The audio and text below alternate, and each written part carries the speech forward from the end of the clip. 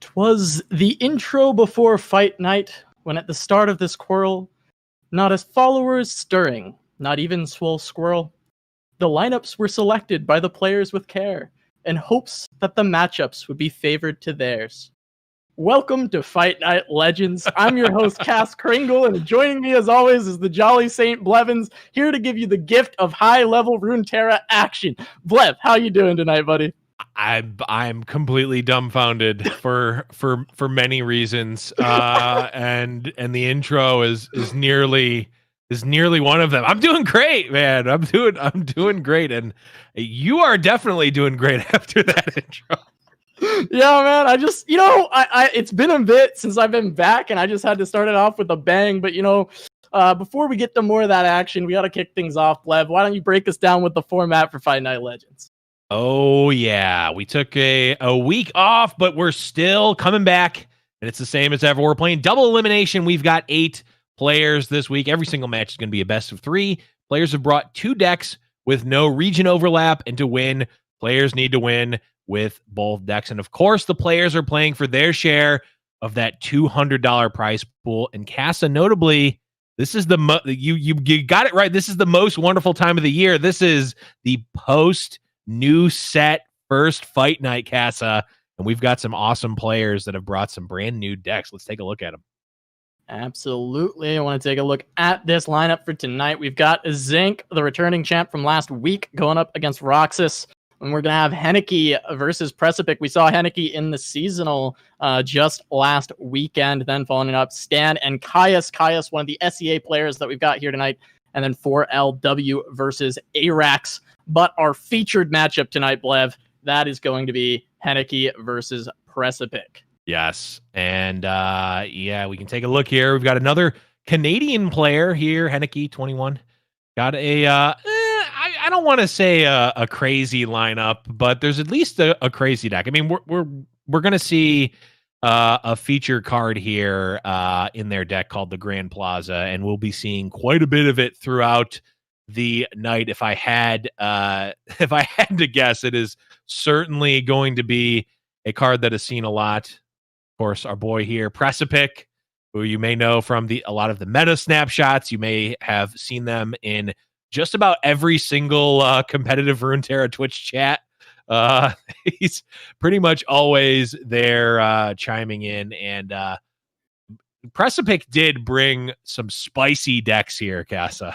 Yeah, he brought some heat. I mean, Precipic has been, one of the foremost deck builders in this game since, the pre-patch and the beta, creating a lot of things, being influential in even the Dawn Spiders list. Precipic was a big part of that with Swim. Yeah, he and Swim put that one together. So we've got Precipic on, Zoe Victor as one of the lists. Really excited to see this coming in. With Cosmic Creation using 2 of the new champions. And on top of that, not only is it the new champions, it's got new cards like Ballistic Bot and Sparklefly, and also the new card Assembly Bot that we've never seen before being included in this list, which we look at all these gems, we look at the Ballistic Bot, all these extra spells. Assembly Bot sounds like it could be quite spicy for this list. Yeah, this is a list that is very reminiscent of a deck that actually our EU top 2 placer today, Capata, made, the Gem Medarda deck. Of course, there is no J Medarda here, and there's no Sumpworks maps for the meme value, but we do see Assembly Bot. We see the new Ballistic Bot, which is insane. And we're seeing a lot of spells, a lot of cards that get buffs off of spells or created cards. And I think early front runner as one of the best cards in the format potentially in Zoe.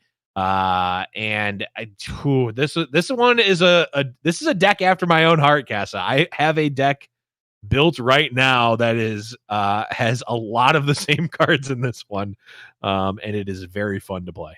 Yeah, absolutely. And like this deck definitely feels really interesting. I'm excited to see Victor plus Assembly Bot just kind of trying to take control of the board with all those spells being built, the Hex Cores, being able to buff up the Assembly Bot and buffing up the Victor. I think there's a lot of really cool things that it can do. But the other deck that we're going to see from Precipic is one that I feel like I've seen a ton of players experimenting with, and we're finally going to get to see it in like a tournament format, and that's going to be Undying Plaza. We're going to have the Grand Plaza from Demacia, that new landmark, going alongside a very heavy Undying package here with Oblivious Islander, the Undying, of course, Ethereal Remitter, Chronicle of Ruin, Crumble, Glimpse Beyond Single Combat, Ravenous Butcher, so many different ways to actually activate this Undying, activate this Cursed Keeper. I'm really interested to see how this deck will actually play outside of just kind of spiking some ladder matches and working well there in an actual tournament format here where we do have some go hard. We do have some very standard lineups alongside these more creative lineups. Seeing if this deck can still prosper and find a home within that tournament meta is really exciting. If Precipic comes in here and starts destroying all of these meta decks, then suddenly it's like, okay, well maybe Cosmic Creation is shaking things out. Yeah, we're in that sweet spot where everything new seems like it's super good, but we're also, because of that, we're seeing a ton of experimentation on the ladder right now. This is one of the first, if not the first, premier tournament that has featured the new cards. Obviously, they came out 2 days ago. I don't even know if there was a single tournament that's happened since then. There usually is at least one that fires off. But we don't know what the meta is. All we can do is base it off of what was meta before. And as we've known before, as we've seen time and time again, that's not necessarily what ends up being the core of the meta. So this is the time. If you want to, make a deck that becomes a meta deck, this is obviously the time to do it. See if you can take down the old meta, the old guard, and push forward and see what is actually strong right now. Yeah, absolutely. I feel like Fight Night is a place where we've seen a lot of decks kind of be forged into tournament lists. I think it's happened quite a few times in the past, especially when people are trying to break the format when something is really popular. But we are going to be jumping into this first game. We're going to see that Undying list from Precipic, and this is going to be Leona Garen Asol Grand Plaza on the side of Henneke. Having a couple of the new cards. We've got the Solari Soul Forger, we've got the Grand Plaza in this list. And other than that, just looking like, one of these Leona Asol, mainly Targon with Demacia Splash lists. Yeah, this one, the key card in both of these decks really is the Grand Plaza, right? Solari Sunforger is another card that has gotten a lot of hype behind it from the community. I think a lot of people rated that one very, very highly. It's one I've not been super sold on. I think it's certainly a solid card, but people have been comparing it to old Radiant Guardian, and I'm not seeing it. I do good, but it fits in that very, very bulky spot, Casa, which you can see right now. There are 4 4-drops in Henneke's hand, and it's a contested slot at 4 mana.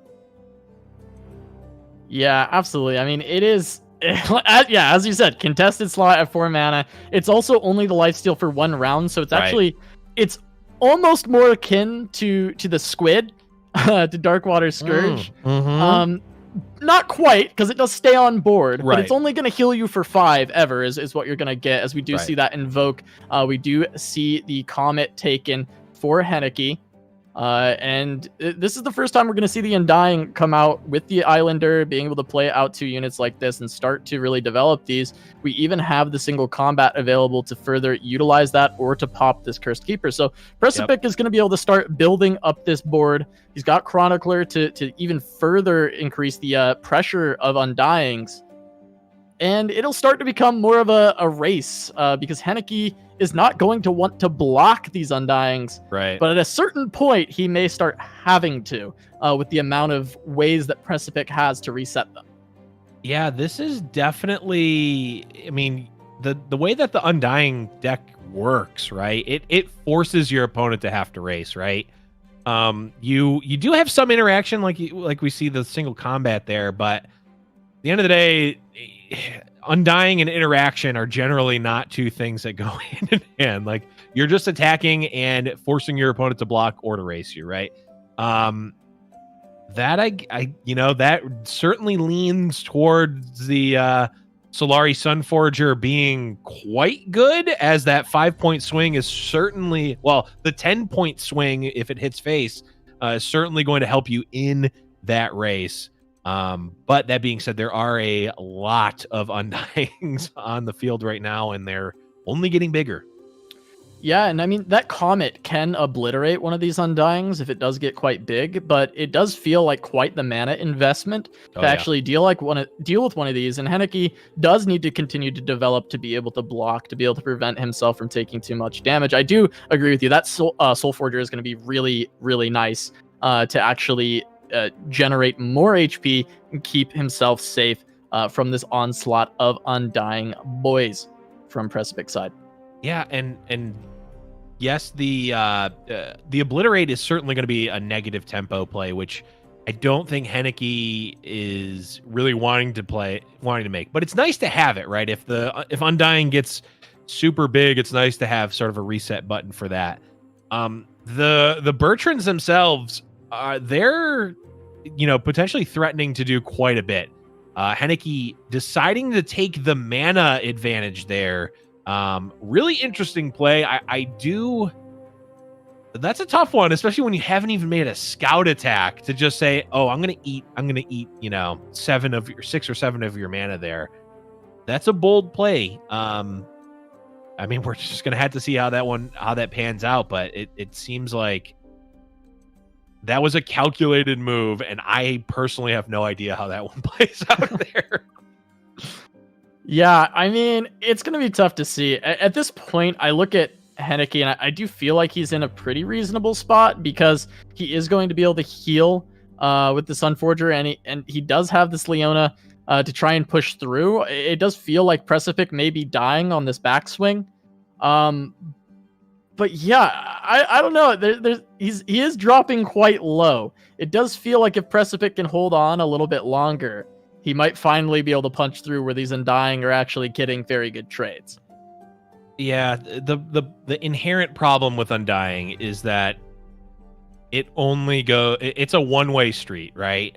It is, you're only attacking by definition. You can't block, and when you need to race and can't block, I mean, it feels like racing in the traditional like Magic sense, right? You can't attack and block in Magic. So from that sense, it makes it feels like it's possible, but your opponent's stuff always can attack and block. So you're going down a one-way street when your opponent can also go in reverse, and that's just not a great combination in general. Granted, this Radiant Guardian can do the whole thing. Yeah, but this will then get obliterated by this Comet probably straight away, and then we're going to see Henneke setting up to just finish off the game on his next swing. There are 2 blockers available for Precipic with this Oblivious Islander and with this Chronicler of Ruin.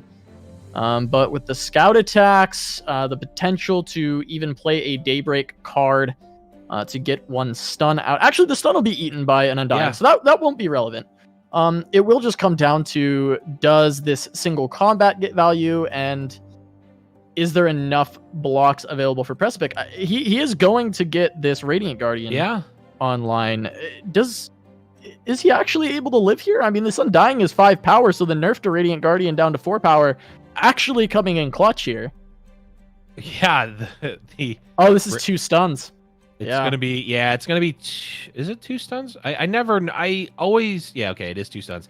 I feel like I always get how Morning Light works incorrect. Like every single time I think I know what it's gonna do, it does something different. Whether it's more or less stuns, I never know. But yeah, another stun on the Radiant Guardian should be enough.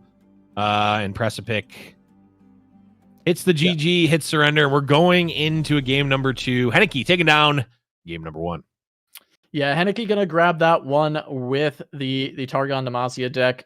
It does feel like this Targon Demacia list can handle a lot of what the Undying can do. However, no Grand Plaza for Precipic. I think that is a massive part of this deck. He was able to continually respawn his Undyings, but if they were able to actually get Challenger, he could have controlled the board, and then he would have been able to still win. He doesn't really want to just race with these Undying. In fact, he wants to be able to set up those challenges, clear away the board with Undying while beefing them up, and then win on 1 or 2 attacks later on in the game. So missing out on the Grand Plaza really hurting him, and this time around, we're going to see Precipic showcasing the Zoe Victor deck. I love that he switched because I would love to get to see both of them, and we're going to get to. So shout out to Precipic on that one, but he's got a pretty interesting hand here already. Ballistic Bot and Victor available. Shards of the Mountain to beef up both of those potentially as we go forward.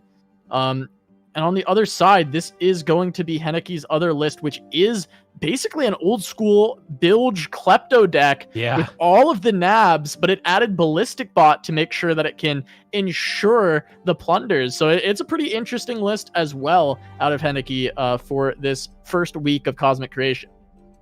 Yeah, a very unique deck that we have not seen in quite some time. I mean, even when we used to see the nab decks, I think traditionally they would have been they weren't even really nab decks. It was just like, unless it was the Ionia version with like Karma and an old 2-mana Pilfered Goods. But here, we're seeing an almost mono bilge deck, which is nice to see. Yordle Grifter back in the swing of things here.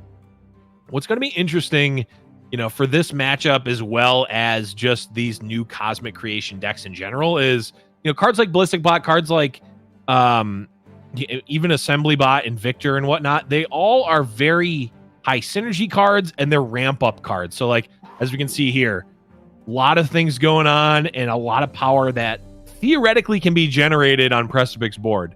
Problem is, it takes a long time for that to happen. This is pretty interesting from Precipic because that was a really dangerous Assembly Bot due to the fact that there was Mystic Shot mana available for Henneke. Yeah. So there was a world where this could have been Mystic Shotted and Precipic would be so far behind. But because he chanced it, he probably, weighed the odds or just decided that if he doesn't play it now, it's going to be much worse for him. And actually plays out that Assembly Bot. It is going to give him a very good chance to be able to continually buff this up and make it quite powerful leading into the later rounds. Yeah, I mean, it's going to be tough to ever deal with this Assembly Bot now with mana available. I mean, we can see in Precipic's hand, there is a bevy of spells, including the Sunblessed Vigor, which already buffs up the, or can buff up the health of the Assembly Bot, as well as, of course, give it a proc. And now, the Precipic can, kind of sit back and relax and just keep casting these 1 mana. I don't actually know I think it's like Ignition Drive or something like that. They're warning shots. They're 1 mana warning shots, but one mana slow warning shot. But yeah, but they are buffing up everything on the board of Precipic, so they're certainly fitting well into this deck. In general, just Ballistic Bot has felt like a very strong card from this set. I've seen it in so many different deck archetypes. Yep. I think potentially we're going to see it even later in a Teemo Sedge deck that has been brought by another one of the players. Yeah. So we'll see if we get a chance to catch that later on. But yeah, Ballistic Bot's just all over the place in this meta. I've seen it in the new forms of Burn. We see it in these Zoe Victor decks. We see it across on this Plunder list. And there's just plenty of lists that are finding ways to utilize this card generation. We see it in discard because it generates discard fodder. It's just got so many uses. It does, and it's like very minimal cost to play from a mana side and also just a commitment side, right? Like it is a synergy enabler, but also it's just kind of fine on its own, right? Like you don't need anything else to go with it. One thing I want to note, Henneke missed their allegiance trigger on the Yordle Grifter, and there were 5 total cards, I think. 6. 3 Mystic. Well, there were 6, but there's 1 Mystic Shot in hand. Exactly. So there's also a Ballistic Bot in hand. So even less. Yeah. Yeah, that's a yikes. Yeah. So there are definitely not many cards for him to have hit. And I did miss that. So that is a good note to make. He did not get that nab. Although, what did he just I don't see a draw here from the nab, so I think you're right. I think you're absolutely right. I don't see a draw, but I also see that their most recently drawn card is a Bilgewater card, so I'm confused. But we'll see. I guess I don't know. Maybe I'm just wrong. But as this is happening, the Assembly Bot is hard at work, grinding away, growing, getting even bigger, and because of the spells here, we're also getting Overwhelm on the Assembly Bot. Yeah, I mean the Zenith Blade on the Assembly Bot. This is so cool. Like I really love this from Precipic.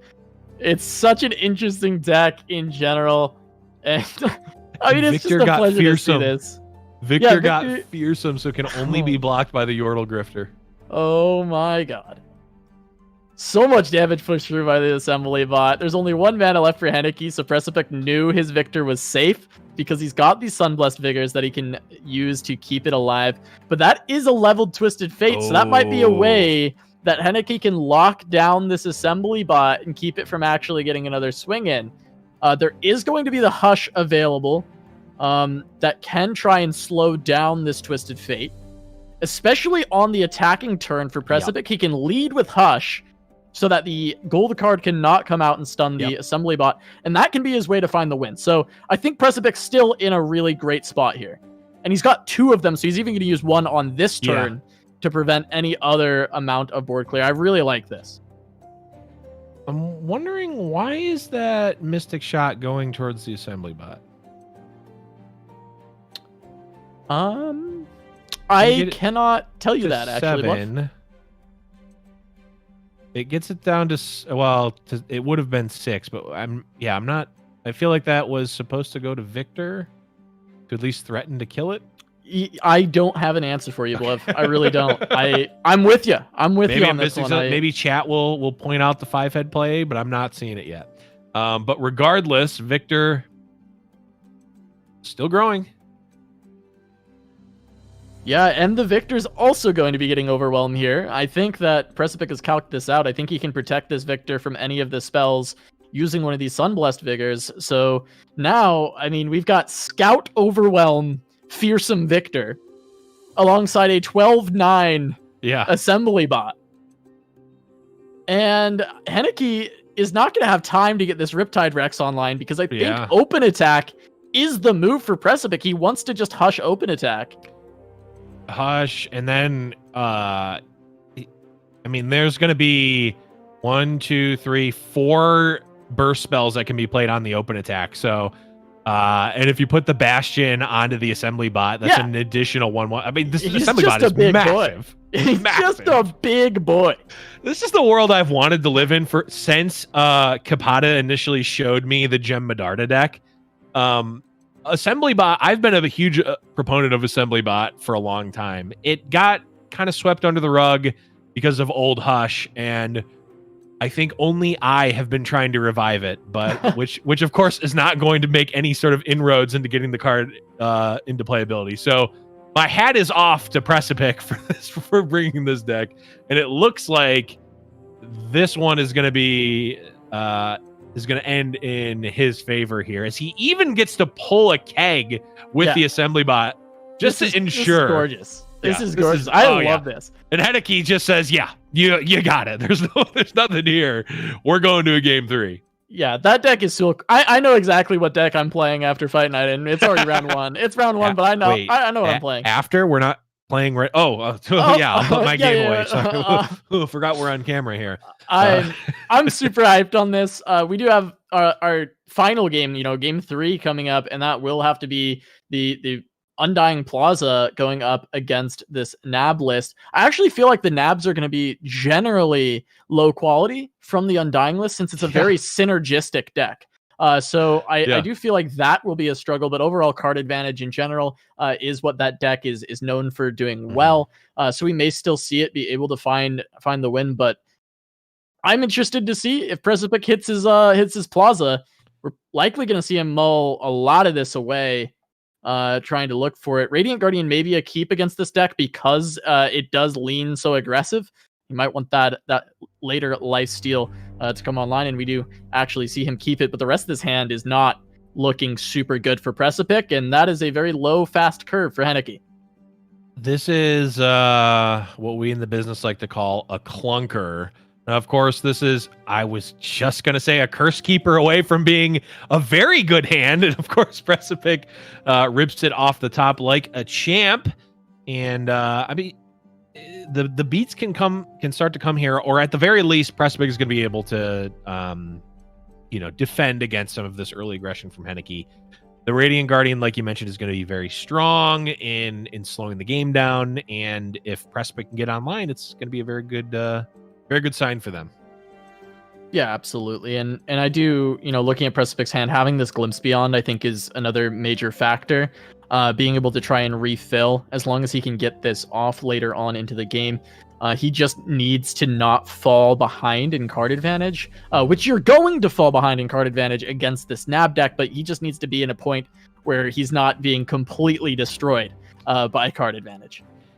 Yeah, the issue for Precipic is that he can fall behind in card advantage, but he needs to keep up the tempo. And unfortunately, he's not really able to do either at this point. Oof. Oblivious Islander literally not castable here, as you don't want to give your Radiant Guardian Ephemeral. So another blank drawn. Can't even just play it as a 2/1 to glimpse away. And Precipic fortunately isn't getting beaten down too hard right now, but that can change very quickly. Okay. I mean, this is actually a pretty good draw because it enables his Oblivious Islander to actually be a card that is playable. It also enables the Glimpse Beyonds to start getting played as well. I'm actually surprised that we see the hard pass. I mean, it is definitely just signaling Radiant Guardian to be what Precipic may want to be playing. But it does feel like he's either going to lose a lot of mana or take a lot of damage for that decision. It might be okay because the Islander isn't going to block that much regardless, but we do see him decide to go for it. And then, of course, we'll likely see the Undying into probably Glimpse Beyond, I would imagine, to try and refill this hand a little bit more. And it will make it so he's not actually wasting any mana on this turn. Yeah, I think either Glimpse or there's not really a good single combat here, so I would imagine Glimpse as well, especially since you're not wasting mana. You do still have another Glimpse and a single combat to trigger the Radiant Guardian and Grand Plaza. That's what the doctor ordered. Yeah, it's a little bit hard to play this Plaza on this turn. That makes it a little bit better. Unless? Yeah, the Cursed Keeper definitely makes the Plaza a lot better.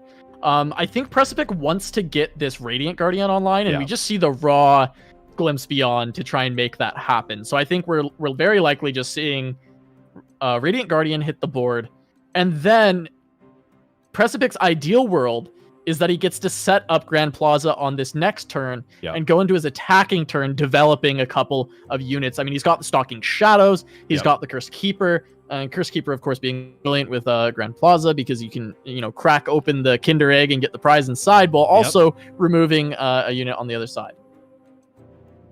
Now, can you... I'm looking at Crumble right now. It says kill an ally to kill a unit or destroy a landmark. Can you kill your own Grand Plaza with Crumble to destroy something on your opponent's side? It says kill a unit, right? To destroy a landmark. It says kill an ally. Oh, I actually don't remember on the wording if landmarks are counting as allies. Actually, I'm not sure of that idea.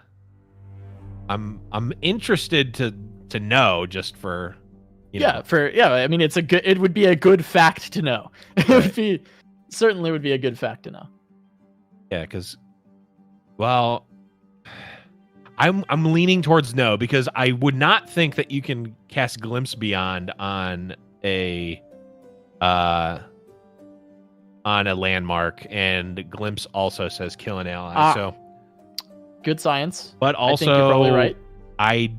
I always never wait tried. until that's true. I've never tried to Glimpse Beyond my own landmark. So we'll have to wait and see. Yeah, but I assume that you cannot. That would be my assumption, but same. It certainly could be wrong. As we see one Grand Plaza, I think we see him play two. I was gonna say, do you ever play two, Blev? I guess with the amount of followers that Precipic actually has in hand, not being a ton, I guess seeing two could make sense, but it does prevent you from going as wide unless we see him just replace one of these fairly quickly. Yeah. The Grizzled Ranger definitely comes out, I think, and then Scout Attack can happen. Right. From there, you've got some options. I'm wondering, you probably at this point, you could just I'm thinking, are you replacing a spider, or are you actually just replacing the second Grand Plaza? And I'm not sure what the answer to that is. Yeah, I think you'll probably replace...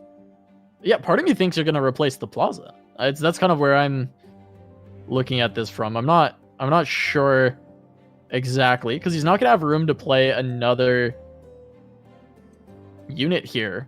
Right. But there still is a Challenger Grizzled Ranger here that he can actually clear away another thing on the board. It sure does keep Challenger. This might just be a pass, though. It's possible that he passes here. We do see the Stalking Shadows instead. I like the burst pass. I mean, the raw passes are just something I'm so like it especially in a Demacia deck, it just feels so risky to me, but that's also just my inexperience with the deck, I think. And Precipic says, yeah, no, the mana, let's take the mana here. It makes sense. I mean, even if Precipic is able to challenge another unit with Grizzled Ranger. I mean, what is he actually killing? A damaged barrel bear? Like, who cares? Like, these units don't really do anything right now. And the open attack is really, as we can see, not very scary. Of course, this open attack is happening because of this Riptide Rex that we see, I'm imagining. Yeah, but with the buff onto the Badger Bear as well, it's going to be able to eat an additional shot. And then, we still have Tough on to this Radiant Guardian, as well as having an Undying on board. So the hits from the Riptide Rex are pretty underwhelming, and Precipic will be able to refill quite easily. Yeah, I mean, as we could see, we saw the original keep from Precipic on the Radiant Guardian, as well as just the snap pick off of the Stalking Shadows. Radiant Guardian definitely seems like it is a key card in this matchup for sure. So, having the additional Radiant Guardian seems to be exactly where Precipic wants to be. Now just has to decide, do they want to replace a unit here, replace maybe a Grand Plaza? Do they want to wait? Kind of awkward. The second Plaza is definitely a little bit awkward for the deck, but I don't think it's necessarily bad. No, it's weird because it's felt kind of good for Precipic so far, but also a lot of these spots have felt very awkward because he can't play another follower to the board. I would have loved to be able to commit a Radiant Guardian there, but we weren't able to do that, of course, because of the Plaza. Now, once again, Precipic deciding, does it stay or does it go? Right.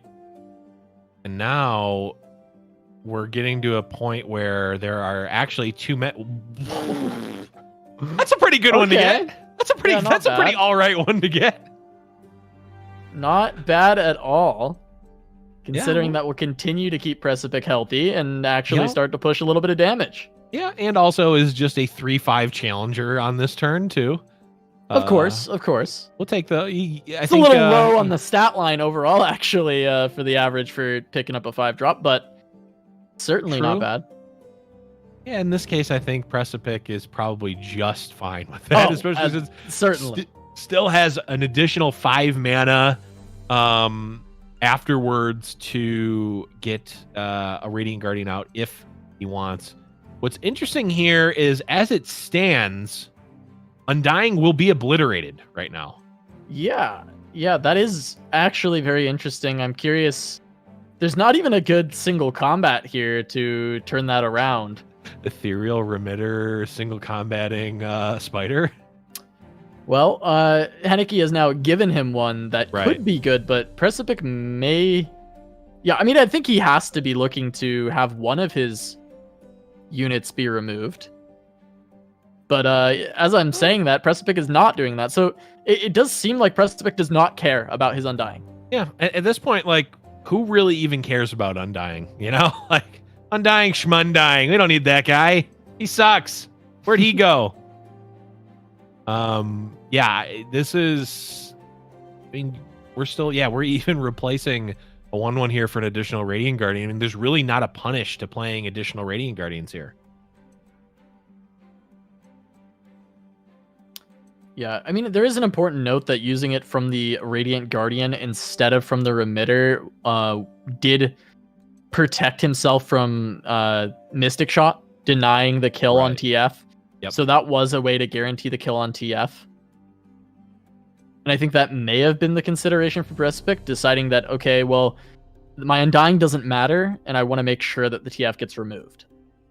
Yeah, Twisted Fate leveling up is definitely a lose condition from this spot, or at least a make the game much harder to win condition, if nothing else. And you really want to lower Henneke's options, and Twisted Fate just expands them almost infinitely. As like, yes, there's some cards in Precipic's hand, and he's going to have a lot of control over the board, but also, there's not a ton of options left for Precipic. Like, it is his stuff is running out very quickly. Yeah, and we will continue to see just the draw difference that exists between the Bilge deck and this Shadow Isles Demacia deck. And the Black Market Merchant, again, going to be able to pick up an additional card as well. And that barrel is pretty brutal here. Yep. Going to have that Mystic Shot trade with a Crumble and take out another unit. So now we just have an Ephemeral Radiant Guardian going to Stonewall the attack, but Precipic is running out of steam. Yeah, I mean, this is the spot I just laid out is like, yes, Precipic has board control right now, kind of. There's not enough like over the top right now to end the game anytime soon. And Precipic is not really, I mean, there's a Tiana Crown Guard, which would be an interesting one. Stalking Shadows is a good one to pick up for sure. But like, there's not a ton of like over the top left in Precipic's deck. It's just kind of all the same type of stuff. Yeah, and double Grizzled Ranger, that's gonna be a bit more steam in general, just overall volume of units being able to be played onto the board. Love the Bertrands and the Beamers. The Bertrands and the Beamers. We've seen a lot of Bertrands in this set. I mean, there's 3 drawn by Henneke the one game. This is, I think, the second and third ones we've seen for Precipic, and I think there's still more in the deck too.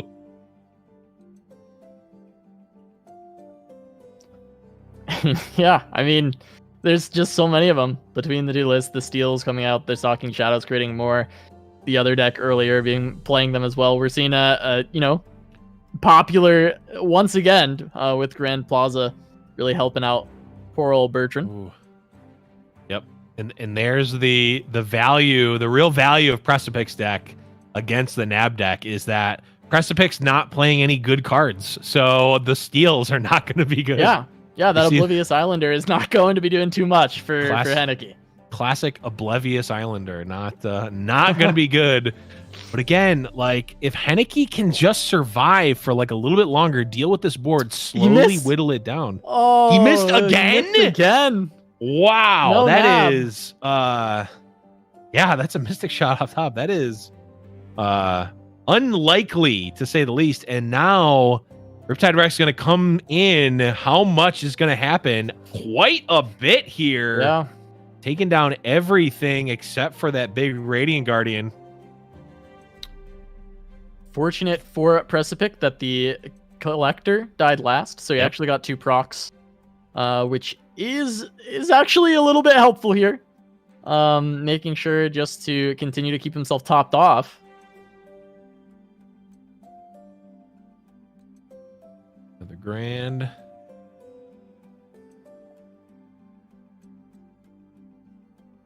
Okay, Riptide Flex coming through. Maybe, yes. Precipic says, yeah, I can take that. Now a relatively big Chronicler turn coming in. Single combat seems like that is going to work out pretty well.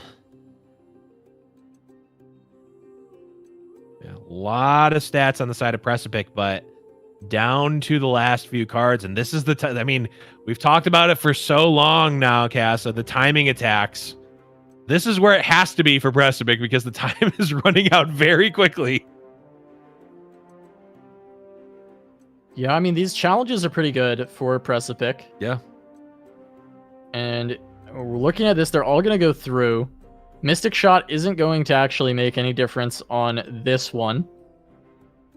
And it comes down to just kind of a top deck battle, but with Precipic in a pretty comfortable lead with the board position that he has now. Right.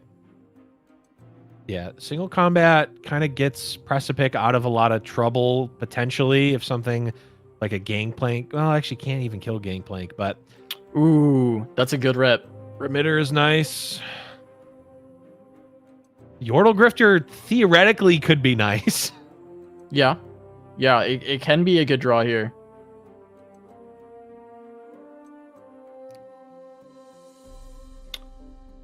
Yeah, are 4 drops good enough to actually eat this A-bomb? I think Precipic's probably waiting for a different draw. Tiana! Stolen! Wow. The one of Tiana. I believe it's a one of. It is. That is not fortunate for Precipic. Oh, no. And a gangplank off the top. Oh, boy. That was not an upgrade. Yeah, the only thing it did was create another follower with Challenger for this round. Yep. Precipic down to 8 cards. Tiana. And the Tiana boy. stolen. I mean, that might seal it, actually. I don't know if Precipic has a good way of actually dealing with the Tiana. Maybe he can hit another crumble. But the gangplank coming through is going to be a lot of damage. Crumble. Yeah. Has one more crumble, but like, even if that happens, like, there's just nothing. There's just no more gas left for Precipic. Like, this is the logical end to the Undying deck. Like, it just stops working. It stops at a certain point. Like, it doesn't have enough. It just doesn't have enough fuel to do anything. It has to win at a certain point, and then after that, it's just like, okay, well, this game's over. That glimpse could have been denied by Henneke, but he lets the draw go through. Interesting. Another Radiant Guardian picked up by Precipic. It's certainly a start. He's got 6 cards left. I'm pretty sure there's no way that Henneke is decking out first, which is why he went for the glimpse. Oh, I wonder. Yeah, that might have just been the reason. Like, yeah, go ahead and take the glimpse. Crazy.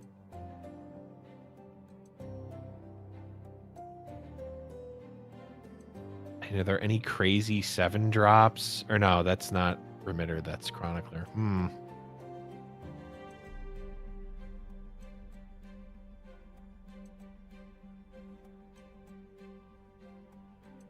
I mean, massive attack coming in here from Henneke.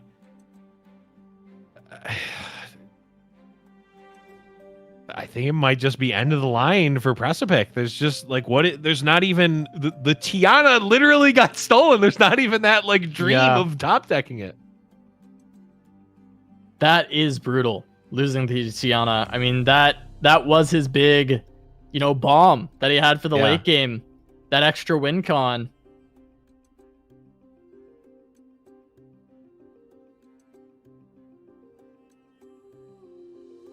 I mean, he can buff up a Radiant Guardian by chronicling it to be able to take down the Gangplank. Sure. But what about the Tiana Crown card in play, or the Ballistic Bot, or the, Yeah, and these draws are not good for Precipic. Oblivious Islander, Ravenous Butcher. Well, also, for what it's worth, like, Precipic's draws really can't be good. I think both Remitters are gone.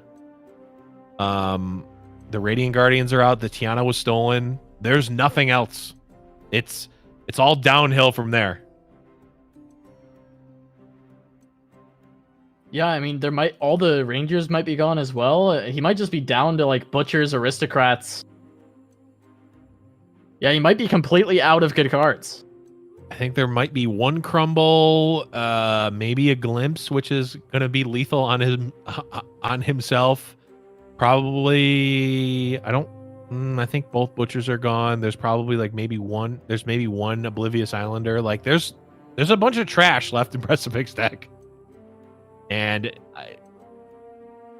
I guess technically if there's one crumble left, you can kill the Tiana, but I don't know if there's enough damage left to go over that. Maybe.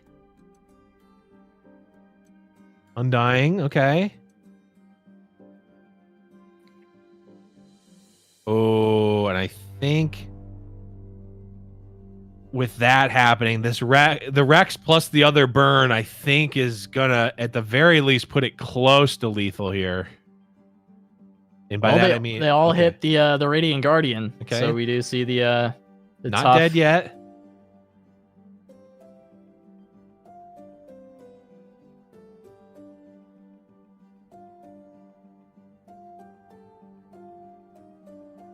Okay. I'm just, is it just go wide here? Hope that you get like a, I don't know. Hey, there's a crumble. So Tiana can die. Yep. But no, but the Mystic Shot. Except not, yeah, Mystic Shot. Oh no. And Henneke's gonna snap the Mystic Shot, and I have to imagine that's gotta be close to game here. That was kind of the last shot in. There won't be a block available. And another nab gonna come out, putting Precipic put down to one card. Yeah. Wow. Yeah. That's going to do it. Such a close series between these two players. As it comes down to one card left in deck from Precipic.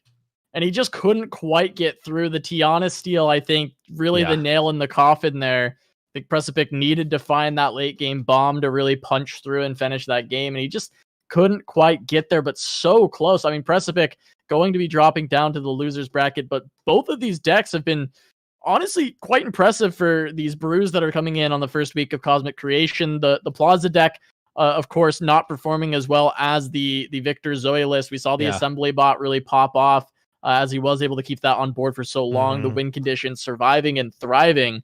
But yeah, what an awesome lineup from Precipic and Henneke as well. Really cool innovations, just having a Ballistic Bot Plunder deck. It makes so much sense. You can always, guarantee that you're going to find your plunder, and it worked out pretty well there for Henneke at the end of the day. Of course, Nab, annoying as ever for the player playing against it, but that's, just how it goes. Steals from the bottom of your deck. You weren't going to hit it anyway, so that's just the way it goes. In this matchup, Precipic actually was pretty close to hitting it. That is true. He might have got there. But, that is going to do it for us for round one. We are going to go to a short break, Blev, but when we return, we will have the next round of the winner's side of Fight Night Legends Americas. Don't go anywhere.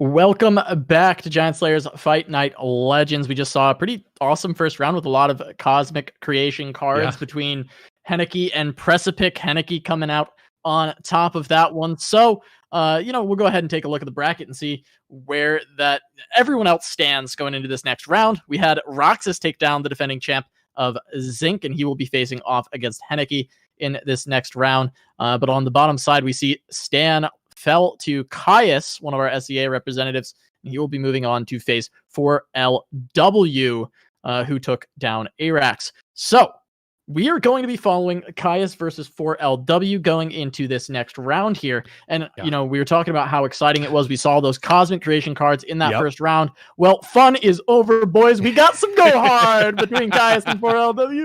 We got some Go Hard, we got some Draven Ez, we got some Fiora Shen, we got some of those old school decks, and I believe we counted the number of new cards that will be played in this matchup, and it is 2. Yes. 2 Ballistic Bots will be played, but let's take a look at Go Hard real quick. This is Caius's version that he is running. It's pretty generic. Blev, is there anything that's standing out to you, or kind of just on the up and up?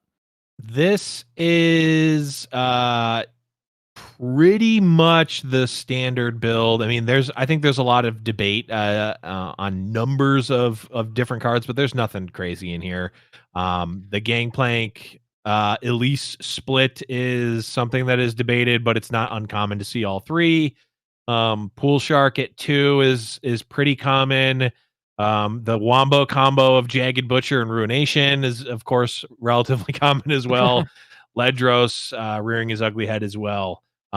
Literally nothing exciting or different in that build. But here, Casa, oh boy, do we see exactly 2 new cards in the 2 Ballistic Bots.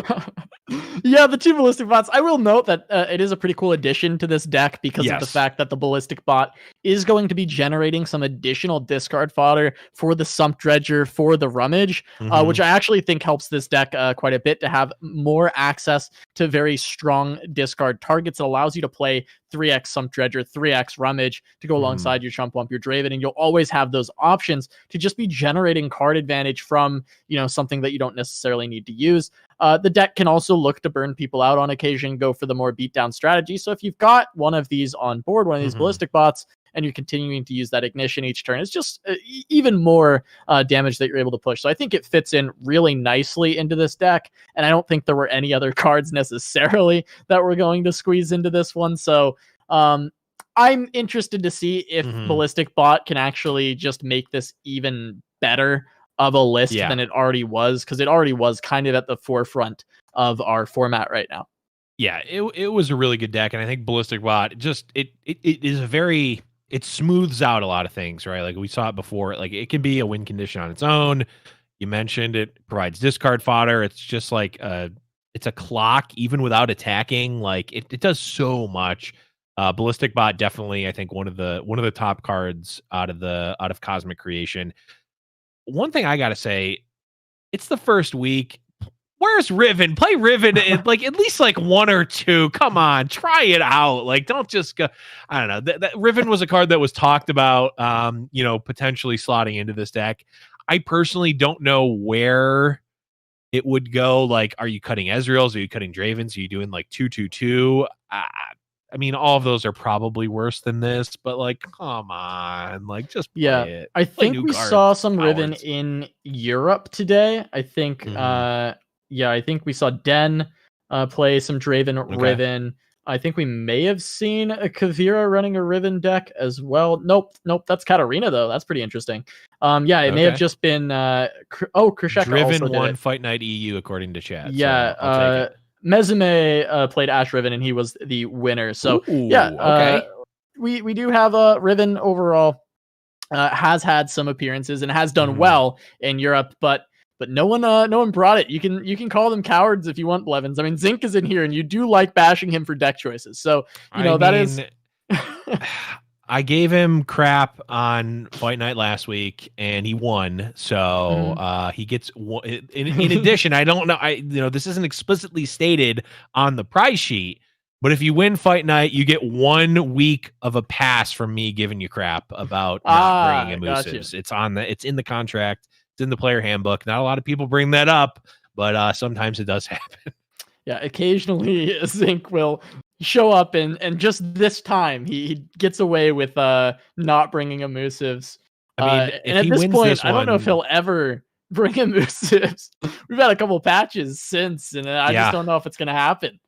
I think I can be a little bit more lenient on the meme. I mean, this is what really happened. We need to have some sort of meme tournament where specifically, entry to the tournament requires me combing over the list and giving it a thumbs up or thumbs down as to whether you're allowed in the tournament. Like, oh, that's part of the deck submission. Like, you have to. The very first round is me saying yes or no to the innovation of these decks. Like, people bring like these two lineups. No. If 4LW and Caius entered my fictional tournament that doesn't exist yet, they would have gotten slammed out of the first round. Wouldn't even be allowed in the tournament. Yeah, Blev would have turned them away for bringing Go Hard. But not necessarily if you're bringing Go Hard, for bringing the standard build of Go Hard. I like Go Hard as a card. I know that's a hot take. I think it's a cool card and it's powerful. I like it. But the standard, no. What I've been seeing a lot recently was Go Hard with the new Hex Core Foundry from PNZ. And getting those online and using Veteran Investigator and basically a mill deck that you also run Go Hard in. That's invited as another way of clearing the board because you're milling your opponent and you're milling yourself, but you have a bunch of these 1-cost cards that you want to be continuing to put back in your deck. So yeah, I think that's been a cool version. I'm curious if someone can make that deck actually good, like at a competitive level of viability, because Go Hard is such a good card that it might be able to get there. But I mean, it does remain to be seen. Not being able to be in bilge for Go Hard, which is pretty reliable draw, in general, is a little scary. But the PNZ package does have good draw. The problem is you are giving your opponent a lot of cards too, which can make it a little bit more difficult. I get the concept. With symmetrical effects like that, you either need to prevent your opponent from being able to use the symmetry, or you need to be getting way more out of the symmetry than your opponent. Go Hard is the concept, right? Like, we're both drawing a bunch of cards. Your cards are going to cost probably 2, 3, 4 plus mana. That means even if you have a full hand of 10 cards, you can only cast 1 or 2 a turn, right? Well, Go Hards, I can just keep casting those. I can cast 10 a turn if I had them, right? Or 13 a turn, technically, if I had somehow could get 13 cards in my hand. But well, speaking of Go Hard, we are going to get the mirror to kick things off between Caius and 4LW. 4LW, of course, being one of the top Brazilian players. Everybody knows 4LW, but Caius coming in from the SEA region. We've been trying to bring in a couple more of these SEA players when we can. I know that the time zones are pretty rough for them, but we do have Caius coming in. It's the morning for him, I believe, as he is playing through these matches. So not too bad, but it is true. It's quite early. Like EU, it's like late night into early morning, which is probably the worst. But like, if you just go to sleep and then wake up early, like that's actually might even be better than playing. Probably not playing better than playing in the afternoon, but it's still pretty. It's not too bad depending on what time it actually is for Caius. Yeah, it's somewhere. It was somewhere between 4 a.m. and 6 a.m. at start time, I believe. Okay. So it's not great, but it is doable, and we are glad to have Caius here, playing in this one. Caius, one of the other SEA players that we had high hopes for going into the seasonal.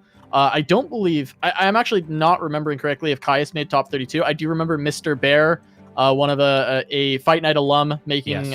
He even made it to top 8 of the seasonal, and Hai, who played on EU Fight Night earlier today, actually made it into the top 32 of the SEA seasonal as well. Caius is part of their practice group, another really good player from SEA. So really excited to have these guys come in and show their stuff on Fight Night.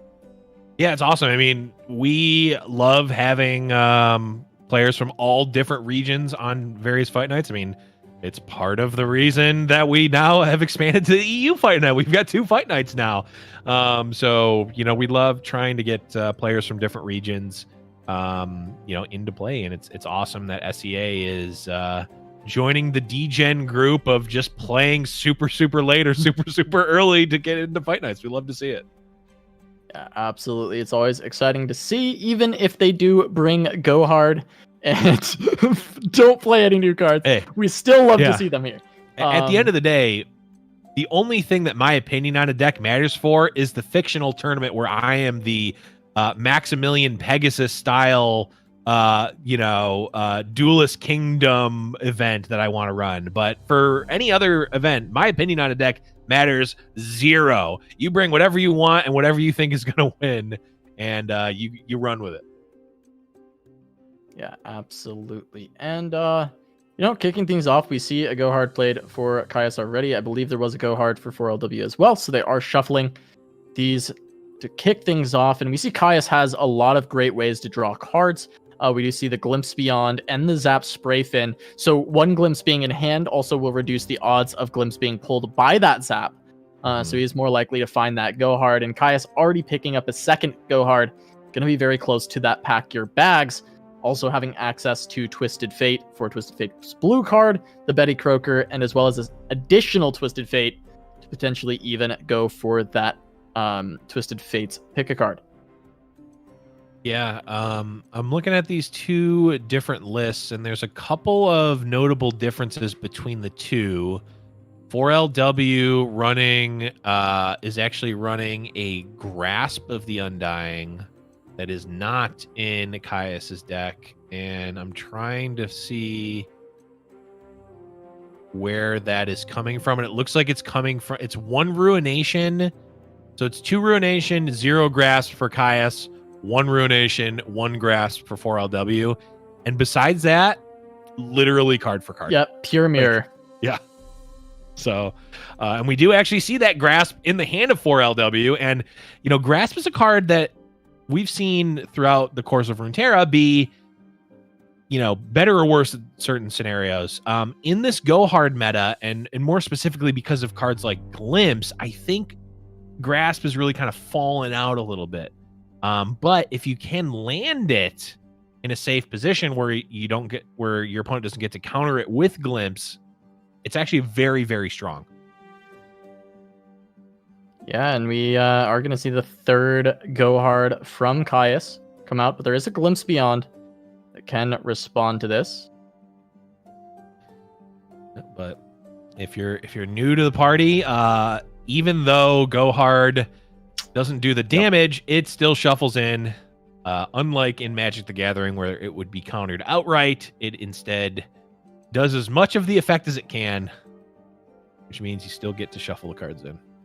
Yep, still going to have plenty of those in the deck. We're going to see a blue card from Caius. This does set up potentially for that pick a card, that Twisted Fates pick a card, but more than likely we will see 4LW remove this Twisted Fate, and then it will just be another blue card potential out of Caius with that second Twisted Fate that he does have. Yeah, I feel like another major reason why people don't like this deck in general is that the mirror match just seems uninspired.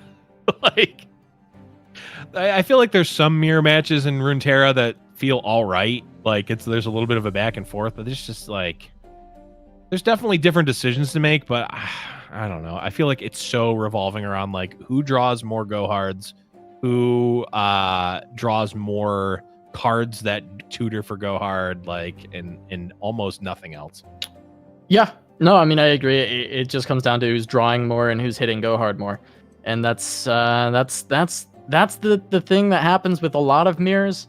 There are some that are a lot more exciting, but yeah, there's a large majority of mirrors that can come down to just hitting the cards that are good for that matchup. Yeah, Chad is pointing out that Ledros is another big one, which makes sense for sure. Like Ledros versus no Ledros in this matchup seems pretty unfair. Yeah, certainly so. But right now, I mean, we see just a fistful of cards for 4LW over Caius, who just have left. So this is another way that you can really get blown out, unless, of course, Caius were to, maybe hit his Ledros and 4LW just never finds his. Then certainly Caius can come back with just that one card. But yeah, it is an interesting matchup in that sense. There can be some really clutch moments, but we're looking at the hand states right now, and there's not a whole lot of difference that there can be between the two. Of course, the refill for Caius by using that Twisted Fates pick a card gonna help him come back a little bit in the card advantage department. Yeah, picking up a zap gonna be pretty strong here. Caius can play zap plus salvage if they want to, or zap plus can only play 2 of these 3 cards. Is basically the point I'm trying to make. One of these cards is going to get obliterated here because of mana. So kind of unfortunate to hit 2 4 drops, but not that big of a deal at the end of the day. Yeah, I definitely like playing both the 4 drops. Gets you more cards overall.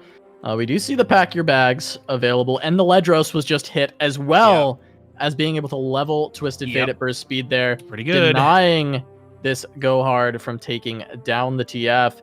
And while 4LW can definitely remove this, it does mean that if Caius is able to hit his other Twisted Fates, they will be leveled up later on. And this deck is known for being able to draw quite a bit. So it will be likely for Caius to actually find those. And he did use a Twisted Fates pick a card. So he does have 2 available in the deck still for him to play.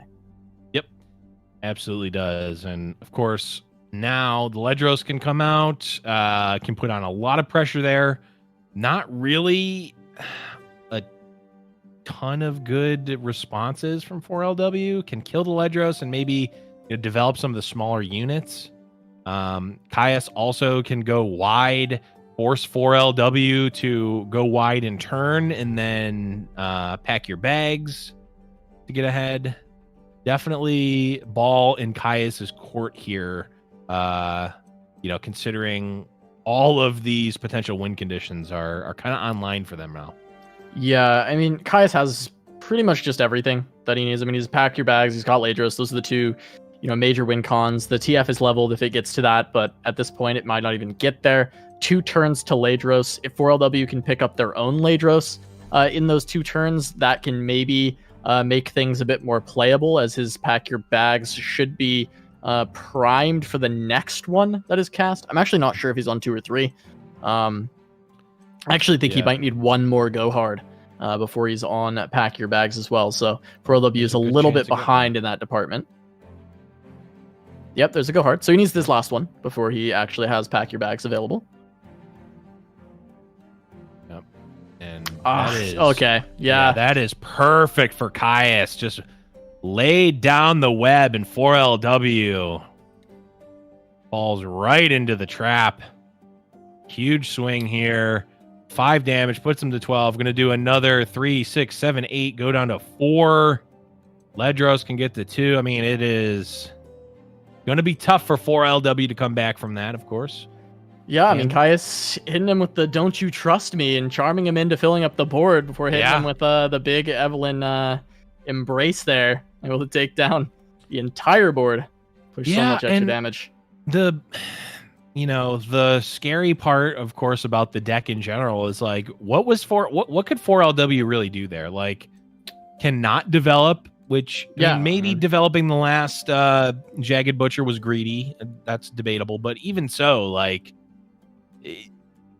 there's not a lot. You're kind of put in between a rock and a hard place there. Like, there's not a ton of options.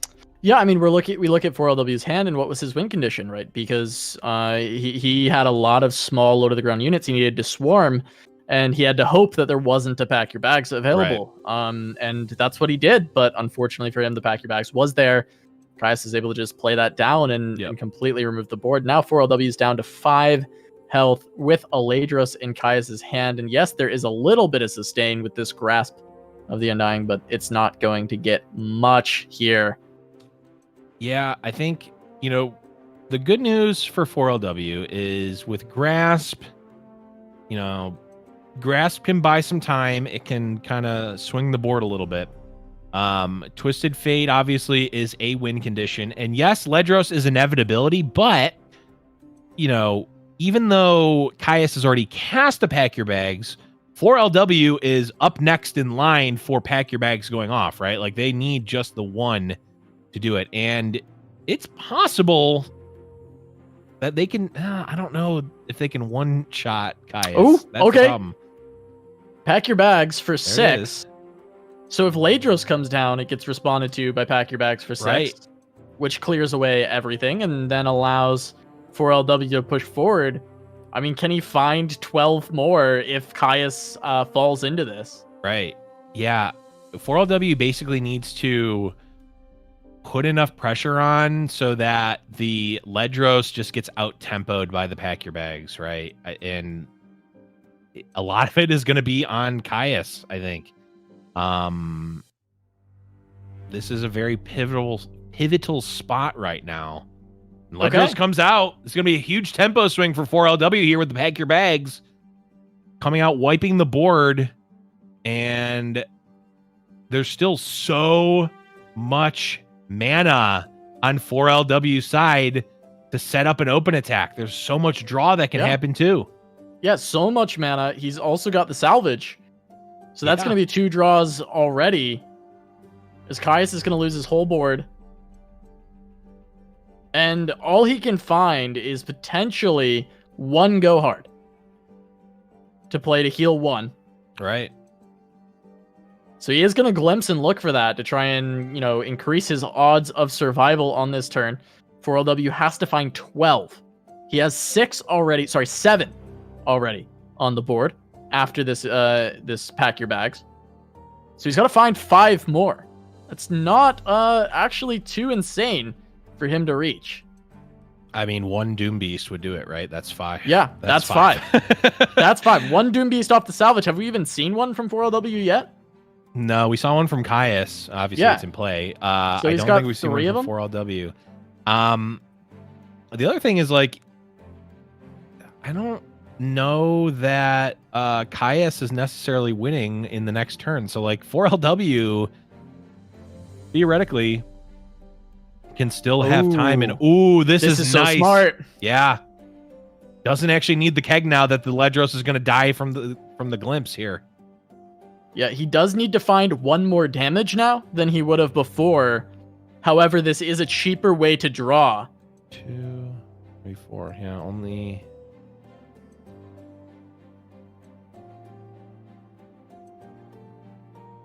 Okay, I'm like, why is the Elise not turning into the crawling sensation here? Taking its sweet time, but that's only 4 additional damage that can come down from that. So we're going to see salvage burning 2 Go Hards, gets a glimpse and an extra Go Hard. 4LW is not going to find the win on this turn. He doesn't have the damage, but that Twisted Fate is getting very close to leveling up. 6 of 8. I'm actually just going to take it now. Yeah. Oh, okay. No, just going to go hard the keg. Okay. Yeah, he only had 1 mana left. He absolutely would have glimpsed, I think, if that was the situation. We see the open attack. He's going to try and push as much as he can. Going to dodge out Ruination. Yeah, and I mean, now, like,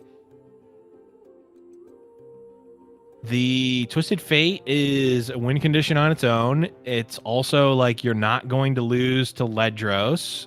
You're not really in... At 4, you're kind of safe to almost anything except for, like, double Doom Beast, but with the Grasp, you're fine. You've got plenty of life. I think 4LW might have actually done this. Yeah, I mean, he might have been able to turn this around. Just the timing for that Pack Your Bags. Caius walking into it with the Ledros. And now, we're going to have the Ruination to clear this board, but if 4LW can get a decent refill, it's going to look pretty rough. We're going to see the Twisted Fate level up.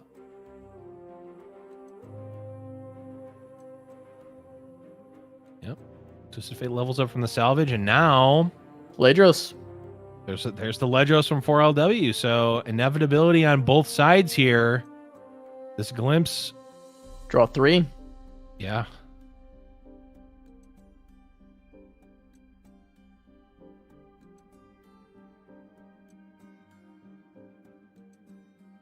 now 4LW still going to have 4 mana to develop.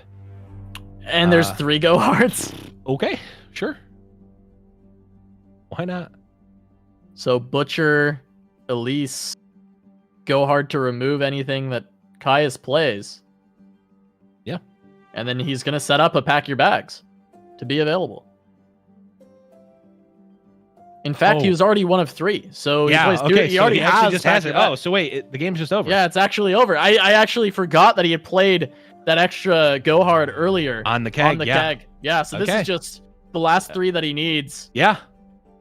Well, oh man. Okay. We did say the mirror was uninteresting, but that got really interesting. Yeah, I was wrong. It was actually cool. JK, it was cool. One big mistake, and it completely is turned around. And for Caius, I mean, it felt like it may have been a safe spot to play that Ladros, but not considering the pack your bags, being able to completely counter it in 1 mana. Basically, 1 mana, one-sided Ruination comes out and just allows 4LW to take decimate. full control of the plus the super decimate. Yeah, let's not forget that part too. And they're able to get full control of the game from that one. And 4LW is going to take game 1 of the series over Caius. And Caius, from there, I mean, he still has Go Hard, but 4LW has Draven Ezreal as his second deck to find the win. And I like the odds of Draven as finding 1 win here. Go Hard and Fiora Shen. There are spots that can be tough within these matchups, but I do feel like the constant removal and 1 damage pings available can help against the Fiora Shen. And a lot of the removal in this deck and early pressure can help against the Go Hard. So I have to see. But I think Dravenez could be able to find this. Does have 2 chances on the deck. Yeah, and I was thinking of this matchup backwards.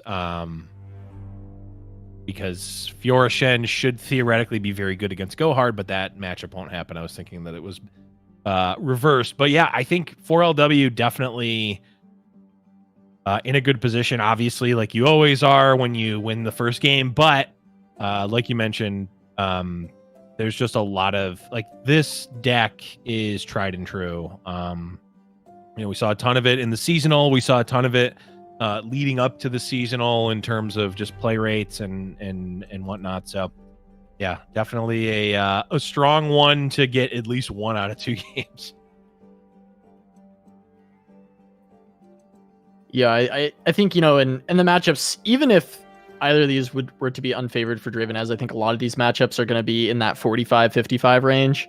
Out of these 3 decks that are left in this matchup. And so I think that 4LW having 2 chances is certainly going to be nice for him. I think winning the first game was massive, but there's a lot of draw here for Caius. No early go hards, no early response to this Ezreal that 4LW has played down either. Yeah. But a lot of ways to search for it. Yeah. There's not really there actually just isn't a good answer to Ezreal in the Go Hard deck. It not an efficient one, right? Like, it is Vengeance and Ruination that actually deal with it. Or 3 Go Hards, or 3 Go Hards, or Twisted Fate. Like, you can piece together pieces, but like, it is either card or it's either a card or mana massive disadvantage to actually take down this Ezreal, and Ezreal kind of gets free reign.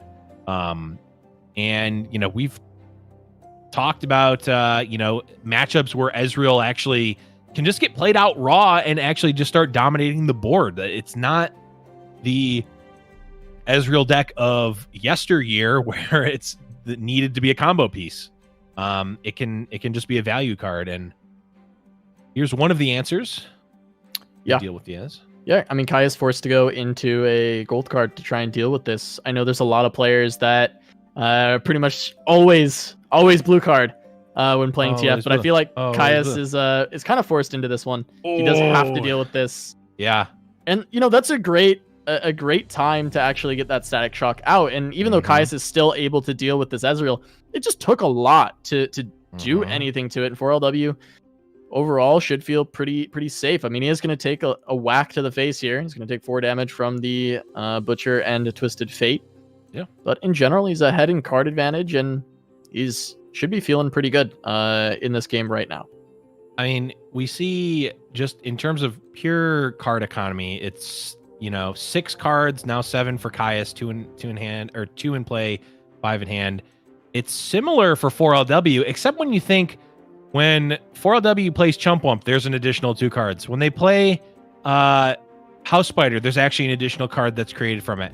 Play Tri-Beam Improbulator, there's an additional unit spawn from it. Draven, additional card spawn from it. So even though like just raw number of cards that are represented on each side for these players is similar, it's actually not. 4LW actually just has so much more card advantage in general than Caius.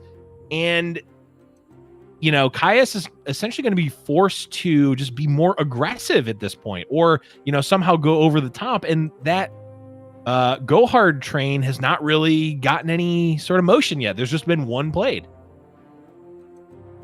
Yeah, I mean, there's been one played. This spot, I mean, looking at both positions, it does feel like a spot maybe for a Thermo Beam or for a Mystic Shot. 4LW could just hold on a little bit. He even actually goes for the House Spider here. Potentially playing around this Glimpse Beyond that we do see Caius have, because we saw this app played. So it's either Go Hard or it is Glimpse Beyond. And, 4LW potentially playing around that Glimpse Beyond, trying to make sure that it doesn't come out at a time that is extremely punishing to him. Yeah, you don't that is one of the sort of higher level mini games in playing against Go Hard, is like, how can you best stop your opponent from just getting massive value out of Glimpse Beyond? And do you need to, right? Like here, you're killing the Twisted Fate, might just be fine. Of course, 4LW has the ability to get excited to stop the draw, which I would imagine they very well may. Wow. Caius just says, no, not worth it. Caius potentially waiting for a time that 4LW is more tapped out. Wanting to continue to protect this Glimpse Beyond. Make sure that he gets the draw, because, I mean, he only has the salvage alongside that right now for draw. So he does feel like that does need to connect for him to have a chance in this game. He does need to find those Go Hards, get towards back your bags. So it is imperative that this Glimpse actually hits. And just recognizing that, hey, 4LW's got a lot of cards. He raws this Mystic when he's got 5 mana left. Yep. Kind of feels like he might have some backup and ends up playing around it here. I think this is just really well done on both sides, kind of recognizing what is likely in the hand of their opponent and playing around it beautifully. I just wonder who comes out on top at the end of the day, where they're not trading these resources. And part of me feels like these not being played earlier on is going to slowly help out 4LW with just regaining control of the board. But again, I don't know. This is 2 banked perfectly for Caius for the Glimpse. He's able to just sit on this 2 mana, and it does affect 4LW's ability to act. Yeah, I think at a core level, 4LW wants to either proactively 1-for-1 as much as possible, or put Caius in a position where they have to 1-for-1 as much as possible. Because like I mentioned, like everything that 4LW is doing is generating another card or generating another unit in play, or something to that effect. So every 1-for-1 trade is going to end up with 4LW being slightly ahead. Now, if the game keeps going, it's kind of tough because they both have over-the-top end games. Pack your bags. It doesn't need any further introduction as to how that ends a game. But also, of course, Ledros. And on 4LW side, it's Captain Farron. I'm assuming yes. There's Farron. Yeah. So like,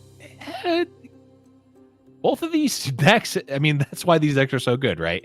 Both of these decks have very good early game plans as well as ways to finish out the game. So I do think I agree with your initial assessment of, if things just keep sort of passing at parity, 4LW is going to be ahead in general. But it might also, if that's the case, come down to like who draws their win condition first. Yeah, I mean, who hits the bomb, right? I think that's probably more accurate. I think, even though 4LW, it does feel get more and more ahead with Caius not drawing and not furthering his game plan. If Caius just hits Ladros and 4LW doesn't hit, Farron or anything else, then we get to the part where we've been caster blessing all day today. Yeah. Of course, it hasn't mattered because we caster blessed, pressed a pick a few times, and it just didn't end up mattering. Yeah, we did kind of curse him on the Tiana as well, so it didn't really help too much. But yeah, I mean, this is one of those spots where we were just talking about it. Yeah, if Caius just hits that Ladros, and he did, 2 more turns till that actually comes online, and 4LW doesn't have his Farron, and he's also down to 10. So at this point, Ladros plus Pack Your Bags is just ending the game. 4LW does not have any healing available, and while we haven't seen many go hards yet, there still is Salvage and Glimpse Beyond on the side of Caius. Yeah, again, it's going to come down to, I think, 4LW is very much committed to preventing draw and just stopping as much card advantage as possible. Interesting. Ooh. Okay. Going for the level up on Draven and protecting him. I like this. This, the way to stop the 4LW's Ledros endgame is to aggro him down, right? Like, Ledros itself doesn't kill immediately, right? It's still going to take, something else or a series of attacks, right? So if 4LW can just say, okay, you play Ledros, I go to 5, I attack you and kill you, that's fine. All of a sudden, again, like we saw last game, a huge mana sink of Ledros can just be game ending if it happens at the wrong time. Yeah, it absolutely can. And even though this Draven isn't going to level now, the Glimpse is gone, and that Tri-Beam Improbulator is starting to get a bit bigger. We did see that Draven's Whirling Death played. We saw the Get Excited played. This Draven was played afterwards, and we can't quite see where it is at yet. Yeah. But there's also a Sump Dredger to beef it up. Potentially, we can get to 4LW pushing this Thermo Beam also to being 3 mana. There's a lot of ways for this to get cranked, and if that comes down in response to Ladros, kills it off, completely swings the board pressure, that's a way for 4LW to try and end it. But Gangplank being the next top deck for Caius is certainly brutal. Going Gangplank on 8 and then Ladros on 9 is quite scary, and this is a 5 damage Improbulator. I mean, you take those. Okay, Stellacorn, not the best, but also not terrible. Would love to be able to play that, not so much as getting it off of your Improbulator. It's still, a Bull Elnuck, and that is Captain Crunch himself. But Ready is there time? That is the question. There's a go hard. Second Ladros drawn, and then Glimpse, so that's not exactly what Caius is looking for. He's not hitting the go hards. And so now the Farron actually is a threat in this race, as we do see Caius tapping out a Glimpse range as he finds that Glimpse. Of course, he didn't have it in hand prior, so it wouldn't make sense for him to be sitting in Glimpse range, but he doesn't have it. Thermo Beam takes down the elusive that was going to be instrumental in Caius actually being able to finish once he plays the Ladros. We're going to have Farron showing up very soon here. Yeah. But crucially, 9 health on Caius, not 8. Extremely relevant. The third Decimate would have to come down. Because of that, is there ever a world where you're supposed to discard a Ravenous Flock to a Whirling Axe and just get that extra 1 damage, or discard a House Spider, or discard, just push a damage here? It's possible. Yeah, I think that getting him to 8 is so important because you can then go Farron on this turn. Right. And you can put Caius on having to have healing, or they lose to double Decimate on the next turn. And Caius is on 4 cards. So that's, when you're in this spot, you're this low, you might want to take that gamble regardless, just to force him to have something to survive, instead of just be living and putting their own pressure out. Well, and also, when are you ever casting an axe, or not an axe, a flock? Right. It's just not it's rarely a castable card right now, right? Like everything is so small in Caius's deck that like if they take damage, they're usually already dead. Of course you do have Sentry, but like Sentry Flock doesn't matter in this scenario, right? Like Sentry itself is good enough, I think. Yeah, and also that 1 damage right now, we see this Withering Wail picked up. Now it's 13, Blev. That's out of range of all 3 of these Decimates. Now, of course, we see the Vengeance, so the Farron Overwhelm is not going to be relevant either. Yeah, I mean, are we seeing a just didn't play an axe gonna lose the game now? Like, I'm still not sure. I mean, this is still so close because Farron would potentially trade with this Ladros. Of course, we do see the Vengeance likely going to be able to come down onto the Farron, but Ladros could then block the Stellacorn, and then you have Flock to maybe get rid of Ladros, or 1 damage Improbulator into double Flock. Okay, making me look like a fool, saying that we should have discarded this Flock. Also could have discarded the House Spider, but though that is also potentially instrumental here. So, maybe I should leave the plays up to the pros. But this is a Band-Aid onto the gushing wound that is Ledros, right? Like, Ledros is gone now, but not forever. Yes, but this does affect this next turn that we've talked about because Caius is forced into Vengeance, and he's likely forced into Wail as well. In fact, he may just be losing because the Stellacorn stays alive and pushes 4 here, which negates the healing. Right. So at the end of the day, we might still, he's kind of forced into going Wail Vengeance, and then Stellacorn surviving means I think that 4LW still finds the win here. Right, because there's just no more mana. This is going to put Caius down to 3, I believe. Going to go up to 7, take 4, go down to 3, and then there's 1 mana available for Caius. Down to 5, but then Oh, 5, yeah. But, now we still see the double Decimate, and there's only 1 mana remaining. That will do more than 6, even if Go Hard was available. And that is going to be the 2-0 for 4LW, going to be moving on to the winner's final, where he will be going up against Roxas. We actually have that result in as well. So both members of Hydra Esports from Brazil going to be representing in our winner's final, as I do believe that 4LW was recently acquired by Hydra. Maybe not so recently, but I know he is now on that team.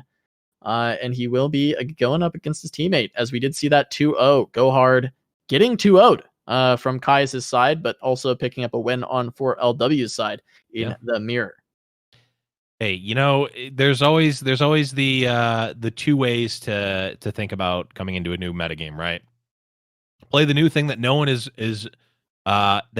ready for because it's never been played, or just play the tried and true and play it better than everyone else and punish all of the innovation. And 4LW certainly taken one stance there. But obviously, like, those games in particular were very good, and you could pick apart potentially even some specific plays there because it was really high level. But let's take a look at the bracket here and see what we've got as we go into our winners finals. Of course, like you mentioned, we've got Roxas versus Money LW. I think that's an even better name than 4LW. Yeah, Cash LW. Cash LW. You love to see it. Going up against God Roxas here on the top side. But both members of Hydra Esports were able to find their way through. Roxas taking down Henneke, and 4LW we just saw on screen take down Caius. On the bottom side, we're going to have Caius versus Zinc and Henneke versus Stan in the lower bracket to see who will face off in the losers semifinal, which we will catch later. But up next will be that winner's final between Roxas and 4LW. Will be exciting to see who is going to be able to take that, but we will have to get that to you in just a moment. We are going to run a short break, but when we return, we will have that winner's final between the 2 members of Hydra Esports, 4LW and Roxas.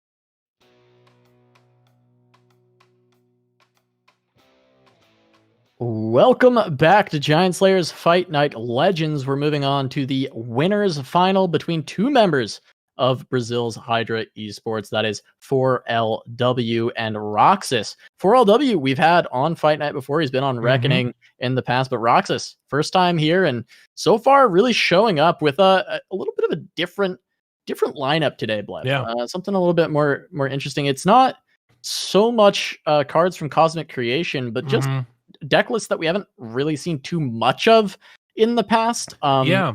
It's not that they are brand new, but just kind of been a bit rare. And that's going to be Go Get It Fearsomes and a Fiora Leona, which actually I'm not sure I can say that I've seen Fiora Leona in the past. I also can't say I've seen Fiora Leona in the past.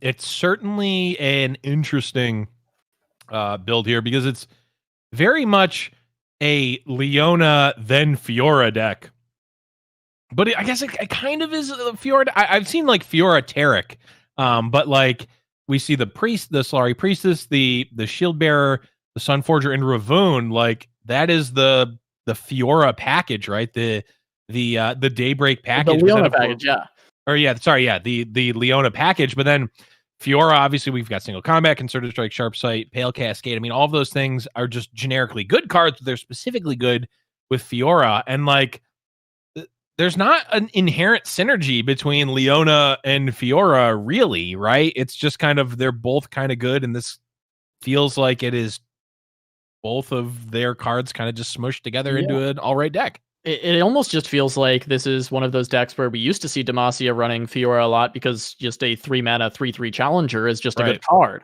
more so than actually ever looking for the Fiora win condition. And while Concerted Strike, Single Combat, Sharp Sight, Bright Steel Protector, these can lead to you actually finding Fiora win conditions in matchups that are very bad at dealing with Fiora.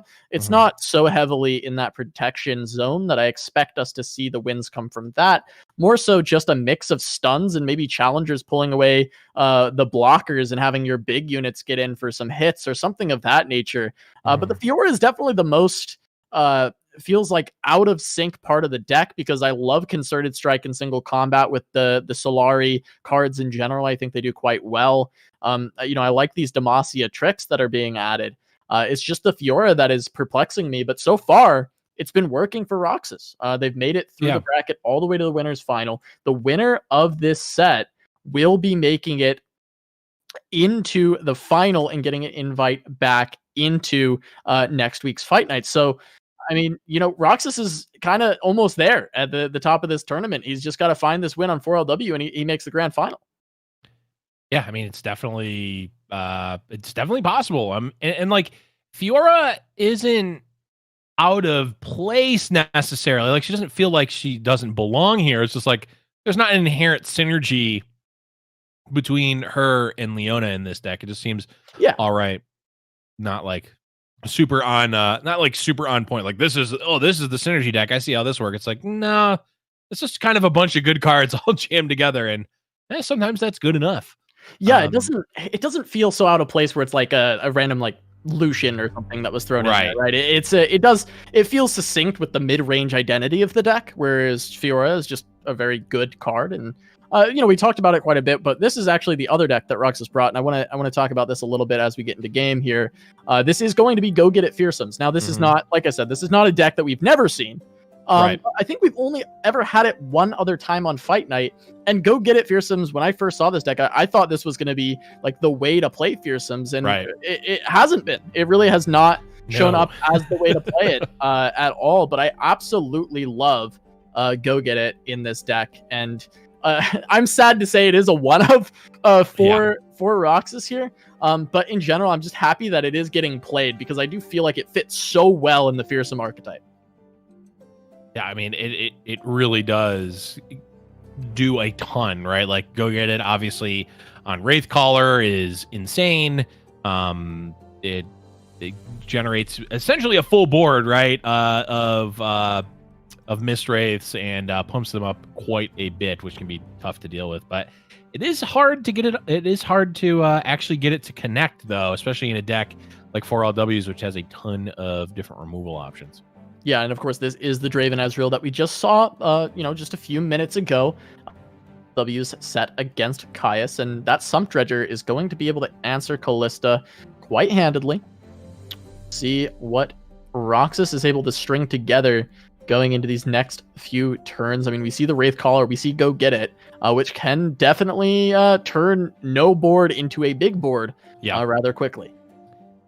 Yeah, it's just kind of a clunky hand for Roxas, and really don't necessarily want to be on the back foot against this deck from 4LW, because they're just going to be able to answer you back and forth, and of course end the game pretty quickly with Captain Farron. That being said, of course, Wraith Caller does generate quite a bit of a board, and the one of Go Get It might be pretty relevant if 4LW isn't careful to play around it.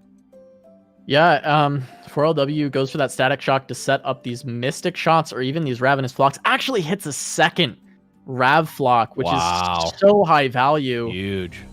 And, I mean, if he gets rid of this Wraith Caller straight away, then the Go Get It definitely won't be able to come out.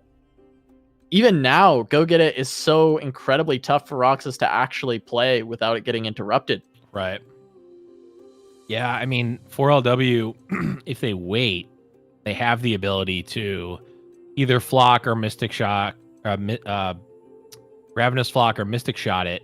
And if the Go Get It comes out, 4LW gets to counter it with the other, right? Like, there's a bevy of options to counter it, and that's going to be a big mana advantage back over to 4LW in that case. All right, so we're going to see Roxas start to go as wide as he can, but with the amount of removal that we're seeing in 4LW's hand, it feels like this board is about to be decimated, and it's going to come down to that, third card from the left there, Blev, that big hand coming out of the ground for Roxas. That Harrowing is really going to be the win con for Roxas going forward, because it feels like 4LW has all of the answers to deal with a lot of these early game threats. However, once those are taxed, if Roxas is able to just slam out a big Harrowing, that can deal 20 damage in one turn. Yes. There's not a ton of ways that 4LW can really interact with that either. There are removal options, but essentially turns your removal into just life gain, which is all right. And if it stops it, that's great. But also, theoretically, there's going to be some incidental damage that's been done by Roxas. And as we know, 4LW doesn't have any actual life gain in their deck. Yeah, and, no life gain, but potentially even dead from 20. There's going to be a pass taken by Roxas. He really just wants that token, potentially looking for a very early Harrowing. That Arachnoid Sentry we see on 4LW's side is a reasonable response, but Roxas may be waiting one more turn. Going to go ahead and refill the board with everything he's got here. It looks like it'll be Mist Wraith or alongside this Arachnoid, the Arachnid Horror, and then probably the Skitter, I would have to imagine, would be the final card played here, holding on to that Doom Beast for a bit later. Yep. Yeah. And this is going to be really good as well. Of course, makes it so that neither of 4LW's units can block. There could be a Thermo Beam used, but even so, Thermo Beam is still allowing 3 to get through. Yep, there it is.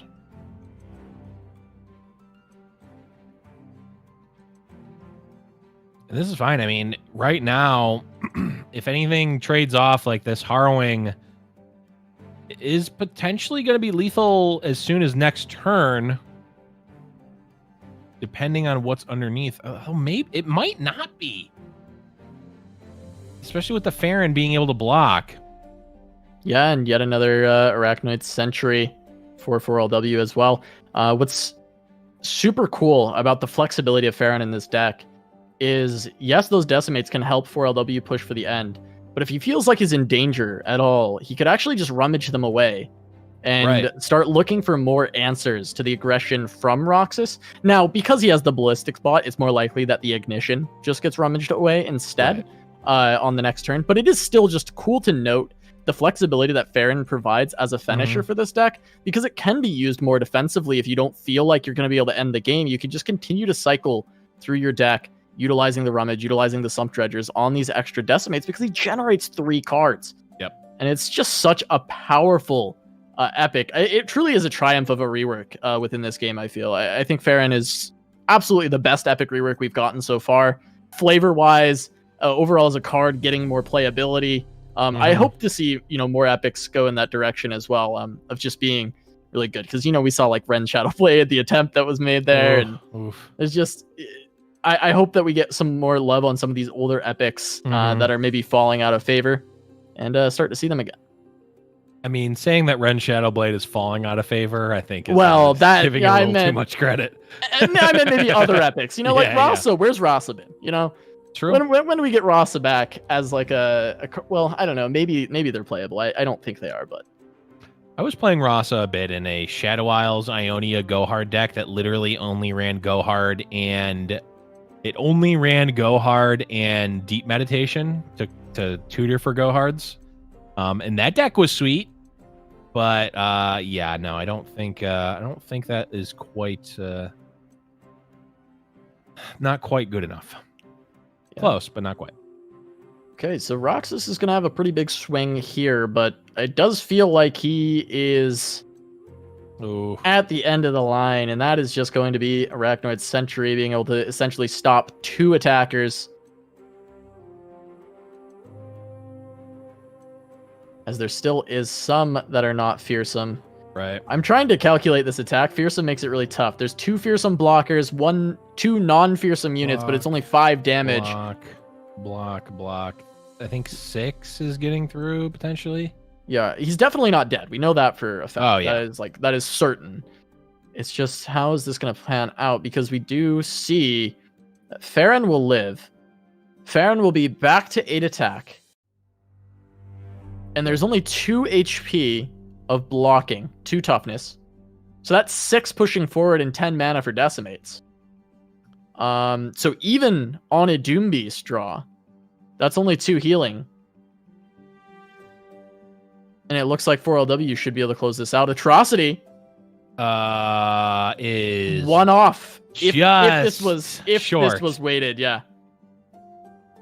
It's actually 1 off. That is so crazy. Yeah. Wow. Yeah, 6 is gonna come through and then just cast Decimates. Unless unless somehow 4LW is like could technically be there's not really and Roxas doesn't even have enough mana. Technically Roxas could have had Mark of the Isles plus Atrocity, but doesn't have enough mana after the Wraith Caller, of course. So yeah, double. Oh, and he's just gonna do the Atrocity to his own face. You love to see it. Roxas is gonna be taken down by 4LW, who takes game 1 and is 1 game away from securing their spot in the grand finals. Yeah, and it's just Go Hard. It's only Go Hard remaining to try and make it into the grand finals. That is the last, that is the last deck that he has to find a win on. He found the win on Draven Ez. Having 2 games on Go Hard has to feel rather good in general. But we do know Go Hard has quite a few followers that are below that 3 attack threshold, so they may struggle a little bit against the Fearsomes. At least if it gets off to a very quick start. Yeah. If Go Hard gets to survive a bit, they do have the answers, and Pack Your Bags is a 1 mana answer to Harrowing later on in the game. So once you are able to secure that Pack Your Bags, you do feel very safe in this matchup. Yeah, I mean, there's just you've got the 1 mana answer to their 9 mana over the top card, and you just don't care at that point. Like, there's not really. I mean, technically, Roxas does have 2 denies, but you can. I guess no. Yeah, you can have Harrowing plus deny. Technically, so I mean, yeah, at 13 mana, he can play. Okay. He could play both. I mean, maybe the game comes down to that. It's possible.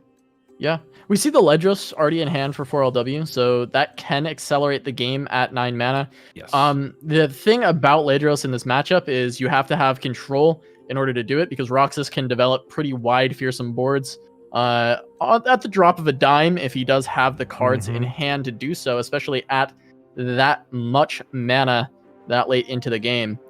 4LW will have to pick his spots for that. But Deckhand plus Twisted Fate is disgusting against Fearsome.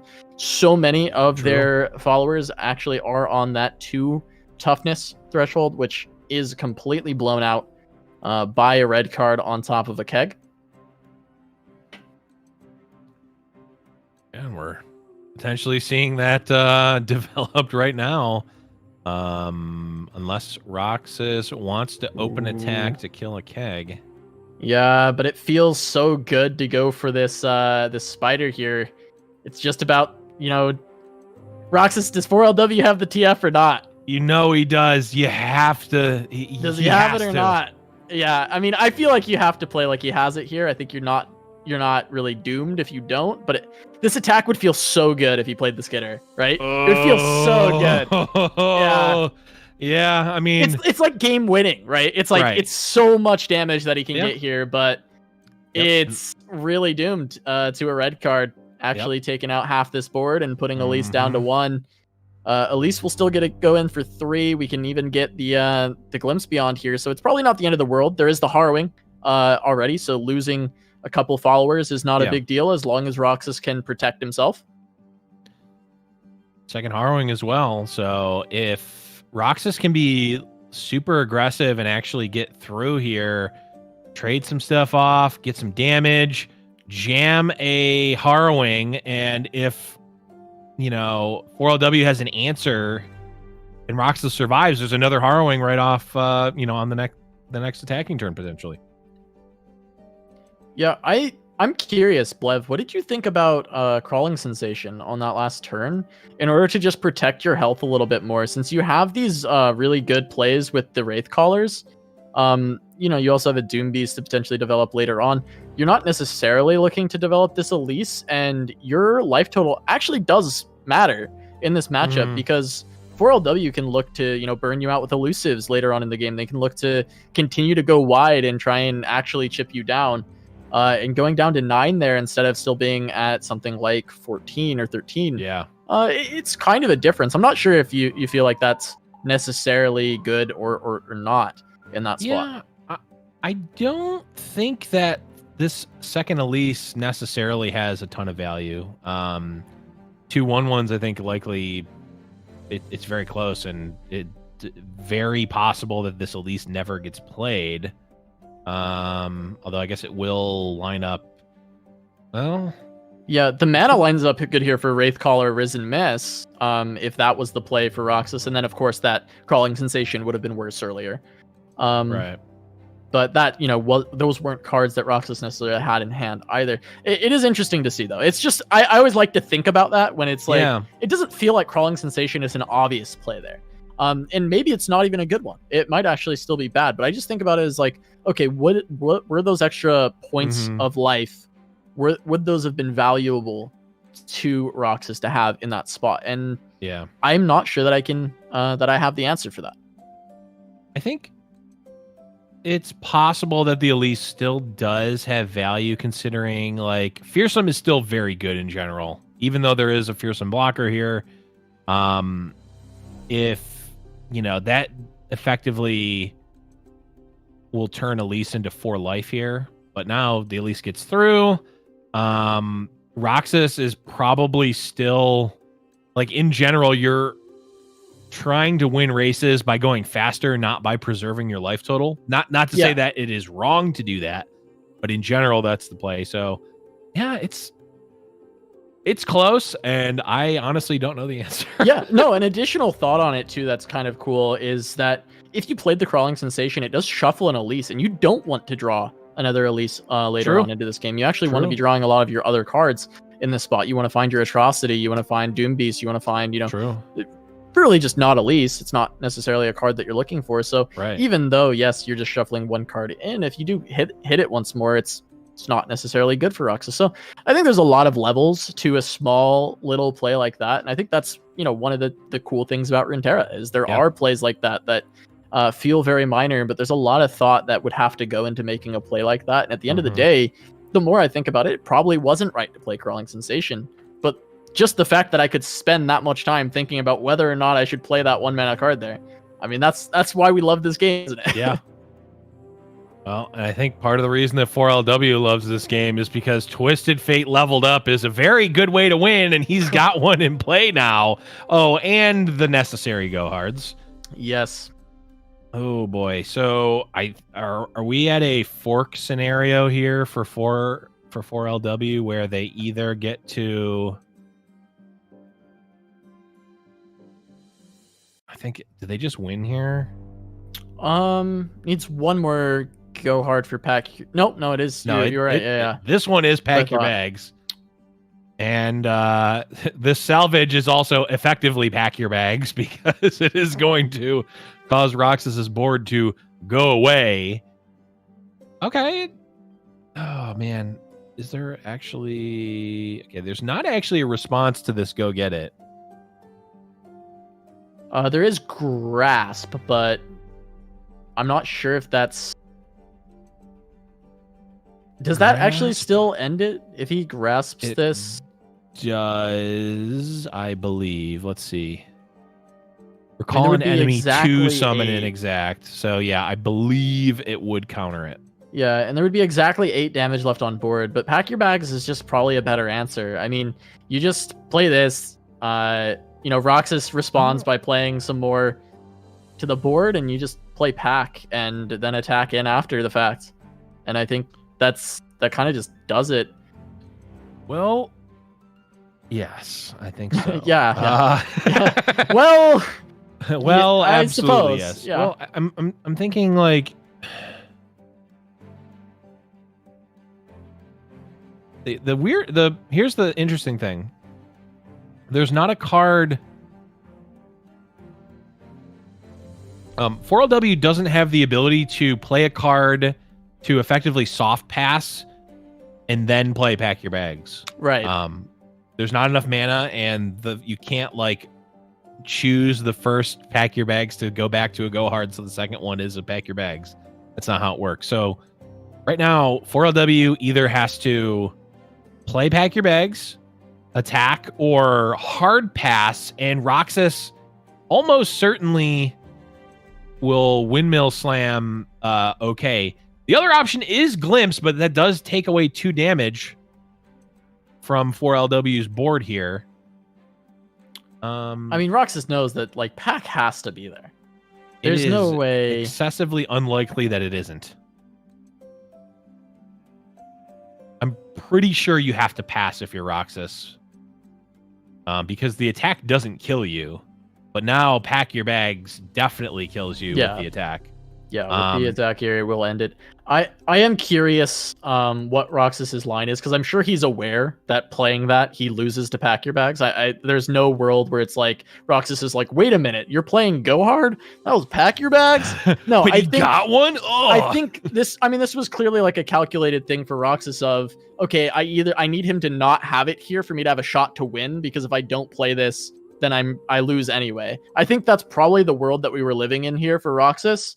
And we are going to see 4LW pick up that 2-0 and move on to the grand finals and secure his invite back to the next fight night. It won't be next week. We are going to be taking the holidays off. I'm not planning on casting on Christmas, but we are going to be taking the holidays off, but we will be back in 3 weeks, and so will 4LW. So now we've just got a couple more games to go to find out who will be the opponent of 4LW in that grand final, as we see that 2-0 being taken against Go Get It Fearsomes. 4LW looking really clean on this very meta deck lineup that he has brought to tonight's fight night. As we do see, a couple of results have come in for the losers bracket here, Blev. We got Stan taking down Henneke. Going to be moving on. Yeah, Stan, of course, a perennial fight night player, has got a W and many second places to his name. One of the most accomplished players in our fight night scene. Moving along, and is going to be playing against either Caius or Zinc, depending on who wins that. But yeah, I mean, certainly a lot more Runeterra to play tonight. We've got some more losers bracket before we get 4LW. Yeah, we are just awaiting the winner of Zinc and Caius to see who will face off against Stan in the losers semifinal. But we are going to go to a short break. When we return, we will have that matchup for you, and we will have more Fight Night Legends.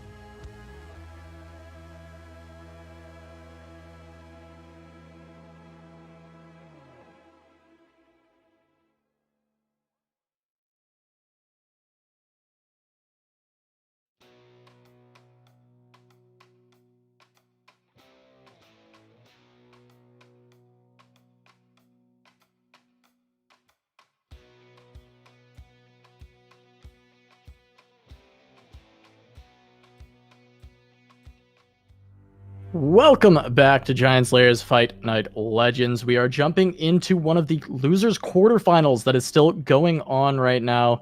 Is Caius versus Zinc Elemental. Caius took game 1 with his Go Hard list, now just has Shen Fiora. As we see Zinc actually on a Grand Plaza Undying list with Hecarim. Zinc had some very interesting decks coming into today, so it'll be pretty cool to see if he can pull this off. But this is Shen Fiora definitely putting in some work onto Zinc right now. Yeah, I have to think that in general, Shen Fiora is pretty decent against the Undying list, but I mean, Grand Plaza kind of, throws a wrench into all of those calculations, right? Yeah, it certainly is going to make it slightly different. It looks like Zinc going for this single combat. I think this is second single combat for Caius that he has in hand, and he could go for that from the Shen to protect the Fiora here. I'm not sure. That may just be very devastating for Zinc at this point, to not be able to deal with the Fiora.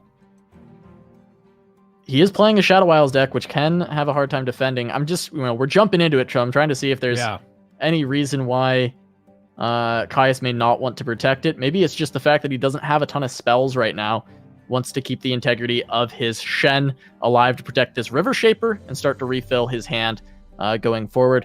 I'm sure there are plenty of reasons for it, but Zinc is going to be going into an attacking turn 6, and this is a throwback, Blev. Turn 6 Shadow Isles. Yeah. With the attack token. Gonna get that Hecarim down as one of the most feared threats in all of Runeterra. Prior to, I don't know the number of the patch that they just kind of gutted this champion, but long time ago. It's been a while. Well, and now Hecarim has Challenger and +1/+1 for some reason. And that reason is, of course, the Grand Plaza. And oh, by the way, the Spectral Riders also get +1/+1, and technically they have Challenger, though. You can't really use the Challenger, but it's still the +1/+1. It brings them back in line with the old Spectral Riders of having 3 attack. Oh god, they were 3/2s, weren't they? They were, and Hecarim, being buffed to 6/6, having his old HP stat line when he comes down, really just reminiscent of what made this champion so good in the past. It's just pre-nerf Hecarim, as Impetuous Panda points out in chat, but pretty much it's basically pre-nerf Hecarim, but he's got Challenger and an extra attack.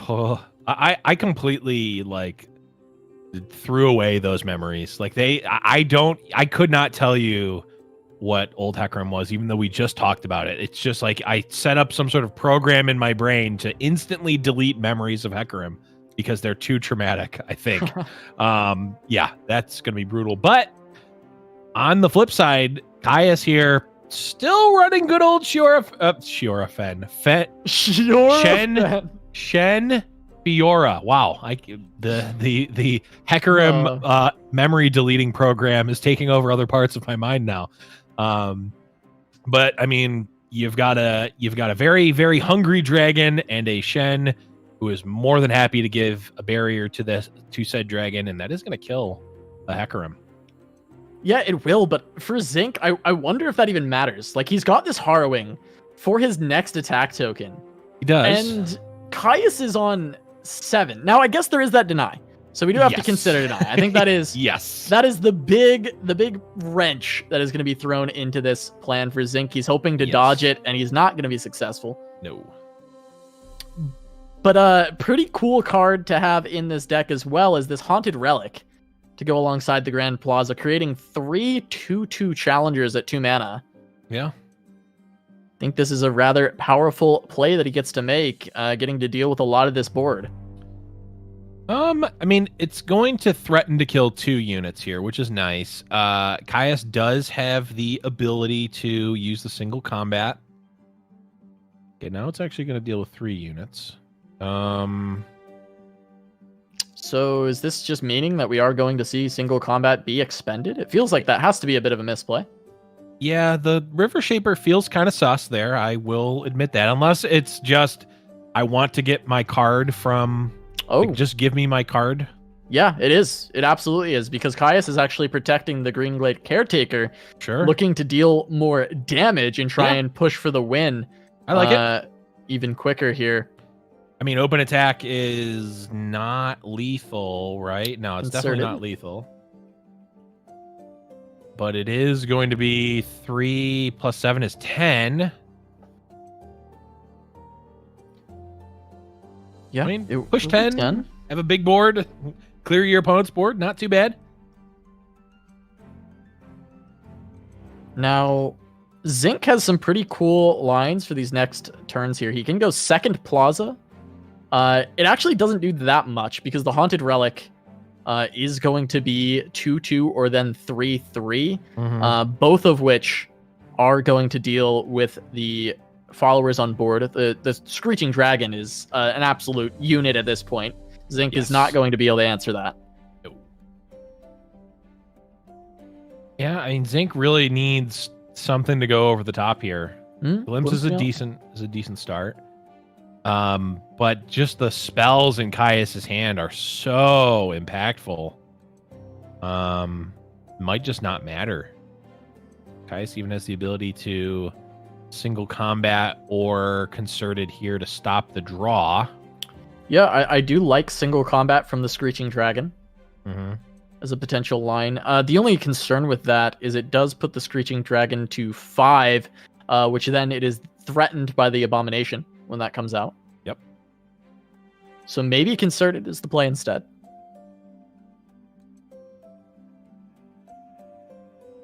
All 3 of these spells can be played by Caius on this turn. He's got the mana for all of it. Yep. Yeah, and I guess when the dust settles, Caius is still going to have the same board, probably. No, I guess not. I guess Zinc comes out all right on this, and then I guess it's mostly a top deck war. Well, Zinc, I think it's very likely that the Screeching Dragon actually survives this turn. Yes. And is able to kill Zinc on open attack. Ooh, this ordering is great. This should ensure that Zinc can survive next turn. Oh, no, because the Screeching Dragon can live with the Concerted, yeah. Yeah, I think that the Screeching Dragon is just going to live, and Zinc is not going to have a board, and it's going to be an open attack. And the Screeching Dragon will likely kill something on this turn and be at 8 attack. So even the Vile Feast will not get there. Ooh, if...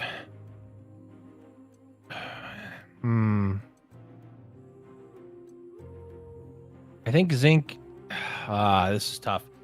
I think Zinc needs... Zinc needs to... Okay, so that swap happens to save those 2 units. That's fine. Opponent is going down. Caius is going to 1 here, which just doesn't really matter. Zinc, unfortunately, does not have any draws that can save him here. Does Vile Feast the 14-2 save him? I actually not with Concerted Strike, I don't think. Yeah, the Concerted Strike is the problem here because the Concerted kills off his only blocker, so the Screeching Dragon is the only thing that has to survive. Right. The spider, is the spider going to spawn or is it going to get destroyed? Because that also is potentially relevant. Oh, that is a great question with the board space. I'm excited to find out. I guess depending on when the Concerted comes out. Okay, Random 7 in chat is saying that there will not be a spider if Caius just presses OK here. Concerted Strike, I think, actually will open up space for the spider to come out. Okay. So we see... That should be Zinc living then. I mean, at least considering. Yep. But Cursed Keeper, I think, guarantees that Zinc actually loses. Oh no, that is unfortunate. He needed just something that could block Yep. Because this is gonna going to be exactly 7. It'll be a little bit more than that because of the leveled Shen. It's leveled Shen, right? Well, unless it played like that. If it was played like that, it would be exactly 7. But yeah, it will be a little bit more because it is leveled. Wow. I mean, that ends up very close. If Zinc actually picks up another blocker here, he gets another turn. If he hits Harrowing yet again or hits Hecarim, I mean, he's right back in it. He might be able to win, but unfortunate for Zinc, not able to find it. But Caius able to continue on through the loser's bracket. Yep. And will be going up against Stan next in the loser's semifinal for a chance to take on Roxas for that final spot in the Grand. I mean, wow, 2-0 for Caius. Zinc having some pretty cool decks. I'm a little sad we didn't get to catch any of Zinc's full matches, but still seeing pre-nerf Hecarim returning. I'm excited. It might be another deck that I grabbed from the spreadsheet to play a little bit later. On. I think it does look like a rather fun list, and I've heard Zinc talking about it for a little bit now.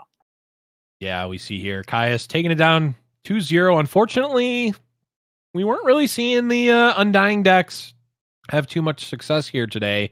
I think it's close. I've always been a detractor from the Undying. I've never liked decks that revolved around that. But I think it is very, very close with the Grand Plaza now, and I think maybe some optimization and maybe just the meta may become a good place for the Undying. But I love the fact that players brought it and brought something big spicy. note for Zinc is he actually doesn't have Undying in that. That is it's a Lucian. That's not an Undying. Yeah, it's Lucian Senna with Hecarim. Okay. Yeah, I love it. It's not Undying. It's a really cool list. If you haven't checked it out, you can decks in the chat, and you can actually find that one. It's a really, really cool deck.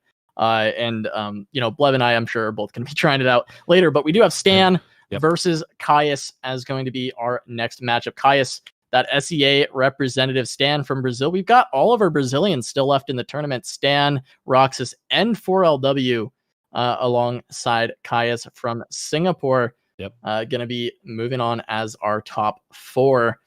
We're going to see if Caius can hold it down for every country but Brazil, because right now it's Brazil versus the world. Yeah, Brazil versus the world right now is Stan, 4LW, and Roxas are all in this top 4. Yeah. I'm looking at Stan's decks right now, and it seems like the Brazil core has chosen to ignore Cosmic Creation for the most part. There's a Feel the Rush deck on Stan's side that has 0 new cards, and then we see a very similar, if not card for card. Oh wait, is that did he? Okay, no, sorry.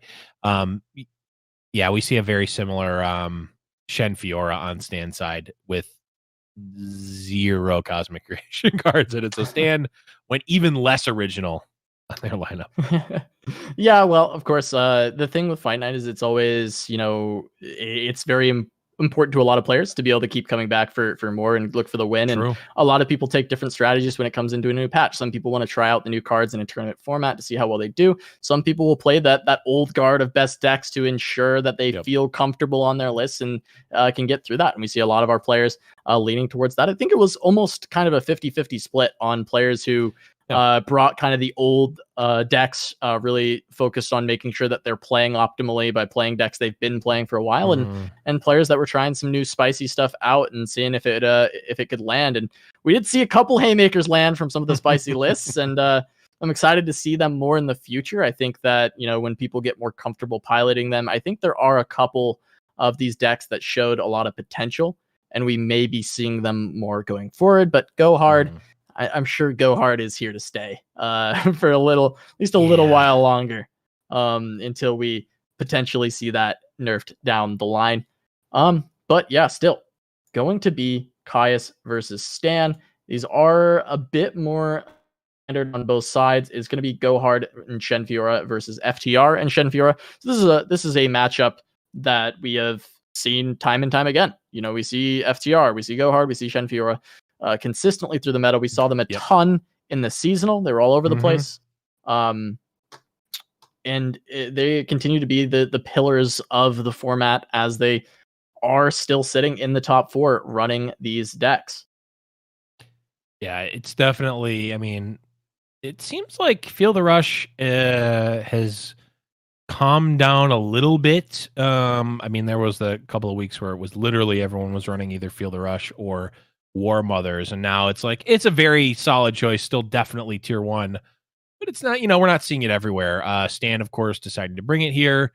Has a relatively standard list for it. Is actually running a Rekindler in the Trundle Tryndamere build, which isn't always is not always in there. One Ledros as well, and then the cast and crew that you would expect to see in a standard Feel the Rush deck, with some removal slot numbers tweaked around for their liking. But I think in general, that deck is going to be pretty good against both of what Caius is bringing.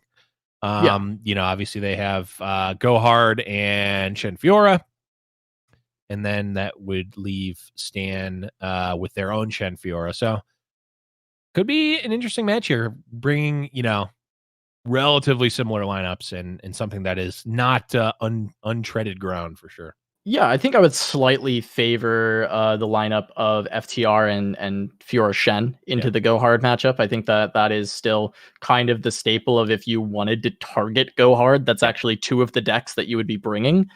So I do like Stan's lineup in this spot, but if Caius can pick up that Go Hard win, it kind of just becomes almost like a coin flip at that point between the Shen Fiora decks and who can pilot that matchup better. So it's still definitely possible for Caius to come through, but when we look at this just strictly like percentage wise on these lineups, what we've seen in the past, because we've seen these so many times, you have to be favoring Stan going into this. It has to feel like Stan's got to be really happy going into this matchup, and we might be seeing Brazil for 1, 2, 3 as we are going to be jumping in to that very first mulligan of Stan versus Caius. Yeah, and I like it. Caius is, leading with the weak deck, or the, not weak. The deck's not weak, but in this lineup, against this lineup, it is rather weak. Try to get your win and turn the advantage away from Stan. Really like it. We're jumping in here, and we'll see how this one plays out. Yeah, I mean it's Go Hard versus Shen Fiora. This can be really tough for Go Hard, but it is a winnable matchup for sure. It's not something completely doomed. It's just Fiora can be a big problem for Go Hard, and right now we see Stan does not have it, but he does have River Shaper into Shen, which is a very nice combo early on. Nopifies really nice against those Go Hards. Try and slow it down, and he's got one already in hand, so it's definitely a bad matchup for Go Hard. And we'll see if these Twisted Fate draws, if these early and often card draw mechanics that Caius has allows him to just overwhelm with card advantage. Yeah, it definitely seems that the card advantage is going to be huge, but dealing with these River Shapers in an efficient way is going to be really, really important. And Stan is taking the Nopify on the Go Hard, the surprise of few. If Stan is able to, find another Nopify and a deny or two denies, can just stop Go Hard from ever going off, potentially.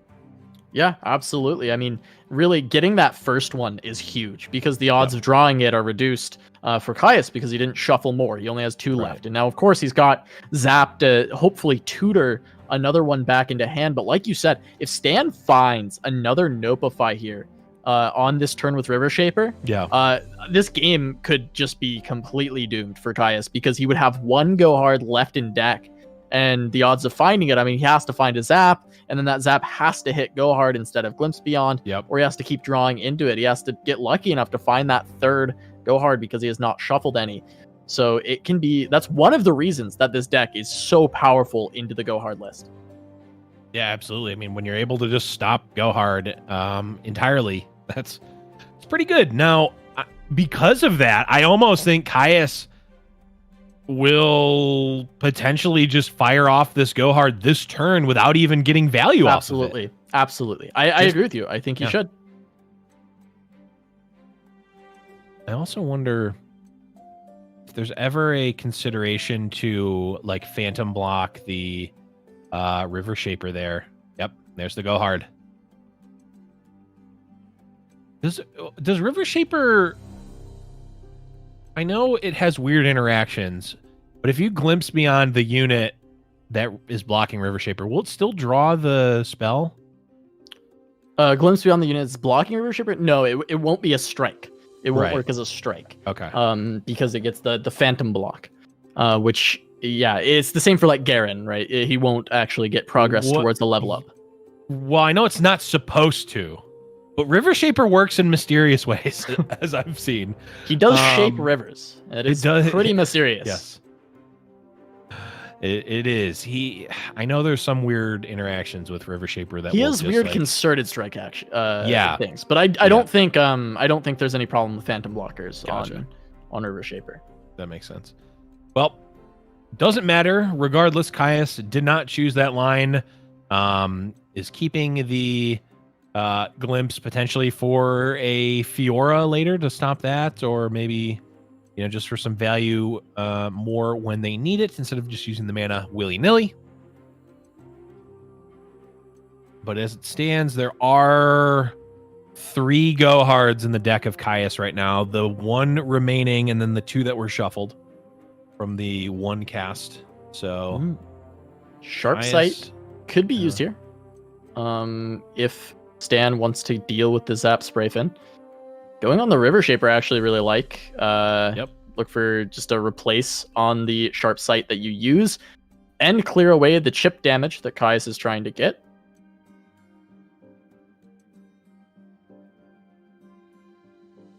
Yep. Okay, and the glimpse. Yep, and there it is. Stan countering the glimpse with the single combat here, and it's huge because it's it's again going to draw another card with River Shaper. And you mentioned replacing the Sharp Sight. It literally replaced the Sharp Sight with another Sharp Sight. Yeah, I mean, we talk about how Go Hard always gets card advantage, but that swing, having that single combat trade with a Glimpse Beyond and draw a card while denying 2 draws for Caius is massive. I mean, we're looking at a Shen Fiora deck, a Demacia Ionia deck that is having card advantage over Go Hard. Right. And that's just the power of this River Shaper. Mm-hmm. Yeah, River Shaper is absolutely been pivotal in these matchups. And that combined with the I don't even want to call it sloppy play, but just the choice from Caius to not, cash in that glimpse at a safe time when maybe there wasn't a ton of value, went for a little bit greedier of a play and got completely punished by it.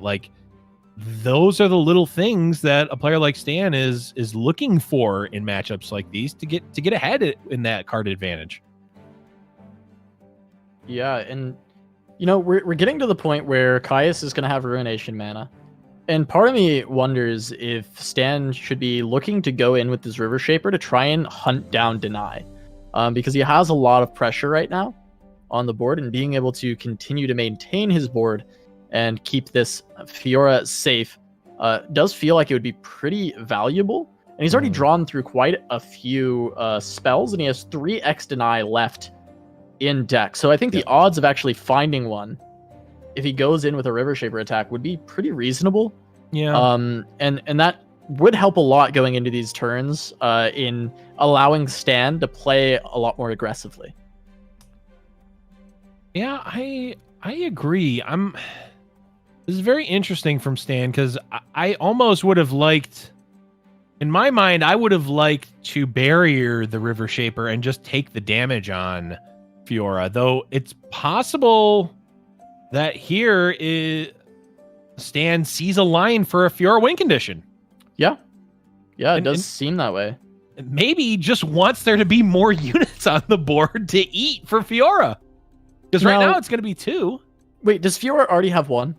Is this? It looks like it. Okay, because so for some reason I'm not remembering if she has 1 or not, but it does look like it with the arrows there. Because if she gets 2 more, there's a Concerted Strike in hand. I mean, this is essentially just game, because Caius will be forced to play a big spell to kill Fiora. Okay, no, this is the first. All right. That's what I thought. I was like, I don't remember her killing anything. Okay, yeah, I didn't either, but I just saw the arrow made it look like it might have been. I know it does that with Fiora sometimes when she goes in for her first swing. It shows her like leveling up. Yeah, Gotcha. it's okay. So she's on 0, so it's not quite as doomed here for Caius. He can actually deal with the Fiora, won't lose right away. Has Ruinate or Vengeance on this turn. I'm very interested. Like, it seems it's interesting to me that Stan didn't attack with the River Shaper last turn, because I feel like having the card earlier seems like it's better in general. It also seems like the River Shaper is would potentially block the unit that would have blocked it. So maybe it just doesn't matter, but you're at least like putting forth the damage. I don't know. Where I'm at with it, Blev, is I feel like you're at a position in this game where a deny could potentially just be a win with Fiora. Yeah. And you have drawn so many spells that I feel like your odds of finding that deny were pretty reasonable on this River Shaper swing. And also, it feels like you're not going to be putting more resources into protecting this particular River Shaper. So it does feel to me like you would want to find that spell. Right. And yeah, I agree as well. But here we have Stan getting 9 mana burned, 7 unit and 2 spell mana burned away by Caius there. And I mean, that is a way to come back. And we even see Caius with more cards in hand now than Stan. The card advantage coming back, but the board certainly in Stan's favor. Yeah. And at this point here, Blev, I don't get why the River Shaper goes in now when it didn't before. Because it's the same situation. It's the same, amount of cards on the board. It's the same blockers on Caius's side. It's all kind of the same, right? Right. And we're just at a spot now where now I guess Stan feels comfortable with losing it, but I'm not sure exactly the reasoning behind why he is. I'm glad he goes in for the attack now. I didn't see a reason to not attack before. I don't see a reason to not attack in this spot. But I am curious as to what Stan's thought process behind keeping it back initially was. The only thing I can think of is now the block with Zap Sprayfin makes a lot more sense. Whereas before the River Shaper was never trading with the Zap Sprayfin. I don't know. I'm going to defer to Stan's judgment as correct over mine and move on with my life from that point is what I'm going to do. But another concerted strike means that now Stan has theoretical spell lethal if Stan is able to get targets for Fiora. Ooh. Interesting line here for Caius. So he's going Dreadway Deckhand into TF red card onto this board. Okay. Or he's going to really look for pack. He has played a couple of glimpses. I think he still would need one more. He only cast the one before, and then this one, I believe. Ooh. Because the first one got countered. You're right. I think that is the second. Okay, Vengeance. Okay, there's no deny. It's just colded. Not only is this killing the Fiora, but it gives Caius pretty dead on read that there is no deny. I don't think if you're Stan, you're not playing deny there if you have it. Yeah, I mean, I suppose there's an argument towards wanting to hold back for a Ruination follow-up. If you had only one deny. The read is absolutely there are not 2 denies. that is the read. There's guaranteed there are not 2 denies. Yes. In Stan's hand here. There could be one. There probably isn't one. Is where I would be at, I think, with that in that spot. No, I would say there's probably not one, but there could be one. There's definitely not 2. There definitely could be. And now this TF red card is just devastating here. Yeah, I mean, we can see Shen stand united. Oh, we could concerted strike the barrel. Yeah, I almost... It doesn't feel great. No, it does not feel great. You are right. It does. I guess it feels a little bit better than Stand United plus Sharp Sight. I mean, that's a lot of cards and mana that you would have to commit when you could just concert it. And Stand United is also just a win condition here, with attacking in with the Green Glade Caretaker. Yep. I have to think that this is especially since you have 2 concerted strikes. I mean, it feels such low value, but you're at least drawing an additional card with the River Shaper. Yeah.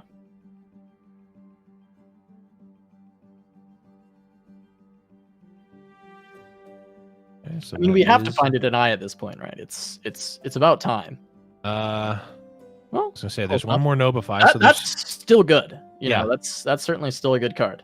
Oh yeah, absolutely. Especially since we can see Caius is choked on Go Hards right now. Still needs, I believe, 1 additional to turn on Pack Your Bags, and then of course needs to draw the Pack Your Bags itself. Nobify going to slow that down precipitously. But in terms of spells, there are 2 riposte, 3 deny, 1 sharp sight, and 1 single combat, depending on how many Stan has played. I think he's played 2.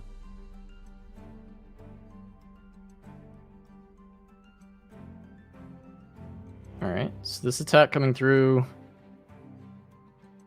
I mean, you could go for a Spirit's Refuge. It levels Shen.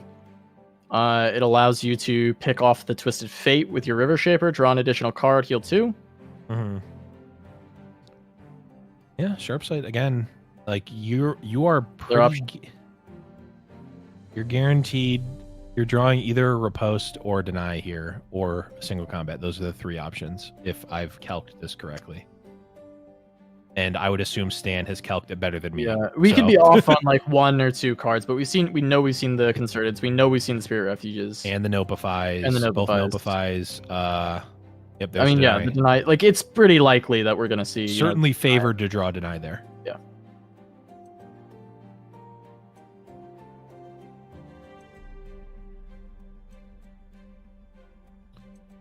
And Dreadwood Deckhand setting up the keg for this Withering Whale again. I mean, Caius doesn't even really need the keg for the Withering Whale to be great here. Okay, well, that's a big boy. That's a spicy meatball. It does feel like it needs to be Cythria with deny plus Nopify held up. But Brightsteel Formation plus deny is also quite impactful here. I really like the Cythria because I think you kind of want both deny and Nopify, like the option for both. But Stan says, I'm only going to need 1, which is probably correct. The only reason that they would want 2 specifically is 2 Go Hards, right? Yeah, I think it's still fine regardless to go for this. I think the line with Cythria keeping both up is only if Pack was available. Because you'd need to be able to like deny Whale and get rid of Pack. True. And that might not even be relevant whatsoever. I think, it's probably always right to go Brightsteel with deny. And you might lose 1. Stan might lose 1 of his units here to the Withering Whale. He might lose actually even more than that. But at the end of the day, he's got the Brightsteel Formation online. Yeah. Well, and Go Hard is going to stop that. Actually, is Stan going to lose anything to the Withering Whale? He can actually just not attack. Right. Except for with the Formation. Right. Formation can attack, and I guess you can... Oh, no, because Keg is going down here. Yeah, Keg explodes. You can just send forward the Formation, and then you're safe to any kinds of pings here. Now, interestingly enough... Well, no, never mind. You're safe with deny. I mean, this kind of... Attacking with everything kind of forces your deny, potentially. It also makes Green Glade Caretaker 26-1. Yeah. Yeah, but Whale clears all of this except for the formation, but the formation might still be enough. I don't think you can deny the Whale, because then you lose to Ruination unless you top your other deny. Oh, you might be like guaranteed to hit it off your River Shaper here as well.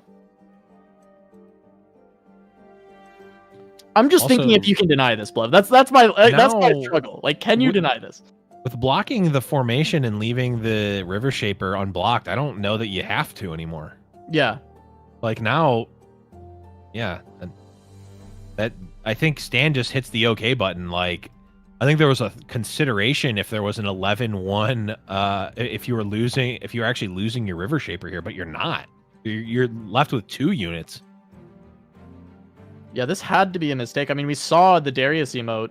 I don't know if this was a misclick or just I don't know what happened to Caius here. Yeah, there's no way that the 4 damage difference was worth saving there. That no, certainly absolutely not. was off. But there's Pack. See a couple of answers on Stan's side. Yeah, I mean this pack is not likely to be relevant because of the Nopify. Right. You know, we've got Ladros coming down. Gonna put Stan down to 6. Can be blocked by the Bright Steel formation. Barrier can be given.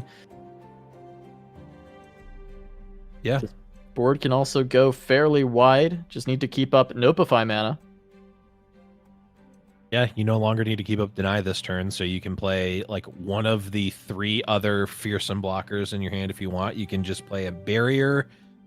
You can do both of those things and still have Nopify up. I mean, I think Stan casting a series of cards in their hand that are castable at reasonable times is going to be good enough at this point.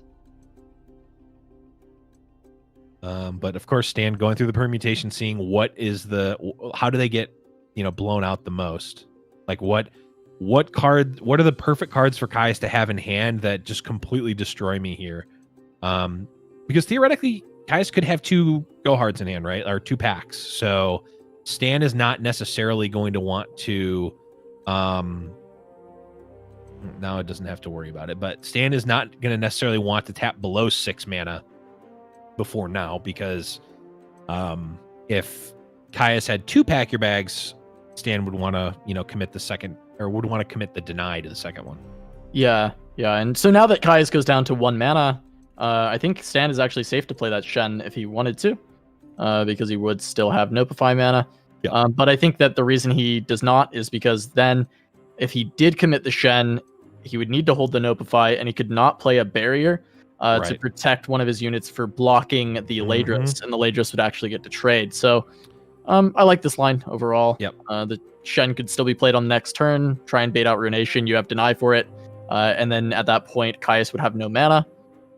You'd actually have the 1 mana needed if you top deck Pack, so that is a little bit of a scary thing, but even then, Pack wouldn't clear the board. So I think that is a pretty safe line overall for Stan. Yeah, and also first action Shen, first action for Caius, Ruination gets denied, still goes back to Stan's attack. Right, so and he can give the barriers to his board, so the pack wouldn't matter. You're right, absolutely. So Stan, and also, I think, will Caius die? No, I guess Caius doesn't die on this attack, or wouldn't die on that attack. Looks like Stan's trying to figure out a way to do it, concerted, to try and set up a way to end the game here. Okay. He's probably mathing it out a little bit, because of course he's going to have Fearsome from the Cythria. No, this is, I think, the best of both worlds here. Obviously, you get to draw another card, but this still sends the same play. Taking the 2 from the zap doesn't matter. You can obviously block the Jagged. Now you first action Shen, or can you? Is open attack lethal? Yes, it's threatening lethal. It threatens. But there isn't actually a way for Stan to present it from just this board, but what he could potentially do is just heal a ton with this Spirit's Refuge. Oh, right, because Cythria can obviously get blocked by a regular unit. I'm like, why am I missing this? Okay. Yeah, only 3 gets through. This feels weird, though. It feels like this should have been a development, seeing as how you have the denies available. Yeah, I guess the... Is this throwable? Like, did he... Well, can he lose by not developing here? Or can he lose by developing? I feel like he can't lose by developing. If Stan goes first action Shen, and it's not Ruination, but instead it's like Twisted Fate, does that change anything? I don't think so. Yeah, this is very strange. River Shaper gets to just clear this away as well, which is quite nice. This is fine, but we're getting to the point where, like, Stan obviously is going to have to Stan literally has to counter 3 to 9. Pack your bags for the rest of the game, which is this like the last pack that's actually in the deck as well? Is there only like 1 left? Like, I know there's not many because there's been the 2 Nova Pies on them. There's been at least 3 there's been exactly 3 played, so that means 6 have been in the deck. There's no way that there's no way that they're out. But yeah, I forget it shuffles so many copies. It's actually it's actually crazy. I don't know. Yeah. There's no way we could calculate, but there's probably no way. Well, we could, but I'm not going to because there's no way that we could calculate. Okay. Yes. Yeah. The royal we could calculate, but not specifically you and me. Okay, so it seems that Stan basically just needs to deny the things that matter. Which does kind of choke his mana a little bit, but he did draw a Green Glade Caretaker, which is going to present yet another lethal threat.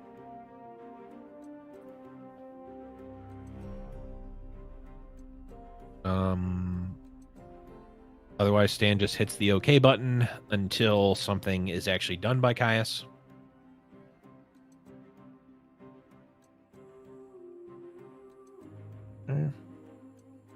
Ledros.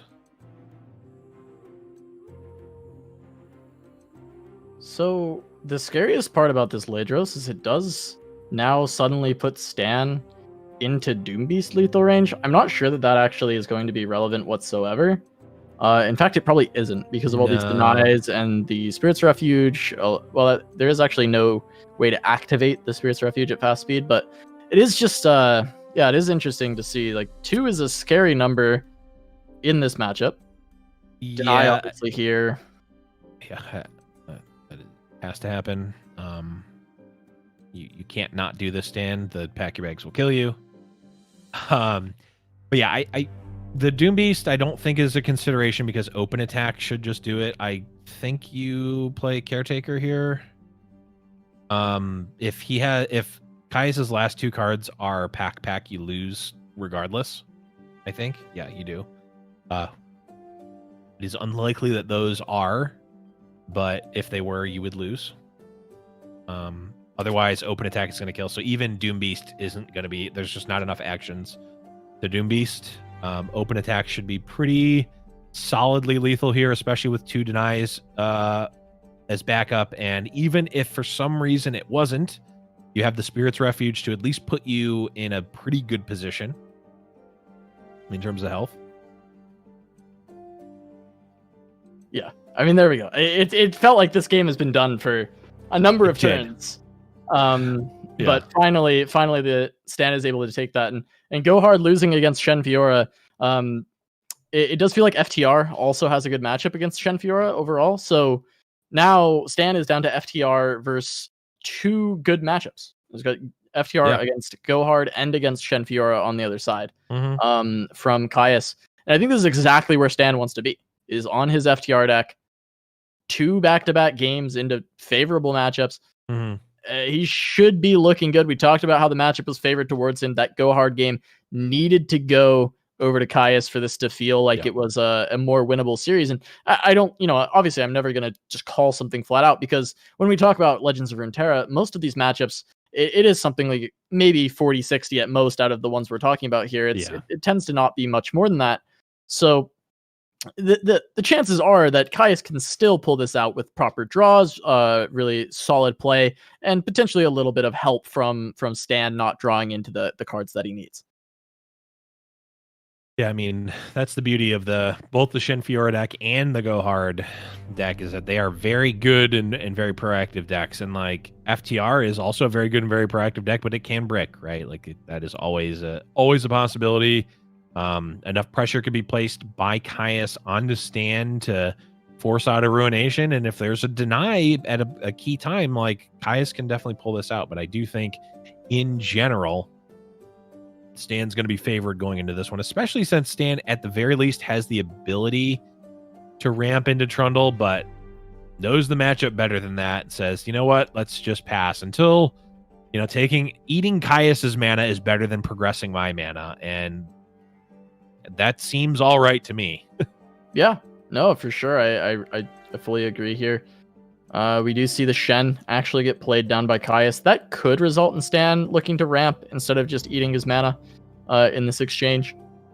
The ramp does always feel weird on turn 4 because of the fact that you already have Trundle on turn 5. Right. You'd be ramping to 6 mana, which doesn't really change too much of your game plan. Instead, Stan going to opt for Avarice and Sentry. This could actually result in him playing both. But keeping the banked spell mana can feel quite good. However, I think about this next turn, and it's very likely a Trundle, which would then leave you with 3 banked spell mana, which doesn't actually do anything. And it's just a matter of finding that 3 banked spell mana at a later time so that you can turn 9 FTR. So I like the Catalyst here.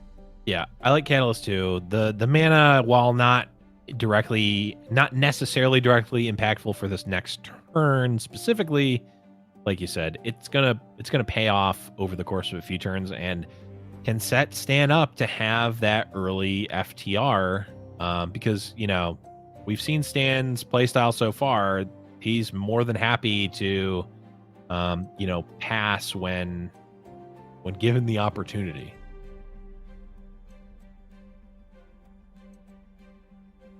All right, and Stan, even considering just passing on the Trundle turn, 3 mana, could be concerned about Sharp Sight taking down his Trundle if he were to play that out. Mm-hmm. Yeah, I think if you're thinking about playing Trundle, you can definitely wait until after the attack. Caius does have the ability to eat Stan's mana, but I think Stan's kind of fine with that. It would only be 3. Yeah. It would only be 3 mana. I think Stan's perfectly happy in that situation, so very likely we just see him either play out Alpha Wildclaw or Trundle. It's a pretty good draw, actually. All of a sudden that turn 4 ramp paid off because there's a 6-drop on turn 5. Yeah, it absolutely did. There's not really much reason to play Trundle on 6 versus Trundle on 7. In fact, Trundle on 7 can be a little bit safer sometimes because it can lead you into just playing a Ice Pillar. However, in this spot with that Screeching Dragon, playing Trundle is quite scary. Mm-hmm. Yeah, and what's interesting here is that we can see Caius has no deny, right? So FTR theoretically is in the clear, if Caius doesn't draw an FTR, doesn't draw a deny in the next 2 turns. But Stan has to respect it, right? Like, if getting FTR denied is such a game-losing play that, like, even if, like, you just can't go for it. Caius doesn't actually even necessarily need the deny right now to actually stop the FTR from being played. Yeah, it's kind of like in this spot, this open attack is kind of baiting that there may be a Vile Feast in hand for Stan. But there actually isn't. So he's going to have to Vengeance in response to this riposte to get rid of this. And I think that Stan was always willing to commit this. I think that at every moment of this attack stage, he was willing to commit the Vengeance should he need to. But I'm pretty certain that he would have taken the trade in the event that it was completely just a block and a pass from Caius. So yeah, I agree. I also, the Vengeance was even more juicy there because the Alpha Wildclaw was still hitting through in that scenario. With Overwhelm, of course. Now, Stan in kind of an awkward position. Could play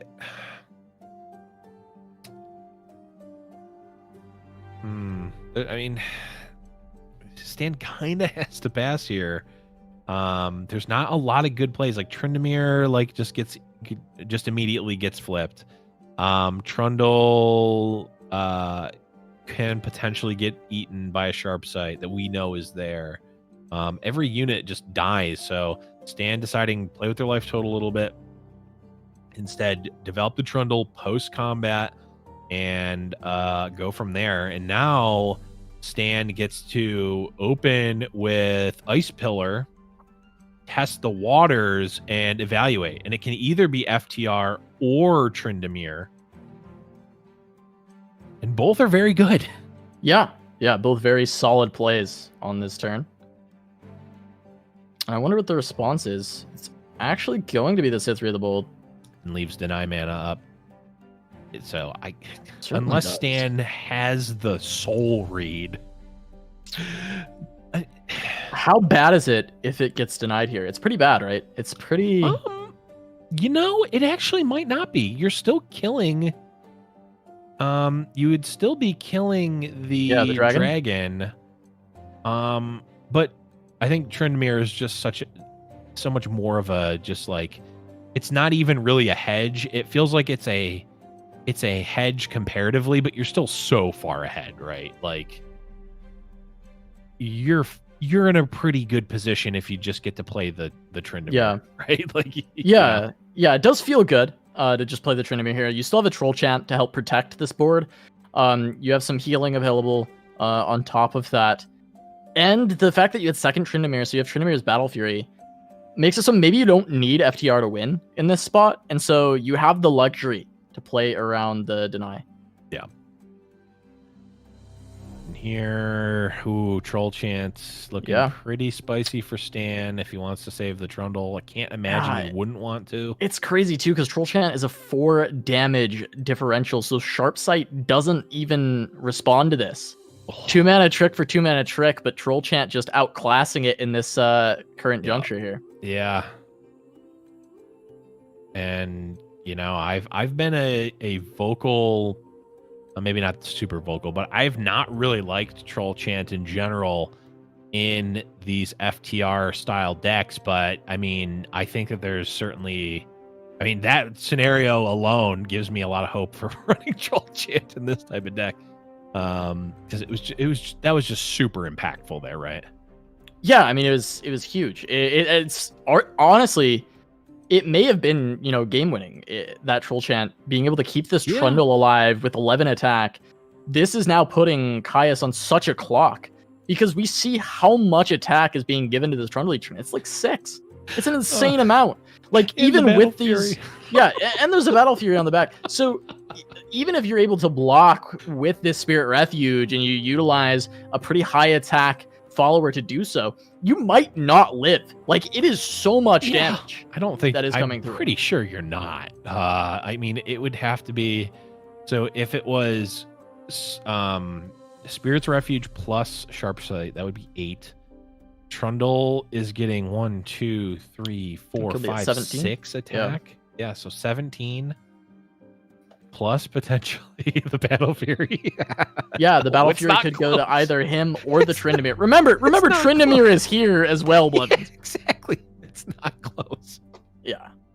Or it could be the Angry Pillar as well and just do 8. Like it's no. Stan is overpowering here, and guess what? Didn't even need to cast. Didn't even need to think about casting FTR. Could have, but didn't need to. Yeah. When Tryndamere says my right arm is a lot stronger than my left arm, he means Trundle is his right arm. That's what he's talking about. Okay, but here, can't you just take it? It's 11. I guess you don't need to just take it though. You could block. Yeah. Also, like blocking with Tryndamere is kind of free. At the very least, it forces another that'll be used. Do you ever cast Battle Fury on Trundle to try to save it? Like it survives the Sharp Sight. It doesn't, unfortunately, Right, it it doesn't wouldn't survive survive riposte. Yeah, which is why. And that probably Stan is actually calculating that. He's probably Yeah. realizing that he would not survive riposte, and he can probably win with this Battle Fury on Tryndamere. I would think that so. would put him at 17 attack, which actually 17 attack is blocked by the 6 health of the Cythria. True. But you get to pull the Cythria with the pillar. True. Very good point. Very good point. Okay, so we're gonna see the battle. Okay, I was gonna say that ordering is wrong, but because although I don't believe there's another Spirit's Refuge in Caius. Actually, I don't. I'm looking at Stan's deck. Caius does actually have a second Spirit's Refuge, so it does want to put it like this. The issue, of course, is that Stan has to preemptively Battle Fury here. Yeah, if he or doesn't, else Caius just presses OK. Exactly. If he doesn't, whoa. Why? Wait, why what would does this Feel be? the Rush do? So okay, so here's my thought process, right? Because he blocked on last turn, Concerted Strike can now threaten Tryndamere. But if you preempt Battle Fury, it would have to be Concerted plus 2 attack buffs in order to get there. Yep. So it would be very unlikely that Caius could still answer. But this all would have been solved. Stan really should not have blocked on last turn. He wasn't dead. And then he could go in with the Tryndamere with the Battle Fury. Right. And there's also, not blocking is great because there's no like direct damage from Caius. It's not like Caius could, if Stan goes to 2, Caius needs an attack token to be able to win. Doesn't? Yeah. Yeah. I guess there's also the concern where Shen would have been left alive if he didn't block, and then Shen would have been tanky enough to survive the attack in with Battle Fury onto Tryndamere. Right. But you would still have this Grasp and a Vile Feast. I don't know. It gets a little dicey there. It actually gets into a pretty big gray area on which is a correct line. I think the thing we can agree on is that playing Feel the Rush that turn was not Agreed. Absolutely. Was not the correct line. Absolutely agree. I think that you committed to the block, just go for the attack at that point. Make him have that insane series of cards to survive. Yeah, and now, although this might just be a moot point because second Feel the Rush can just happen and Feel the Rush go burr. So like yeah. I think this looks like it needs to be Stan just pinging this Fiora, and then you can just, I guess, well, you can't really do anything else if that's your line. Maybe you just let this die, you play Tryndamere, then you play Feel the Rush next turn. That works too. 10, 11. Yeah, this will be exactly Ruination instead. Oh, Ruination. And you can too. Feel the Rush on the follow-up as well. I think either is probably winning. This is more winning because it either forces a second deny out or it clears the board. So I think like that's probably better more often. Yep, I like that better, especially since technically, actually, I don't know. Does Feel the Rush randomly pull? Like, will the Tryndamere in hand go? Oh, I think deck first, then hand. Okay, so it technically should pull into. Well, here's the problem though. Stan now, if there is another deny for Caius, Stan just loses. Actually, that's no. He yes, would take I think 10, 11 on open attack, and you'd be able to grasp to put you up to 11. So yeah, you just stand. Well, I guess with Vile Feast too. Okay, so it could technically live, but not by a lot. But of course, we see Caius does not have deny here, and 20 power worth of units is presented onto the board. And there's going to be 10 health of block,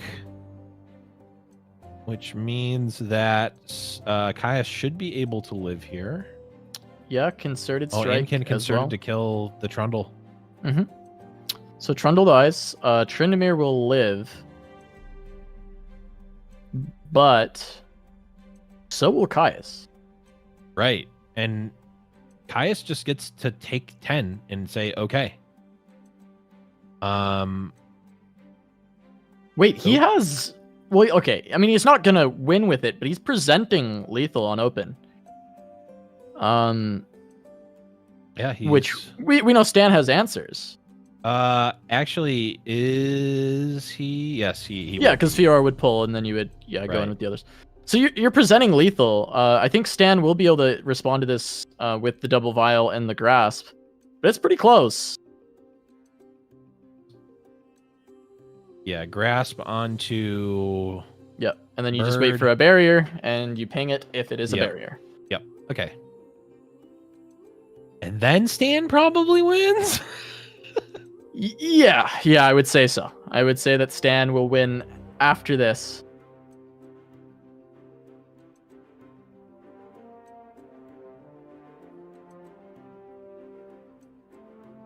Okay, riposte. Answered by Vile Feast. Yes, this is we ran the simulations. This is what happened.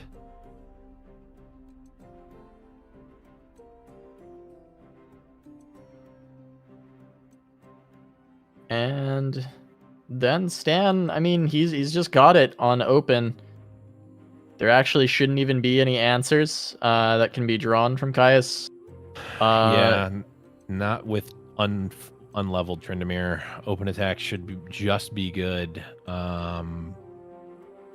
This is the part where Stan is Okay. Yep, there we go. Caius says, "All right, I'll do the math for you, bud. You got it." Yeah, it's over. It's over. All right, Stan going to be moving on to the losers bracket final and completing the first, second, third place Brazilians for this fight night. We are going to be having for LW, Stan, and Roxas as the remaining competitors. But Stan taking down Caius here in 2-0 fashion. We figured if the Go Hard did lose game one, it was likely that this would result in a 2-0. And Stan did pick that up. So Stan going to be playing against Roxas in the lower bracket for an invite back. Stan got second last week, looking to continue a streak of fight nights once again. We've seen Stan do it before. He has been... This is the classic Stan, right? He has been second, first, right? That's his... Was that? Stan did that first, and then Bones did like a second first or something insane. Yeah. But Stan was, the first one to have like a series of second places that led to a first. And he's back. He got second immediately after coming back. He's got another chance here if he can take down Roxas to get to the final. No. And all that stands in his way is, Hydra Esports own Roxas, first time in fight night against two other Brazilians that have been here before. We're going to have that match for you very shortly, but we're going to go to a quick break. Roxas versus Stan when we return.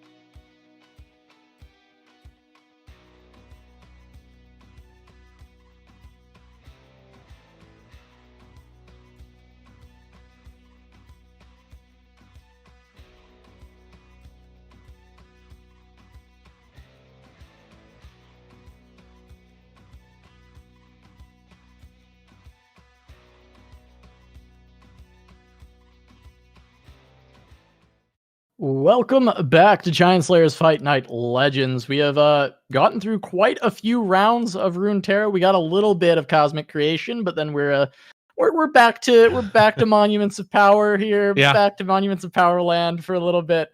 Towards the end of the day, got a little bit of Go Hard, a little bit of FTR, a little bit of Shen Fiora action, but we have reached the top 3, and there is just one more spot in the grand final to join for LW. It is Roxas and Stan facing off on the loser's side. All 3 players representing Brazil.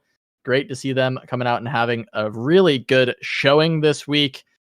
And yeah, we're going to have Roxas, first-time competitor on Fight Night. Yep. Stan, perennial Fight Night player. He's one of the people with the most invites because he's just won his way back in so many times. Yeah. And he's looking to continue that potentially.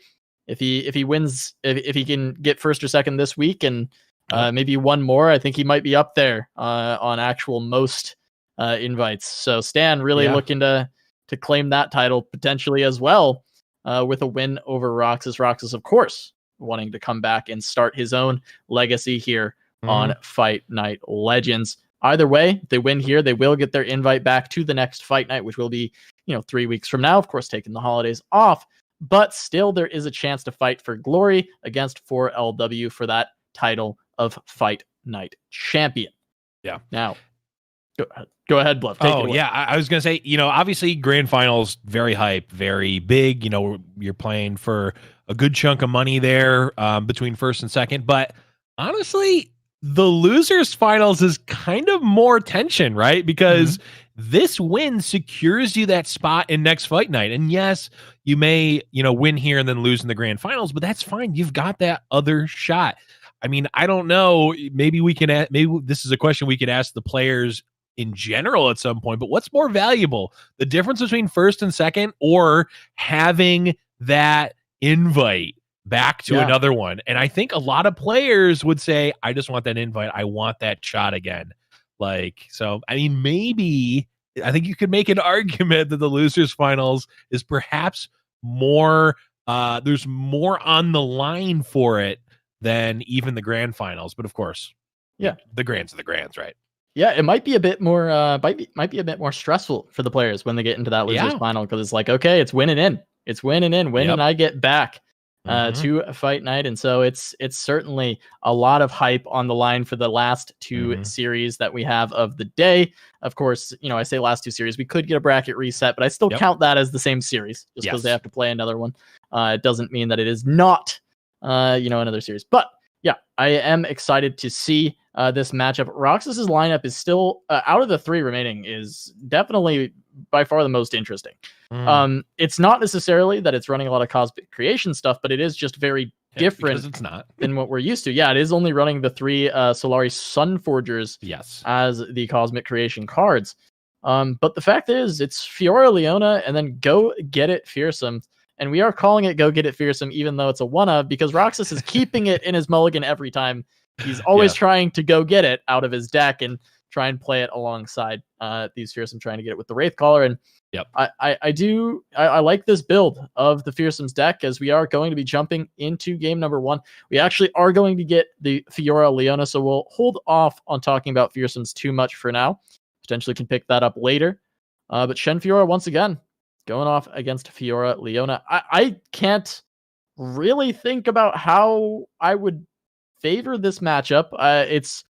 It is follower-based combat or unit-based combat, which generally you would want to favor towards Shen Fiora. But I don't know if you feel differently here. I think in general, it feels to me like the Fiora Leona deck will have more value in general. Yes, there's the River Shaper, but Solari Priestess, Ravoon. Solari Priestess in and of itself, like being able to invoke, is just going to be good. I mean, Star Shapings even, like you're in a pretty good spot if you are the Fiora Leona deck. And of course, like there is that over the top with Leona being able to provide potentially multiple stuns in a turn, and actually be able to push through what I'm imagining will become a board stall at some point in this matchup. Of course, it could play out differently, but I'm actually leaning a little bit more towards the Fiora Leona. I think it's got a little more meat on. And the other notable thing here is, Stan obviously running the 3 deny. There's Concerted Strike as the only real like juicy deny target, besides like invoked cards. There's not like that is the most expensive thing that can be denied. Otherwise, it's single combat, and those are the only deniable spells that are in the deck. Yeah. I mean, there's not a ton of great deny targets. It's likely just going to be invoked spells that you would want to deny, but also Roxas could just invoke units instead. In a lot of spots, and then just continue to play around those denies and make them bricks and make the Nopifies bricks. And I think that's a pretty reasonable strategy. I also, I like that you talk about how the units are a bit beefier. I think that it's absolutely true. And on top of that, we could see some of that Leona condition come into effect later on, especially if we see a Leona Ravoon set up on the board, because Fiora Shen actually doesn't go that wide. So there could be a spot where, there's only 2, maybe 3 units on the board for Stan, and we get that Leona coming down with a Ravoon and setting up for multiple stuns and just big amounts of damage going forward and actually finding wins in that fashion. Yeah, it's going to be an interesting line to walk as Stan here, because yes, Shen Fiora, I can't, man, in my mind, I like had to correct what my mind wanted to stay there. Like Fen Shiora keeps wanting to say that, but in Shen Fiora, like, yes, it does have a lot of good proactive strategies, but it is very much a deck that came to prominence as a result of Go Hard, right? And this deck that Roxas has is nothing like that. It is not attacking on the same angles, or on the same axes rather, as Stan or as Go Hard. So Shen Fiora is generally a good deck, but it is not an S tier deck if not for some of the other decks in the meta, I think.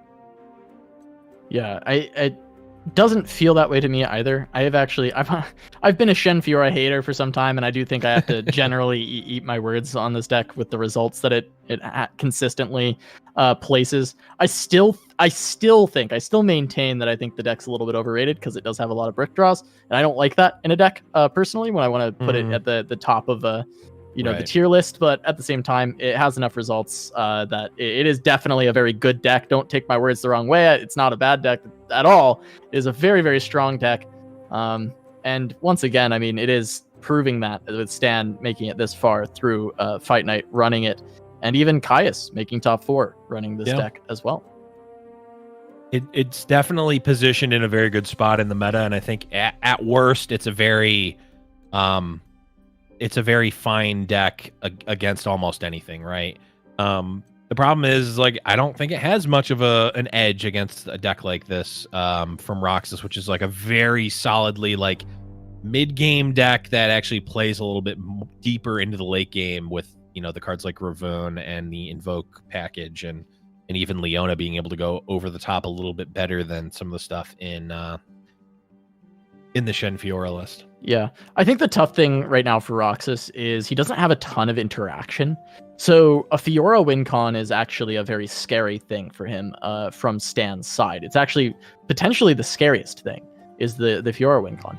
Because if there's enough barriers, if there's enough spells for Stan to protect the Fiora, there's actually not a lot that Roxas can do about it. There's not a lot of answers that he'll actually have in the deck, and things like single combat and concerted strike are the only targets for the denies and the nopifies, right. And so therefore those are generally going to have an answer, because even a barrier can answer a lot of those. So it does get very difficult for Roxas to deal with this Fiora, and we actually see the shooting stars being picked up by Roxas, and I really like this as a way to try and deal with this Fiora. However, there's still the potential of a deny or a barrier coming out and answering it.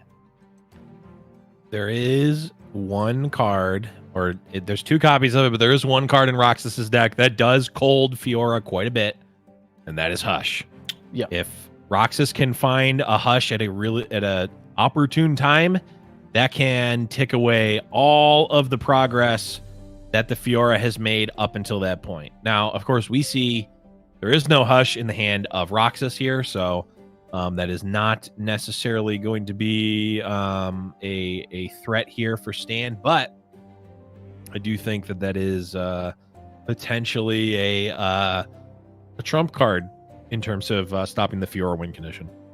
Absolutely. No, I completely agree. I think Hush is the best answer that Roxas does have for the Fiora. No mana being spent by Stan straight away. Actually wants to go for the Cythria. Ooh, there is a big punish available if the Cythria does get played, because that Falling Stars will be able to take out the Fiora. Yep. That will feel really good for Roxas if this hits the board, because the Fiora threat is looming, and he doesn't want to have to deal with that. He would rather deal with minion combat overall. Yeah, we're going to see Meteor Shower come down. Yep. If what Roxas has to worry about is just like thicker units via the Cythria, I think Roxas in general is going to be fine with that, right? Like, as we can see, the Sunforger, and just the units that can be produced, as well as the buff spells in Roxas' hand. Like, yeah, Cythria is going to be annoying, but really, like, there's really not very good attacks for Cythria that aren't, demanding another card already. Yeah, absolutely. Completely agree with that there. And Roxas is in a spot where he can actually go for another Solari Sunforger that would respond to the Cythria attack with the Screeching Dragon, because right now Screeching Dragon is able to pull the initial Sunforger to the side and allow the Cythria to be safe. But with this play, now Cythria coming in, there are going to be solid blocks available. And that Hush could be relevant here. There's also the potential to just go Pale Cascade. I think the issue for Roxas is there's 4 mana up for Stan, and so there can be an answer to either play. And so this may just be, okay, I'll take down your Cythria here, and maybe I look to deal with your Screeching Dragon later. I think that's got to be the play. You say, you know what? You ate my Sunforger. Congratulations. And I get to eat your Cythria, and I'm happy about that exchange. Roxas sees it differently, though, says, I'm going to go for a kill here. And now the fork is in the other player's hand now. Stan gets to choose which unit they want to keep. Yeah. This is so much better than Pale Cascade, though. I didn't actually notice that sharp sight, because it doesn't just mean that a barrier saves the dragon and kills off the Sunforger anyway. Right. Yep. It would just bounce off. So this is very good. Cythria does stay alive, but the fact that the Sunforger is still on board, that can answer Cythria later on in this game. And Ravoon is a huge pickup. Yep. Yeah, Ravoon, and also Ravoon allows this the Sunforger. Oh, that's a good pull. Well. It's actually a great pull here. It does get hit by Deny, which is the really scary thing for Roxas, because he doesn't want to unbrick the Deny if Stan has it. So it does make him question whether or not he wants to actually play that. True. I mean, this is also, cue the Fairly Odd Parents meme of this is where I'd cast Deny if I had one. It does not have one at the current moment, and is instead going to just throw out some blocks. Okay. Gonna look for the value where you can get it. Stan still having, single combat and concerted as potential ways to deal with Ravoon. Yep. If he needs to. Yep. And Roxas, a little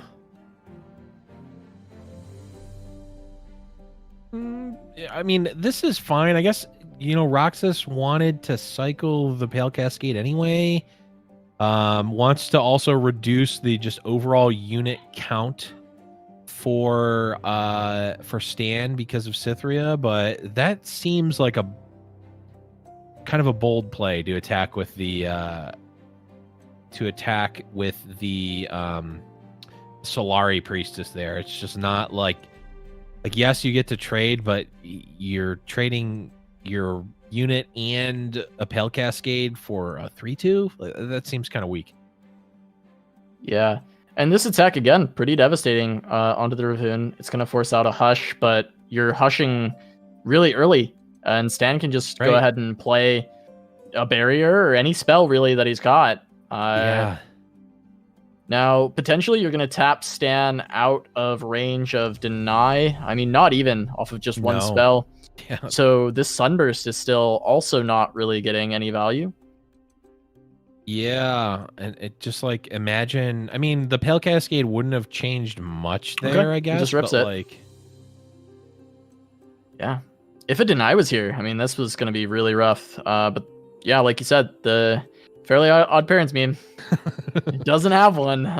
So, but even so, like Stan's still in a pretty all right spot. Of course, Roxas is going to be able to come back with a little bit here.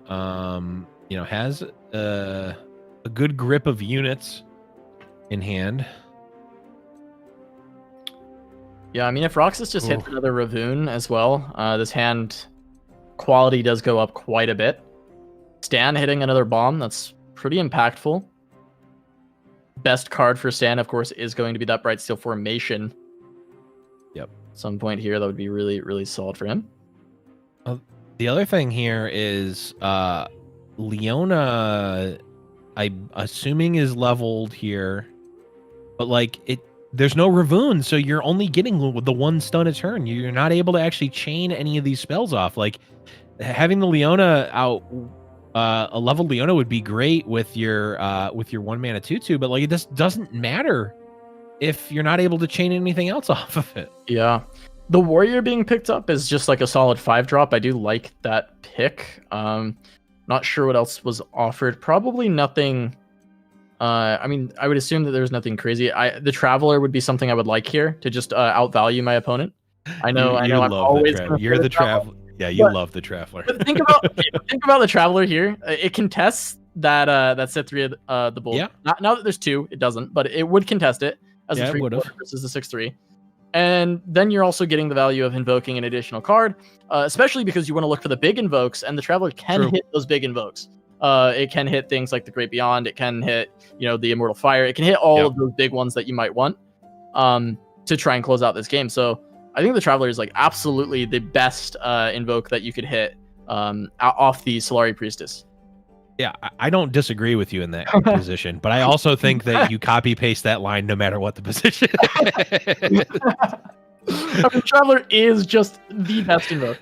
I mean, it's got infinite value. It should, instead of saying when you play invoke, it should just say play stonks. Like that's what it really should say. Yeah, of course. Okay, so now, I mean, I think Stan is in a really solid position. He's got Concerted Strike that he can play reactionary because the blocks are not going to be great for Roxas overall. He can trade away the Warrior into one of these Cithrias. He's going to block the other with the Fiora. I guess, yeah, he can just let this go. Yeah. And Stan probably also wants to let this go because this is 12 mana he's playing into. He doesn't have great answers to Concerted Strike, but he is going to cast his own. Yeah, I'm wondering. I mean, Roxas is going to be able to react here.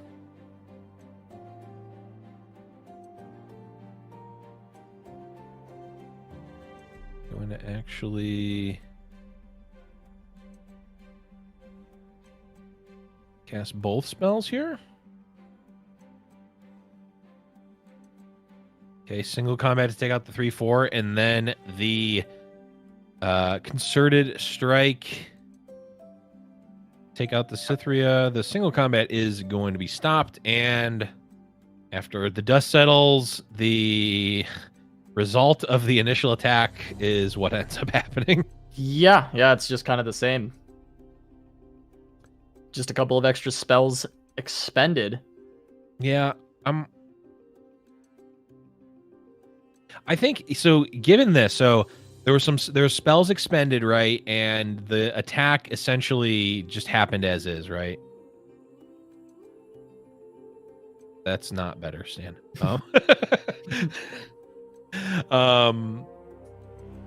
I almost I feel like Stan could have just pressed OK.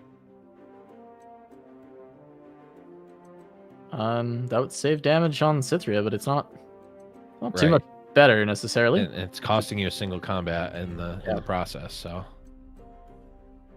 yeah, this seems fine for Stan. We're kind of down to top decks, and I would say generally an Invoke deck I'm going to favor in that, but Stan can still hit Brightsteel Formation at any moment. He can.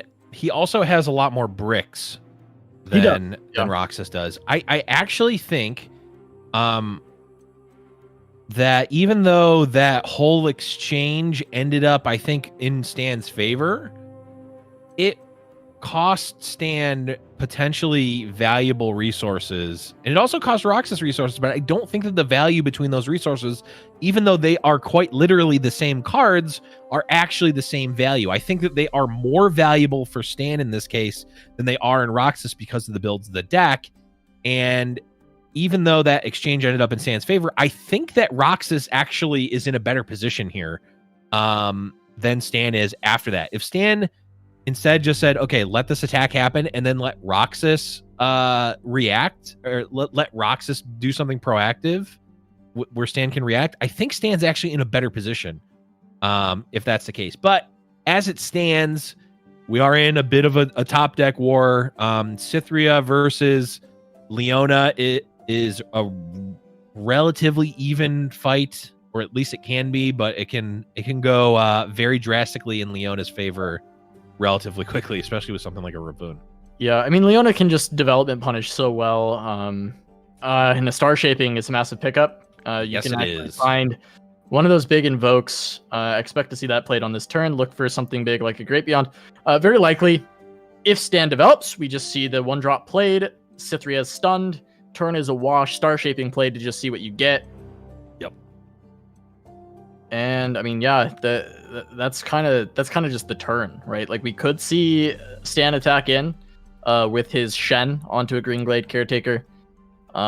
It's a fairly safe attack. Actually, it's a very safe attack. It will get overall better value for Stan than it would on the side of Roxas, but it's not huge. Yeah, I mean, it's fine. You're taking, some damage on your Shen in order to pump up a Caretaker and deal a little bit of damage to some of the other units, which is, it's not nothing.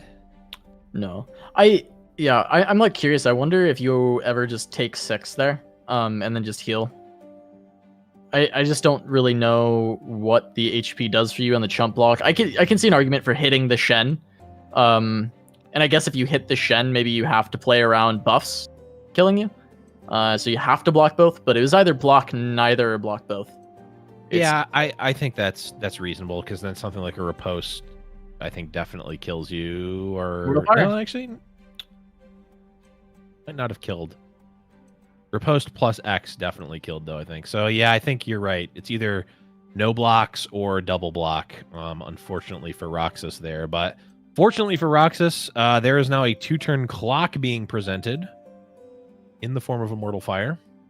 Yeah, and Immortal Fire is currently safe to Concerted, as there are not 2 units that can deal 5 or more. However, Concerted is kind of the bane of Immortal Fire, because if you can strike it for 5 on the first hit, you can then strike it for 5 on the second hit. You can actually remove it. Yep. As it stands now, though, Stan not going to be able to do that until another barrier is applied. So it looks like 8 is going to go to the face. Yeah. But on the open attack from Stan, he can have 2 units be high enough attack to actually deal with this Immortal Fire. It just comes down to if the single combat can work. I guess with this line, Stan's looking to win the game on this next attack. I don't hate it. Leona certainly...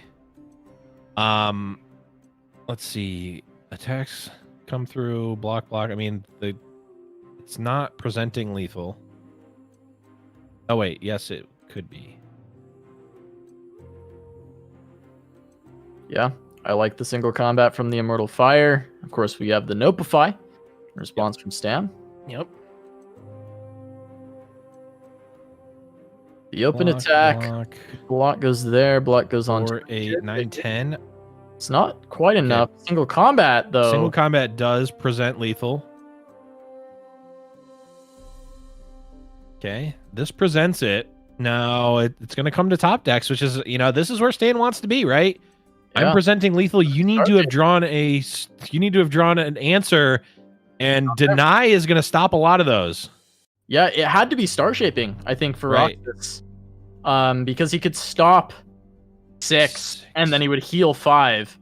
And I think that would be enough. I'm wrong, actually. No, this is 16. So much damage. Yeah, this is an insane amount of damage. I forget about how. It'd be 16. Oh, he'd be at 1. He'd be at 1. Crazy game here. That Stan was actually able to get through that. He was actually able to find that win. It felt like Roxas should have been in control towards the end of the game there. And it just didn't happen for him. Stan piloting that pretty excellently on the Shen Fiora, kind of weaving his way through a situation that seemed rather dire, and picks up the first game of the set, picks it up with Shen Fiora, and now, again, FTR versus 2 decks. Generally, you're feeling pretty good about your odds when you're running FTR, which is just one of the most consistent decks in the game, into 2 matchups. And Fearsome can go pretty fast, but I would say FTR has a pretty decent matchup, especially because this is running 3x Avalanche. It's running Avalanche, it's running Ruination, Avalanche stopping the early aggression, Ruination stopping the Harrowing as a 1-for-1. Any of those exchanges are going to be massively in the favor of FTR in general. So very close. Or rather very favored, I think, for Stan here. But that being said, this Fearsome deck can in fact just win against anything. It can absolutely have those types of hands that just can't lose. Yeah, it can. It can just go really fast. But Stan picking up that Avalanche very early on is massive. He's got a Withering Wail for some healing as well. Troll Chant actually even rather helpful in some of these spots, especially if he can find a Trundle or something early on. This would be a pretty early Avalanche to stop only 5 damage here. But it wouldn't be the worst. I think Stan is considering ramping, but that's a pass on an attack there from Roxas. Wow. That was another one of those plays where, like, this happens roughly 1 to 2 times per fight night, where I'm obviously able to see both players' hands and I'm seeing both perspectives, and both players take completely different lines than I'm thinking. I'm thinking about, like, I would have cast the Avalanche, and I would have cast the missed call from if I'm Roxas and attacked. Like, I would have played both of these differently. And I think, this just, really showcases the number of different types of lines that you can take in Runeterra, but also, like, just the really, really high level of play that we're seeing here in Fight Night. So we're at the point where we do have to Avalanche this. This is a good wait from Stan. He's actually able to get a lot more value from this. Yeah, the Stan just completely 5-heading it, because Roxas develops, which would, again, if you're playing against me, Roxas develops and gets that early Avalanche out of a player like me. Great. Roxas says, okay, fine. I'm going to have a huge develop later and punish you. Stan says, no. I'm not biting it. Roxas goes, okay, pass, I eat your mana. But the thing is that played into Stan being able to get even more value out of the Avalanche. So, like, sometimes you overshoot it. Like, 5-head is where you want to be. 6-head is too far, and it goes back down to 4-head at that point, right? Like, it's tough. It's tough. Like, if you go too far into scissors, sometimes it just becomes rock at that point. Yeah, I know that metaphor makes almost no sense, but it made sense to me. Okay. I've confused chat, and I think the more I'm thinking of it, I'm confusing myself. So just ignore all of that whole metaphor and just say that Stan and Roxas are both good players, but Stan is using the fact that Roxas is a good player against him and got even more value out of his spell. That's what I'm trying to say. How many heads are on the Hydra for Roxas here? That is the question that we have to know. Is it 4 heads or 6 heads? Or is it 5 heads? Or how many? Here's another piece of lore. When you cut off a head of the symbiote, it grows back. But it can only, like, 5 heads is when it's at its most powerful. When there's 6 heads, 2 of the heads eat each other, and it goes back down to 4 head. What? Oh my god. All right. So, there's a harrowing in hand for Roxas. No great responses for that one either. But I think Roxas is looking at this go get it, potentially trying to get pressure out of the Wraithcaller. And this is a little bit risky, right? Because there are Vile Feasts in the deck as well, and Withering Wail is also going to just respond to this. So this go get it is not going to get any value whatsoever. Certainly, yeah. I mean, that's a 5-for-5 exchange, except Stan also kills the unit and gains life, which is just massive. That's a huge tempo swing. The notable part here, Stan is ruinationless. Roxas has harrowing. It may just boil down to that at this point, to be completely honest. Harrowing is pretty good. Yeah. Grip it and rip it. Let's go.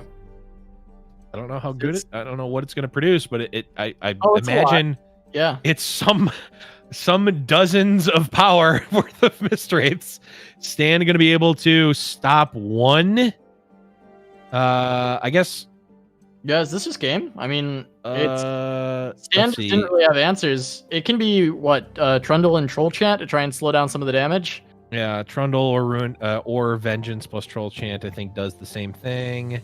You're on block, kill. You're gonna take 2 + 7 is 9, + 3 is 12, + 7 is 19. I think. Yeah, I mean, this is I don't know. That was quick maths. Can put Trundle on one of the Mistwraiths. Stop 7. Yep.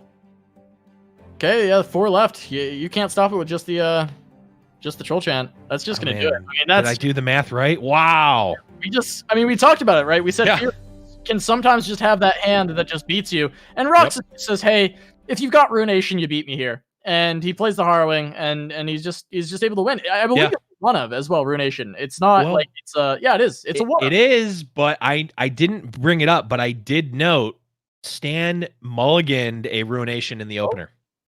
So single Ruination off in the opener. I did think that was interesting because I figured that would be a pretty key card, but Stan had a different line on it, and unfortunately for Stan, didn't end up working out. But we are here, game number 3 in these losers finals, the winner of which will go on to the grand finals and will be guaranteed, a spot in the next fight night. Yeah, they are both really looking for that invite back. Stan looking for 3 in a row. On the other side, got Roxas in his very first fight night. I was going to start singing the Double Vision song, but we fixed it. I feel like I'm already going crazy. I would have chalked that up to me just losing my actual vision there as well. Yeah, and this matchup, this one's interesting because it feels like without having the denies of the Shen Fiora, the Shen Leona could struggle with FTR, but we do see Falling Comet already picked up by Roxas. That is a good response. When an FTR does hit the board, you can respond to one of the 2 champions that does come down. Ramp picked up by Stan. Gonna be able to keep ramping into this FTR. Yeah. Fairly quickly. Also having Ladros. Pretty impactful. Yeah, it's Yeah, I mean, FTR being, going uncontested is certainly going to be tough. I think, if Roxas is able, the problem is Roxas wants to go as wide as possible so that they've got like a pretty solid attack, a good tempo attack against the FTR with the Comet. Like, kill half of your FTR with the Comet, just swing back, pull something with like a Fiora, and then do a bunch of damage. The problem is that if they pre-develop too much, then Ruination comes down and stops that, and there's no answer to that, right? Like, all of these big impactful spells from Stan just go completely uncontested by Roxas in this build. Yeah, absolutely. And Stan is facing down 9 damage. Not the end of the world. He could even just go for a Vile Feast to try and stop a little bit of that pressure. It would only stop a handful of damage, so it does feel like Stan may just be taking 9 here. Yeah. I was thinking, like, how close is Stan to playing a 7-mana 4/4 is what I'm wondering. Stan says no, not happening. Yeah, I think it's unlikely for him to want to go that route. Pale Cascade. Wow, Roxas getting very aggressive. I like it. I think that this best plays around, Feel the Rush, right? Like, you already have half of the answer. This is exactly what I was saying. Like, you set up the, kill half of Feel the Rush and then open attack on the backswing. And I don't know. Ooh, I like the Vile Feast. Yeah, Vile Feast is very good because it means that the open attack on the swing back is likely not going to be lethal. Yeah, just getting an extra blocker here. You are playing FTR on this next turn. Yep. Because you are ramping into it with the Weirding Stones. Mm-hmm. So you're not really having another great chance to play this Vile Feast, especially because you've got the Ladros in hand, you've got Ruination, you've got Trusty, you've got just other things that you want to be playing. And it fit into the mana there perfectly, and like you said, it helps on the backswing for the open attack. It has potential to save you a lot of life. Yeah, it's definitely a hard call to make when your opponent can't possibly have a counter spell for your Field Rush, and you have mana to cast it, and not casting it. That's a very hard call to make, right? So I think you just jam it here. The Comet plus open attack isn't that scary. And there really can't be, like, unless it was like Comet plus double 1-drop open attack, I don't think that there's a lethal line here from Roxas. Yeah, it does feel like this has got to be Comet Tryndamere. Yeah, I think it has to be, right? Yeah. And then we're looking at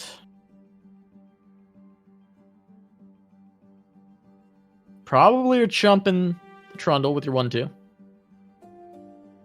And then we're looking at probably I mean, Ravoon is very good to set up here with the Leona. Yeah. Yeah, this yeah, now you kind of have to play a fair game, though, because even, like, man, it's kind of crazy how much that Vile Feast did. Like, it seems like that Vile Feast is actually putting in some real work here. Ravoon draws a card which I would never know the name of and never will. Sunbreaker? Yeah, I think. Is that what it's called? Yeah. An 8/8 for 6 mana. Sun Guardian, says Croc, and I trust Croc. What? You don't trust me? You broke up when you said it. I couldn't hear what you said. Oh, I see. Okay. All right. I see how it is. That happens a lot more than you know. I just try to play it off.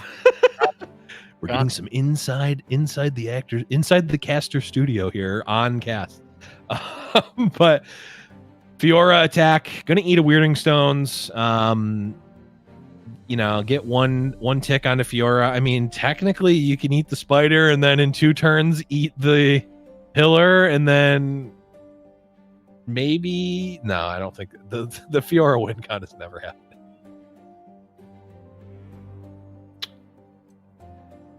And now we have just punish your opponent for ever tapping below life gain mana in Atrocity.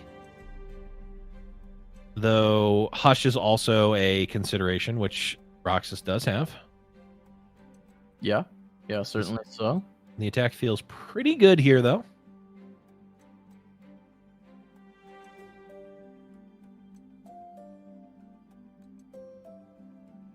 That's a pretty good look for Stan. Going to be able to deal with Ravoon. Also threaten to push forward nearly lethal damage. Yeah, I mean, the Ledros obviously needs to be blocked.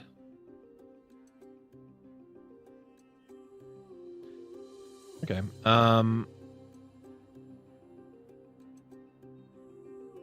This block would put 8 through. Hush means that nothing goes through. Okay. But notably, Leona, notably, both Trundle and Ledros are still alive right now. Trundle will grow back next turn. Well, not if we use Sharp Sight here. Take down the Trundle. Very nice Sharp Sight from Roxas. Rekindler can bring back a Trundle, but it will not be a 10-10 Trundle. Nope. I do think that the developing a big board for Stan is going to just be fine. Like, you don't need to do much. The inevitability is certainly there with Ledros. The issue, of course, is like a potentially a scary turn with Leona where you're stunning where a bunch of units are getting stunned, but without Ravoon, that's really not that scary. Okay, and we didn't get any of the biggest boys.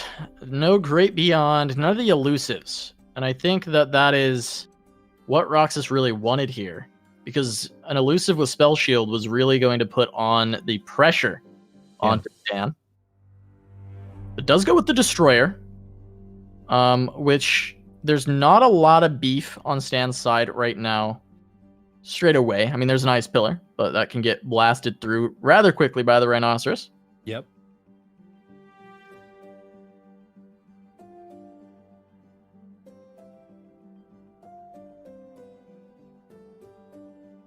Stan goes for the Rekindler. Gets Papa Trundy back. Already leveled.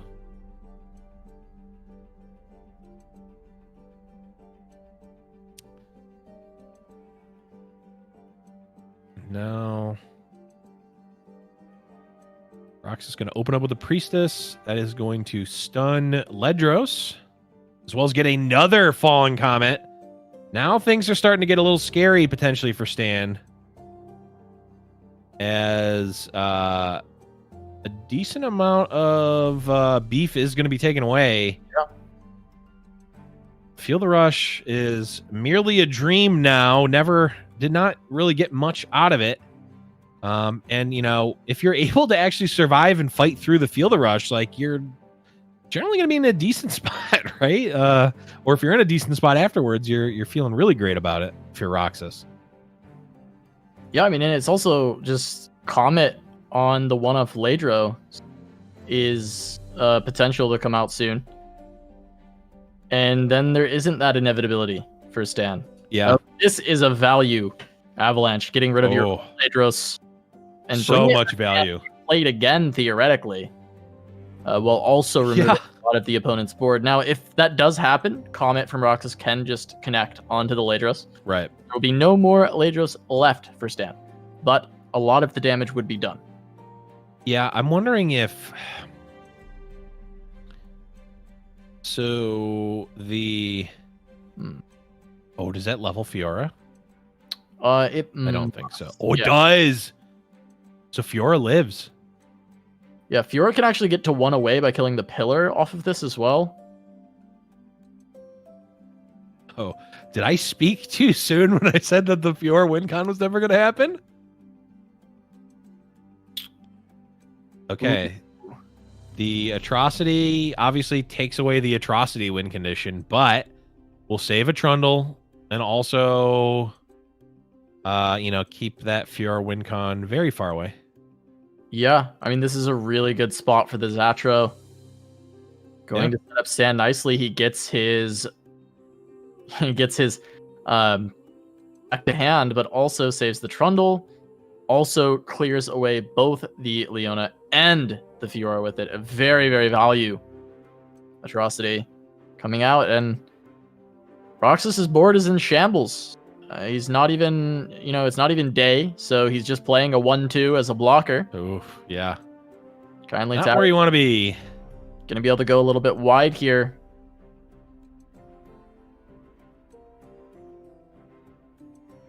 Yep, just get your 1 damage on your pillar, but I mean, this is going to be 9, 10, 11, 12, 13, 14, 15.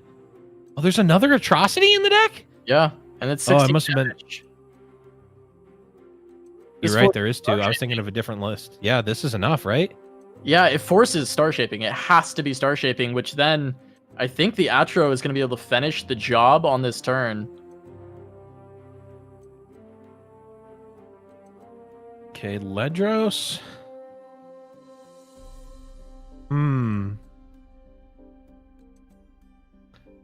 Feels like open is pretty safe. What is he worried about? Open seems fine. Hush, punish. But it's not that big of a punish, actually. Hush isn't even a punish. It's just a Roxas is less dead, right? Like, yeah, Hush to gain life is fine. He can't actually play both Comet and Star Shaping. Right. But he does have Soul Forger. Or sorry, Sun Forger. Solari Sun Forger. Soul Gorger, Sun Forger. Yes. Both lifesteal units, but so you can play that, but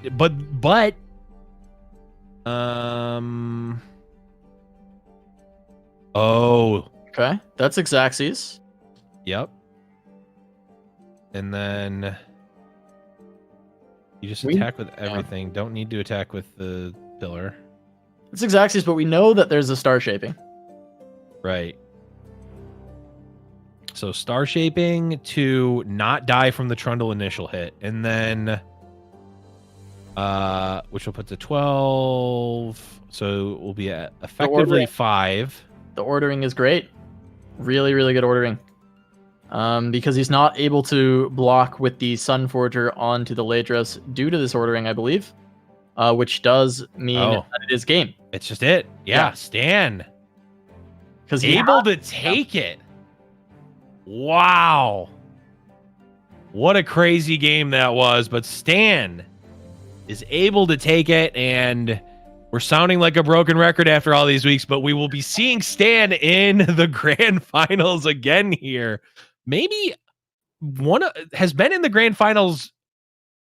It's certainly top 3 number of times, right? You just gotta hit up Thiago and see exactly how many it's been, but it has been a lot that he has been there.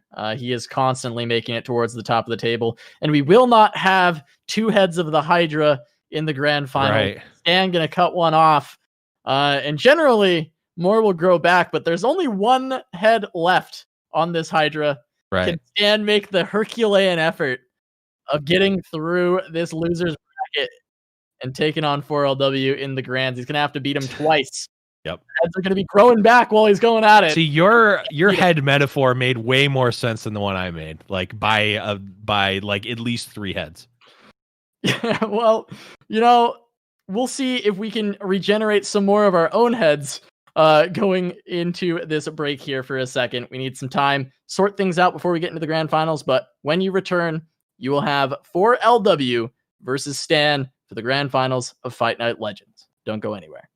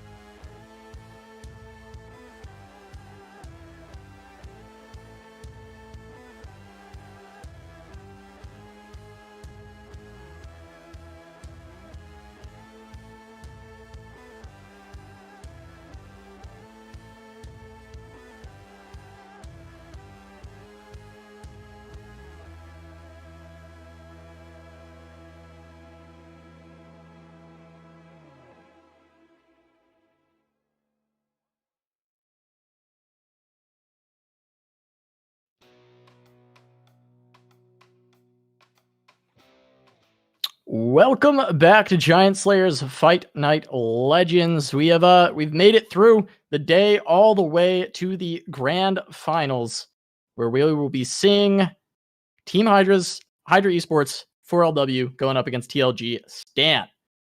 Two of the Brazilians that made it into the top three. It's been the night of Brazil here tonight, Blevins, on this fight night, and we're going to cap it off with a Brazilian champion for sure, and two Brazilians coming back to the next fight night in a few weeks after the holidays. And it has been a great night on the Monuments of Power patch here today.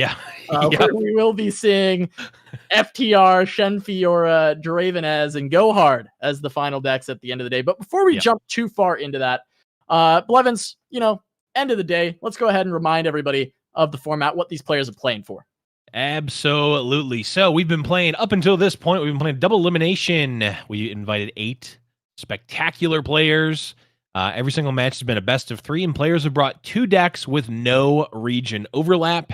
To win, players need to win with both of their decks. Now, we are going to point our attention to the little black box at the bottom, which only comes up exactly right now, where if the grand finalist from the lower bracket wins, which in this case is Stan, there will be a bracket reset, and we'll play an additional best of 3 to determine our champion. Or LW wins the first best of 3. That's it. It's over. They will be taking home first place. And we can see it right here. 4LW on the top with Stan making their run on the loser side. Yeah, Stan having quite the run, actually, dropping in round 1 to Caius. Back against the wall. Then took down Arax, took down Henneke, and then got the rematch versus Caius, where they won in a fairly decisive fashion, 2-0. Actually, we talked about the Go Hard having to find the win for Caius to win. I bet it was the reverse in that first round. Go Hard just picked up that win, and Caius was able to find it from there. So we did see that reverse. Stan picking up that win, takes down Roxas, and now we'll be facing 4LW in the finals. And speaking of Go Hard, we feel like Stan is very good against Go Hard. 4LW is rocking a Go Hard list himself, which, pretty standard. It's kind of hard to get any tournament where we don't see some form of Go Hard representation towards the finals ever since this deck was kind of popularized by Sarah, but I know there was a lot of people playing it on ladder back then. He's talked about it a ton, how he reverse engineered it from someone else, and everybody has started playing it, and it's been pretty much a staple ever since. The back alley poker is Sarah definitely coined that name, if nothing else. But yeah, I mean, this is a pretty standard build. I think the last fight night we had, Boulevard and I pointed out, I don't remember who it was, but was running Go Hard and had Stalking Shadows in their deck. And that's just like, no. Don't muddy up your Zap Spray Fins. You want nothing but Glimpse Beyonds and Go Hards. Get the Stalking Shadows out of this build. Get the Vile Feasts out of this build. Anything that is 2 or less, that's not Go Hard or Glimpse Beyond, no place in this deck. But everything else, I mean, this is obviously not doing that. And this build, mentioned before, pretty standard. I think in general, Gangplank has actually been seeing more play, or saw more play in the seasonal than Elise did. But I think that is partly because Elise has more value in other decks, and because you can region overlap, but you can't you cannot champion overlap across decks in the seasonal format. We saw the Gangplanks being maxed out and Elise used in other builds. Yeah, generally we saw a lot of Go Hard and Fearsome lineups, actually. So the Elise was being pulled into the Fearsome deck, and then we would have Gangplank being played as a 3 of and Go Hard. And I actually liked that version quite a bit. I do feel like the Elise in general, I like it a little bit more as just like the most optimal version of Go Hard, but I liked lineup wise, because Go Hard is just so powerful anyways, that opening your lineup up to, take out the Elises for the Gangplanks. I think the overall power level of the deck is maybe a few percentage points in different directions in different matchups. Or sorry, decimals of percentage points. It's not not full percentage points. It's barely any different. And then you actually get to play the Elise in Fearsomes, which is necessary. I think you absolutely want to be running Elise in that Fearsome deck. I think she's just incredibly strong, and it gives you that early game aggression. So I think it's cool to see that different format, and maybe that's something we'll explore in the future. We haven't talked about it at all, but it is something that it is cool that there was that official format, and we got to see that creativity come out of some of the meta decks because of that champion lock being able to push things from side to side, especially when we saw some like triple Shadow Isles lineups. Yeah, I mean, we also saw a relatively successful in the top 32 triple Ionia lineup that just had maxed out denies, maxed out notifies in the lineup. Like, hey, you're not resolving a go hard against me. I'm going to 2-0 go hard every single game, regardless of which deck. Because guess what? In this format, I can play Ionia in 3 different decks. So it doesn't matter what you ban. It doesn't matter what you bring. You're going to be playing go hard at some point, and I'm going to have 6 counters for it. That was actually Henneke, who we have in today. He was the one running that Ionia thing. So, and his lineup this week was actually pretty interesting for Fight Night as well. Seems like he's always trying to find something a little bit different to bring. And while his lineup this week didn't necessarily pay out for him overall, I think it was still, pretty cool to see that innovation. We saw the NAB deck with the Ballista Bot. And it's just been cool to see players that we didn't have on Fight Night before get some exposure from the seasonal, and they're very strong players that we wanted to have on Fight Night, and we can start bringing in. Other than that, what were the other? I mean, we've got some of these other decks here today. I did want to mention one other thing about the seasonal. Obviously Henneke did very good, but it was actually who did really well and won the event. And actually, Casa, you mentioned that you invited to the seasonal, but because of some scheduling conflicts, wasn't able to make it. So we're definitely going to want to have on a future Fight Night, but until it gets back to us and it has their schedule open, we're not going to be able to have on Fight Night. So just wanted to put that out there. There's your payoff, chat. You stuck around to the grand finals. I gave you a little bit of something. The worst part is he played that for me at the start of the show, and I just never thought we were gonna use it today. I thought it was gonna be a different time, but okay. You ever have a bit planned for 5 hours and then you get to do it? That just happened. My intro today was the bit that I had planned. So I know exactly what you're talking about. You opened it up and I closed it out. Oh, absolutely. But as always with Fight Night, when we get to the grand finals, we do go completely off the rails. And it's just a tradition of Fight Night as we are going into this battle between Brazilians. For LW and Stan. Going to be the battle for Brazil here in the final between these two from different teams as well. Hydra Esports, TLG, too. Big teams within the space. I would say both of them have quite a few very strong players. We saw TLG's Den actually earlier in Fight Night EU, but he also took the seasonal for Europe. And we've seen Hydra Esports players make it pretty far in a lot of tournaments. There was Lazy Guga and Deech from Hydra were both in the Americas seasonal as well. So both of these teams have been having success for their players over the last bit of time here. And once again, we see them facing off in the finals as we are going to be able to jump into game number 1 for LW versus Stan. We're going to see Draven Ezreal from 4LW to kick things off, and this will be FTR from Stan. And this is Tri-Beam Improbulator and some 3 drops in the opener. You love to see it if you're 4LW.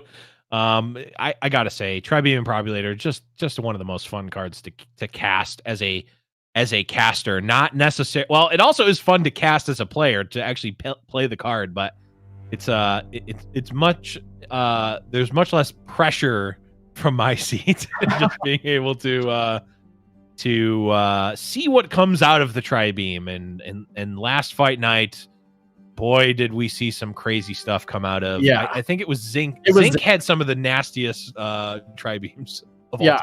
I was just I was working on a couple things for the seasonal, and we had Boulevard as an amazing guest caster alongside you, Blev, and I was just watching it while I was working along, and I would look over and I would see Draven Ezreal, and I saw like a Croc on board, and I was like, how did that one happen? I'm thinking we definitely saw some crazy beams. They're also, I don't think it was Zinc. It wasn't Zinc but someone else later in the event got Tiana Crown Guard off of Tri-Beam. So, needless to say, they won that turn. Yes. No, I do remember that as well. Oh my god. Yeah. Yeah, so we'll see if we get any crazy Tri-Beams. I mean, look at this hand from 4LW. So many 3-cost cards. Yeah. Just cranking up this Tri-Beam already. We see the Sump Dredger come down. The double Arachnoid Sentry are actually terrifying when we think about the early aggression that 4LW can put on. If Stan plays any form of blocker, it can just get stunned up. And another Sump Dredger, so even more 3-cost cards. Yeah, I mean, lots of fuel for the Tri-Beam. Also, just like a lot of damage. Some dredgers are 4/3s, and you're also cycling through. Maybe necessarily want, or necessarily need something like a Static Shock. But 4LW going to open with the one Cosmic Creation card in the deck. Okay, Conley Tavern Keeper being preempted, so that will likely prompt us to see a Arachnoid Sentry. Yeah. The only it's not even actually weak to Avalanche whatsoever, really. So it just feels like a very good develop for the Sentry. You're buffing up your Tri-Beam. You're setting up for a very large attack, and there's not really a response here from Stan. This is a lot of early pressure. Yeah, if Stan wants to use an Avalanche to gain 3, sure. That's fine. I mean, it would set up for the Withering Whale as well, but also Stan doesn't have Avalanche right now, so it's a moot point. For LW, are you okay? Or maybe they're just having fun. I know these players do know each other pretty well. Yeah. They've played a lot of this. They might just be memeing each other back and forth. I mean, we see the emotes exchange. 4LW really messing with us with the pulling back and forth, but they do carry on. And now with the Ballistic Bot on board, Sump Dredger has great fodder. We talked about how well this card slotted in to the Draven Ezreal. Yep. And here is a great example. I mean, Sump Dredger gets a target to discard. Rummage will have that to discard later on. Or they can just be used to push additional damage. I mean, likely with this hand, we're going to see it used as discard, but it just can be used. Push damage every single turn onto Stan and keep that pressure going.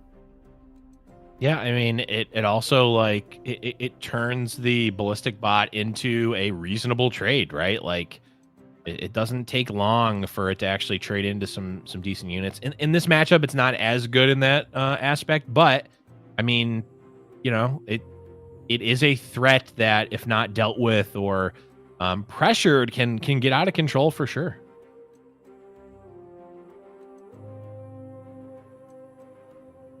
All right, so 9 mana for 4LW, 6 that can be spent on units overall. I am curious if we will see the Sump Dredger come out and utilize that discard. I feel like that's the kind of obvious play here. Just throw away the ignition for the draw. Go really wide and set up probably an open attack, I would say, is a very likely scenario.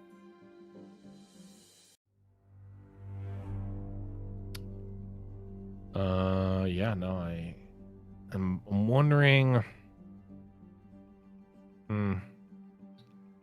if you're 4LW, do you just say 7? Let's see it. Take it. Press OK. Be done. Be happy with it. I don't know if there's much value in blocking. I guess depending on what the Tri-Beam is at. I guess also it opens up Guillotine, which is fine. But okay. I guess if this allows Tri-Beam to kill, I'm okay with this. I'm assuming it does. It looks like. Well, it's at least a 3, right? Because we see the 2 Sump Dredgers, and then we also saw 5. Ooh, it's a 5. Yeah. This even plays around Troll Chant, which is awesome. Ooh, okay. Scout unit. Okay. Passed. No, because we're going into Ruination turn, so yeah. This likely looks like just full open, I would imagine.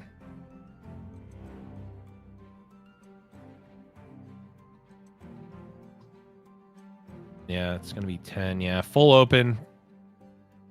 You see a block, we're taking 4, 8. Yeah, 10. 9, 10. And then 2 ignitions would present lethal.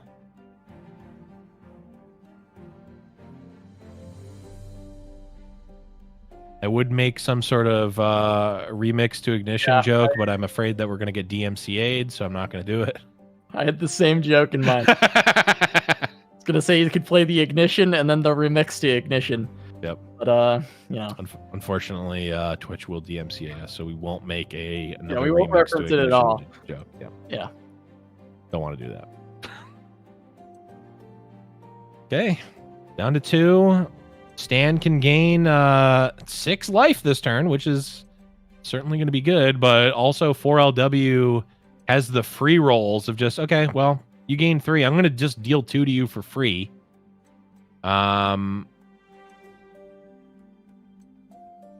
Yeah, it also pumps up my units. Yeah, and he's just generating more of these each turn. Yep.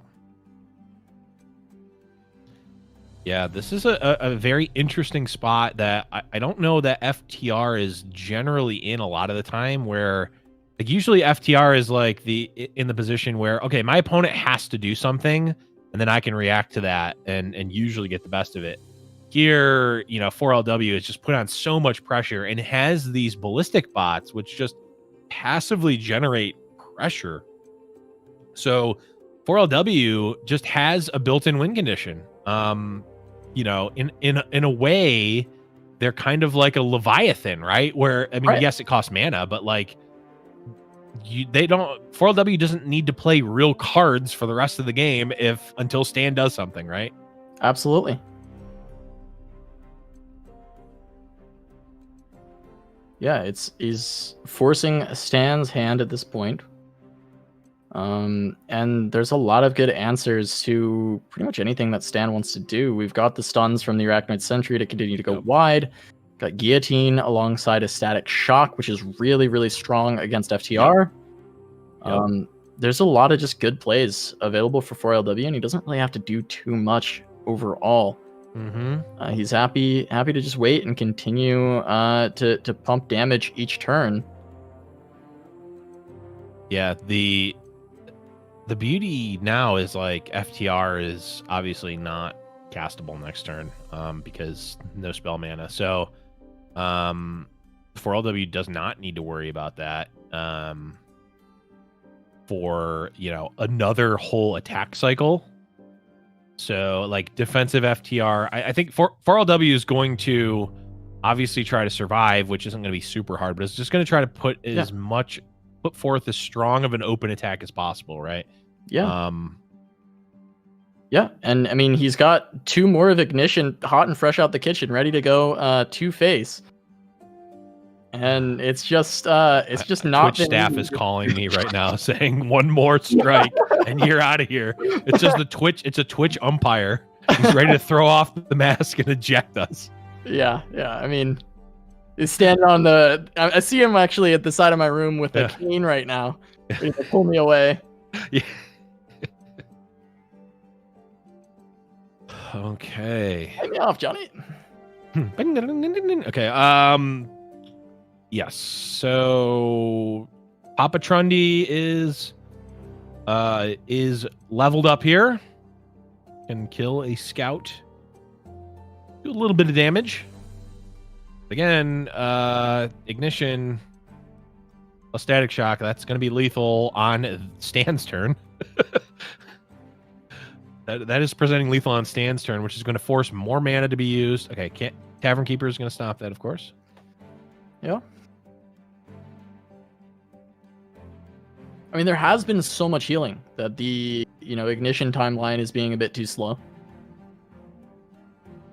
I don't know if I would say too slow, but it's not like, the Ignition itself isn't going to do it, but it is certainly keeping them in, and this is going to set up very nicely for a double guillotine. Yeah. And as you said, 4LW just looking to set up the best open attack. And, well, I would say that Guillotine certainly does that. Clearing away the Trundle, trying to clear away an additional blocker, and Alpha Wildclaw, yeah, that's the blocker that can handle 1 of these. Can't handle more than that. Yeah. And if that Wildclaw hits the board, it's just double Guillotine into open attack. And that should essentially just be game. Actually, it's probably just one Oh, no, the mana doesn't work out. Never mind. Yeah, could just be double guillotine. It could just be one guillotine plus the ignition. Oh, it could be ignition block, right? And then we just, we take the 1 extra damage from the ignition. And we still clear the board.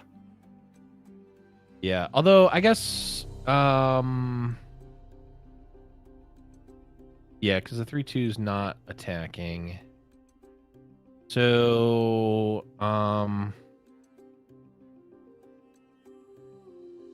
wait, what happened to the other guillotine? Why am I not seeing it in 4LW's hand? Oh, okay, he just hovered it. Okay. A little bit of a delay, confusing me.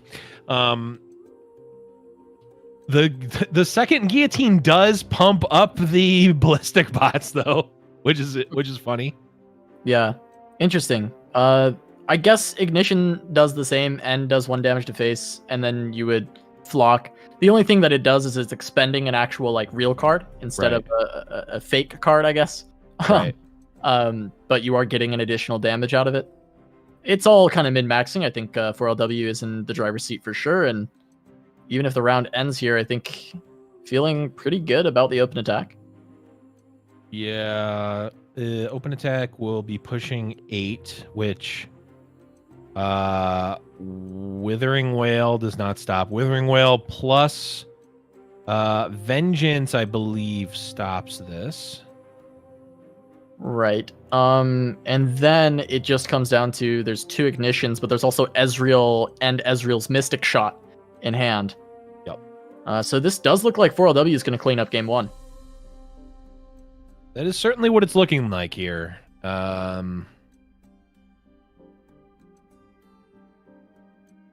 Vengeance going to come out, kill a ballistic bot.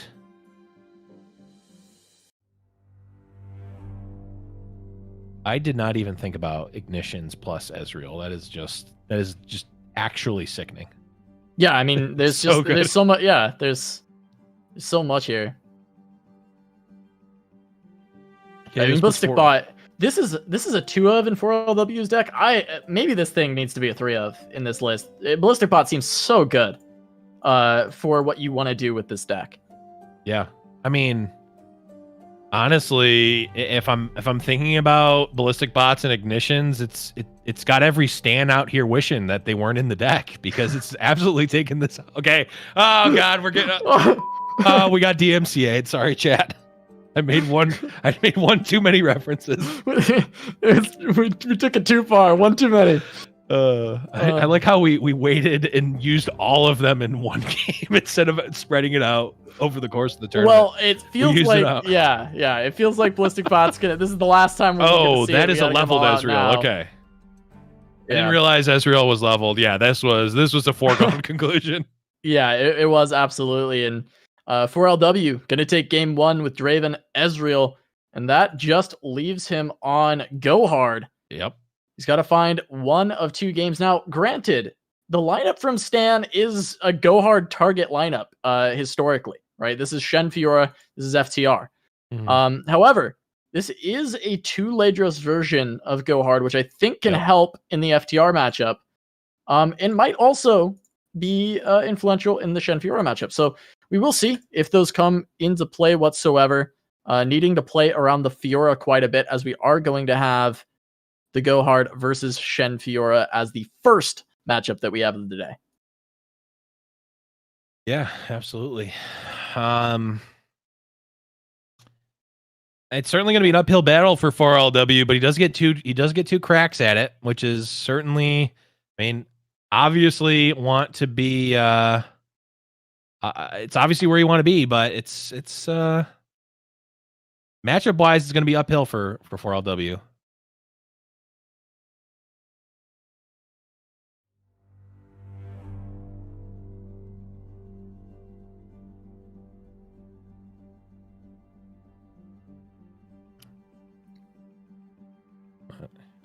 Here we are.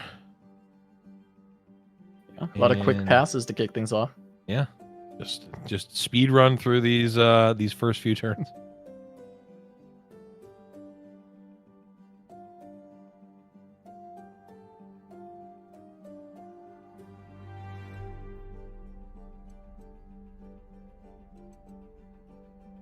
I mean, I don't blame him. 4LW and Stan both.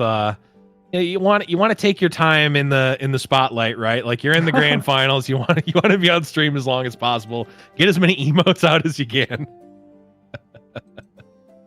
Yeah, this pool shark coming down a little bit early from 4LW, and he's going to get punished by drawing TF. Yeah, he'll actually be losing one. Arguably one of the worst pulls off of Pool Shark.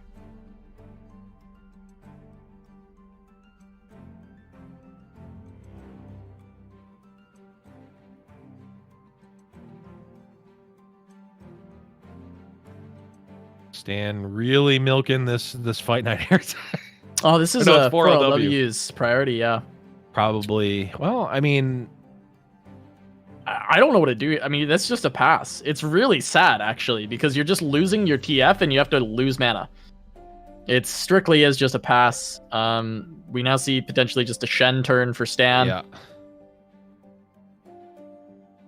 Yeah, this is a really clunky hand for 4LW, but not a particularly aggressive hand from Stan. Also, no Nopify, no Deny yet. So,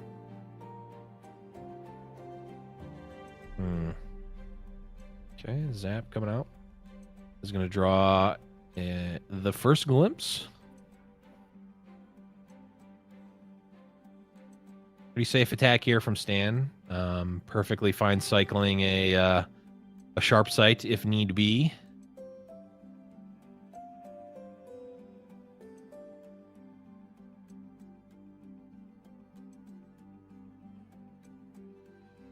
All right.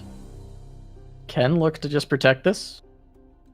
It would likely... I mean, it feels like it would prompt a glimpse, but then we think about this, and it's still 2 mana for Stan. Like, this is really brutal to be in this spot. Yeah, you go for glimpse. It's just going to be a single combat, denying the glimpse, drawing with the River Shaper. We had this exact scenario happen earlier, and just talked about how bad this is for the Go Hard player. Okay, I was going to say, last time it drew another sharp sight, but that did not happen here.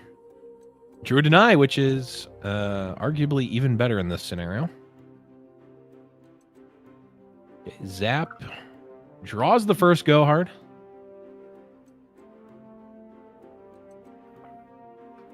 Yeah, gonna get the ball rolling on that one. Start looking for the pack your bags. Not a ton of draw, actually, in 4W's hand, so he's probably a bit of a ways away from getting to pack your bags, but he does have his double Ladros on deck. The late game is insured for Stan, though, with the Tiana and the Brightsteel formation already in hand.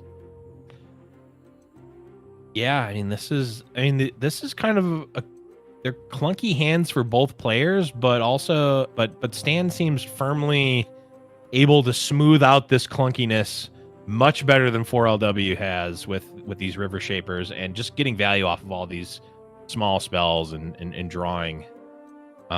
Stan has been able to keep up their card quantity via drawing. 4LW has been able to keep up their card quantity via not playing cards, which is not where you want to be.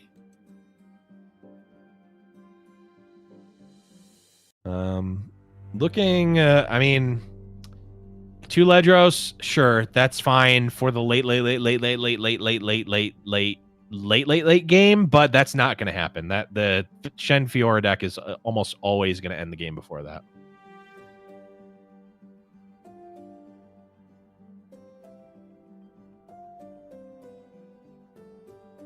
All right, so I mean, Go Hard is even scary to play because Nopify mana is up. 4LW just feels like really trapped in a corner here. Not a lot he can do with this hand. I like this Go Hard. A, because you want to sneak it in, you want to get your extra copies in the deck, but also if you get Nopified here, you're pretty safe to just concede and go to the next game. Like, I don't mind that Go Hard there. Obviously, it was playing into Nopify, but I think at that point you're just like, and Stan, there's Stan showing the production. They know. He knows. He knows.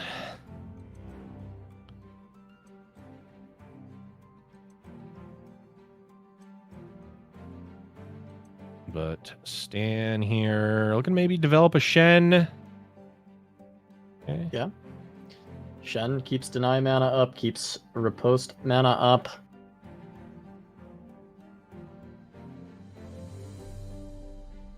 Twisted Fate, a pretty good draw for 4LW. Can look to blue card and try and find a little bit more. If he can chain a couple of draws, be really solid for him. Yeah, he can blue card. Does he ever want to... Do you ever want a red card here?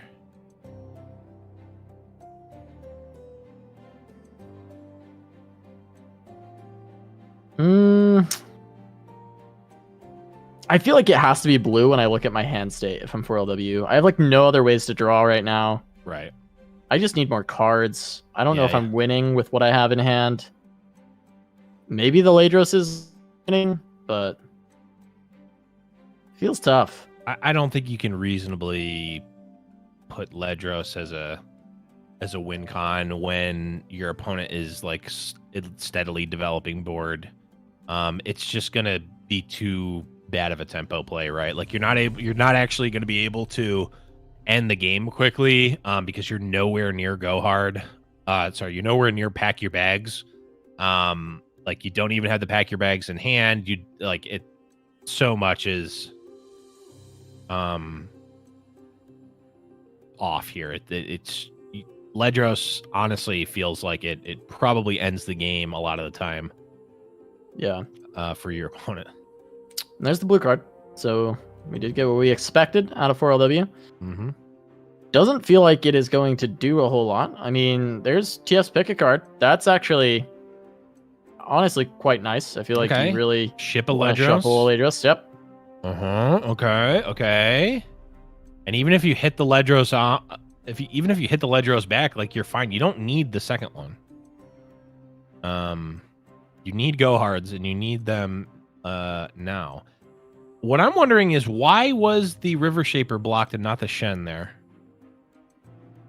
It like made me feel like he wanted to go for red card or a Withering Wail or something, but then decided against it. Right. I guess maybe it was I'm taking one extra damage and I'm essentially paying one life, and if I draw go hard off of my blue card, I'm gonna get a lot of value. Which I don't hate.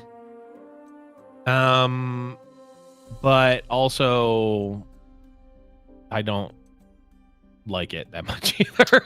I guess it also is right now you effectively with the two Withering Wails, well at the time it was one Withering Wail, you have that life to give anyway. It's essentially free, right? Because if you cast Withering Wail at 18, you're only gaining 2. So Yeah. Because Stan has no concerted or single combat, I'm pretty sure this TF is actually leveling, and suddenly 4LW might be able to win this game. Yeah, that is a win might be condition. possible. Yeah, and I mean it's 7 of 8. It's leveled because this is not getting removed by Stan on this turn. There's no way. It's already 7 of 8. He doesn't even need to. He doesn't even need to YOLO the. He doesn't have to commit. Yeah, it's just level. I mean, it's just done. It happened. Gets to just pass, and if anything happens, can level in response with the glimpse. But yeah, okay, yeah, no. All of a sudden, shift advantage bar back over to 4LW here. Yeah, I wonder if he's actually advantaged. I mean, I know level TF is insane. It's just like this still feels like a tough spot. I look at his hand, and it's still a little bit hard to activate this TF, but he can go just like double whale and get some reasonable value. Problem being, of course, that this Fiora is likely just removing the TF here. Could you go like grasp whale to try to kill the Fiora, which we know won't work, but actually no, I guess just grasp would threaten it. So you don't even need to commit the whale if you don't want to. Oh no, you would need to do another card. Yeah, because blue card is blue first. Card comes first. Yeah. Yep. Okay, whale. Yeah, Just I mean this whale's getting pretty good value, and you're drawing the card. Prevents a card draw, kills Fiora, gets an extra damage, gains you life. Yeah, I mean just value. Yeah, it's solid. I mean, he still has 2 TFs in deck to hit. It's not like he's shuffled so many go hards that he can't hit his TF again. Yeah. Oh, there's 2 denies for Stan. I was gonna say, if this gets denied and yeah, there's another TF. gets to, yeah. Oh yeah, that's beautiful.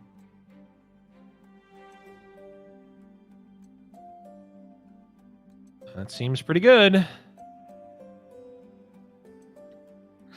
I'd be pretty confident that there's actually no answer to your TF as well, considering it that would it have had didn't to get have been earlier. drawn, right? Because it would have. Yeah. There are things that you can. There are bluffs you can make and like things like that. You don't mess around with a level TF. That is not one of the things that you mess around with at all. That's for sure. Tiana Crown Guard coming in. Potentially threatening a decent amount, though. Actually, you know, chump blocks are going to be pretty good here.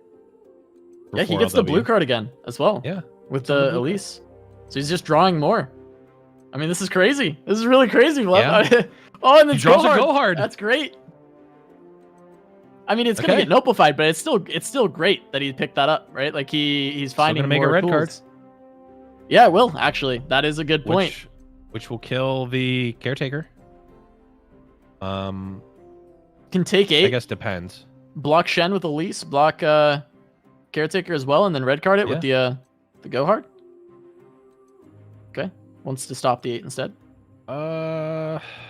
Just playing into nopify here because the go hard getting nopified will stop this. But yeah, I think that this was the wrong block because of that exactly. Although it is because of the way the last go hard went. It is reasonable to put Stan on not having Nopify because they didn't have it up until that point, and they literally drew it the next card. So there are 2, 4, like 5 cards in hand that he knew were not Nopify, and I think 2 that could have been. So it wasn't unreasonable, but again, like it's where does 4LW want to essentially pay this life? Like he paid the 1 life earlier for I think no value. And there he could have paid the 1 life and gotten the value back. So just a very small sequencing thing there across 2, not even consecutive turns that I think could potentially have made a pretty big difference. Yeah, I think the one big note to take here is that TF is very likely just going to be able to play another red card on this turn. Yes. Which should be able to clear away the Green Glade Caretaker. But, of course, we do see the Bright Steel formation going to come down and actually prevent that from happening. So, red card coming through, not going to be able to kill it. We will get to see the gold card, however. Yep. And that actually will take down the Caretaker, but it took some effort to get there. And also, okay, I was going to say, I didn't even see the Jagged Butcher. But yes, this will kill it. And again, like it's like little things. Like there could be 2 extra damage on this Bright Steel now. Like it kind of compounds, right? Like it at some point it starts to make a difference. But here, Fiora comes down.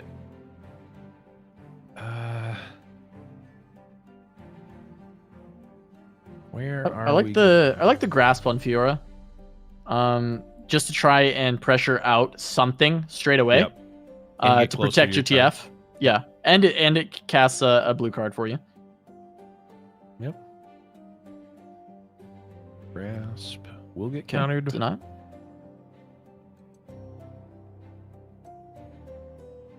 Potentially.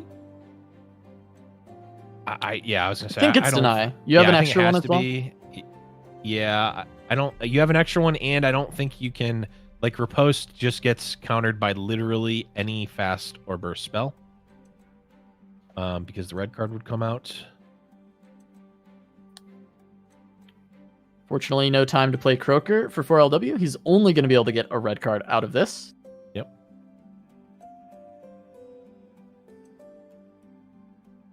So we're going to have to see some chumps.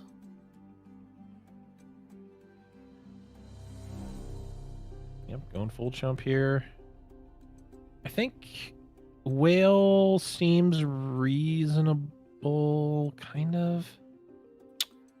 Yeah, I mean, interestingly, I think Stan is getting this TF kill, and suddenly back in Stan's court, right? Right. If 4LW doesn't hit his third TF, it's not actually looking that good for him anymore.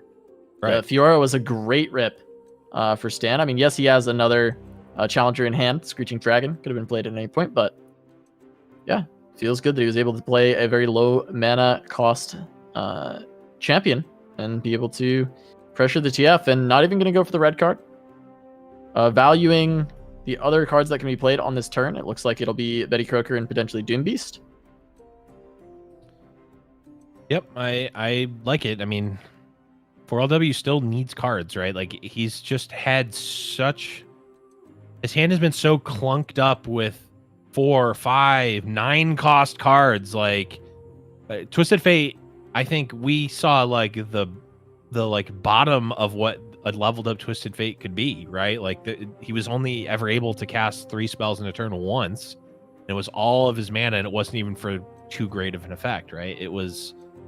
You know, every other turn was like, okay, barely getting the red card, or like just getting the blue card and not even wanting the red card. In a situation where the gold card was really needed. Yeah, never hitting a salvage while having TF on board, I think, was probably the biggest deal. Just not having that burst speed spell to trigger the TF and pick up additional resources. It's really, really hurting. Yeah.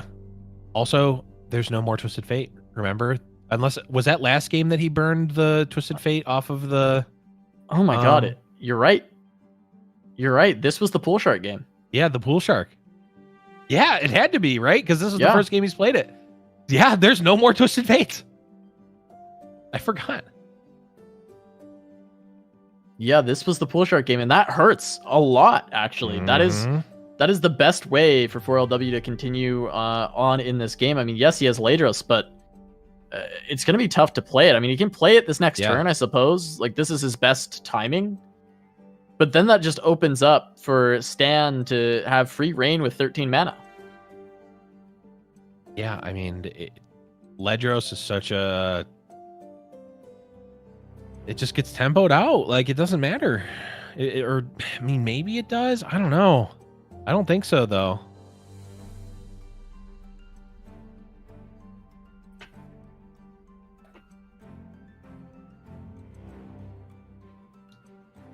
And Ledros does 7 here. Stand to 6. And then what? Like, Stan gets to block. There's no reasonable attack. There's deny for a future rune. There's a deny for anything, really. Like, the only spell, I mean, there could be a rummage cast, but like that doesn't do anything. Everything else is either go hard or glimpse. Stan just has an open attack, right?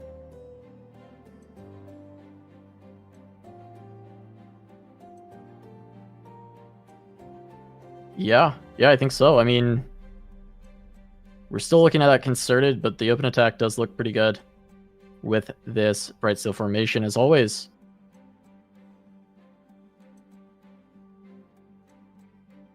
And there's just some chump blockers, but with this deny on deck for Stan, he's so safe to Ruination, and that's like the one way that I can see 4LW like regaining control of the board, since he doesn't have TF.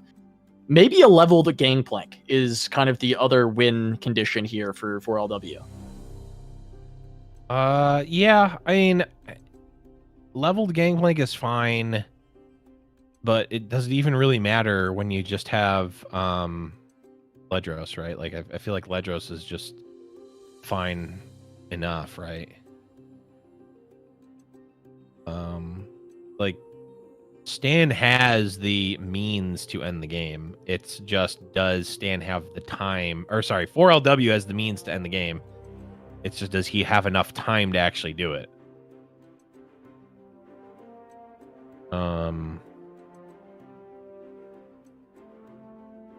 And like, this deny is really going to be crucial in stopping this ruination.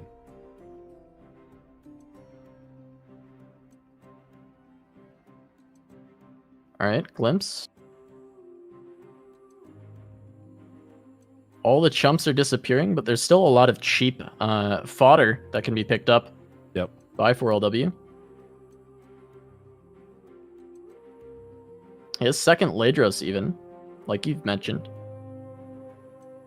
Drop it down to 3 health.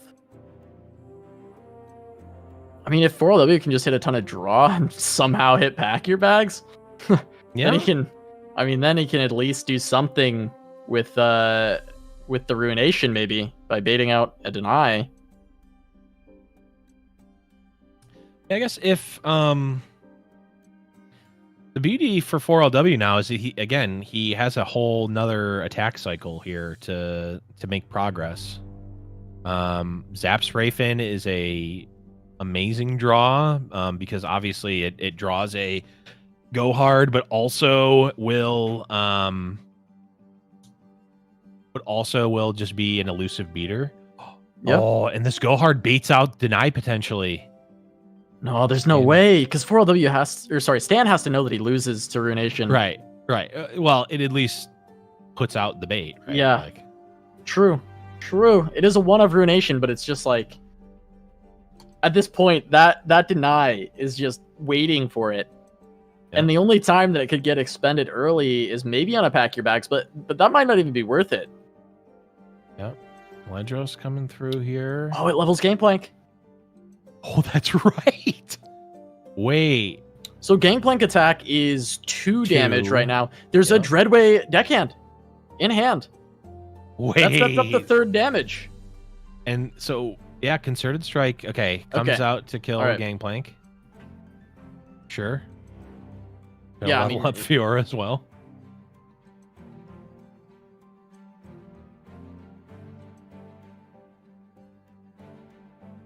Yeah, Fiora being 2 away is also a little bit scary because 4LW just has to keep throwing chump blockers. 2 attack tokens away for Stan to just win. Yep. And can 4LW actually find the damage prior? It's the big question. You mentioned the zap. I mean, that's a beater. Also gets eaten by Fiora, though. It can, yeah. Eddie Croker down. Oh, that go hard drawn is huge as well. Nopeify, though. Oh my god, the Nopeify off the top. Huge.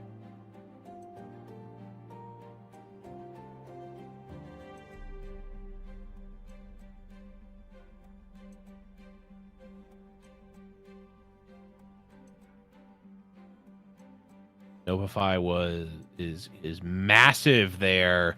Being able to cover both the go hard and the Ruination. I mean, yeah, there can't be a consideration there. You just windmill slam that. Pulled it off the top. Perfect. Exactly what Stan needed. Yep.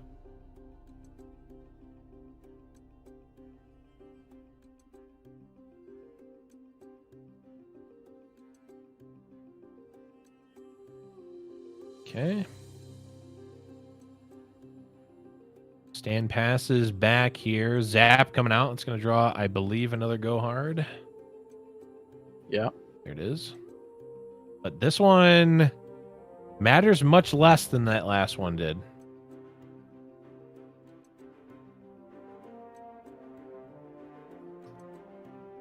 But also, this Zap is getting in for 2 and will put Stan down to 1.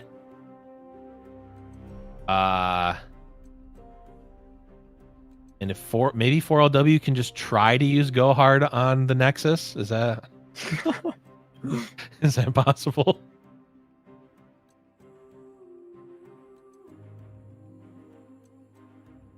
I'm trying to find the line for 4LW because I feel like it involves his Ladros having to come back to hand and being slammed on the ground again, but he's got to find a way to live.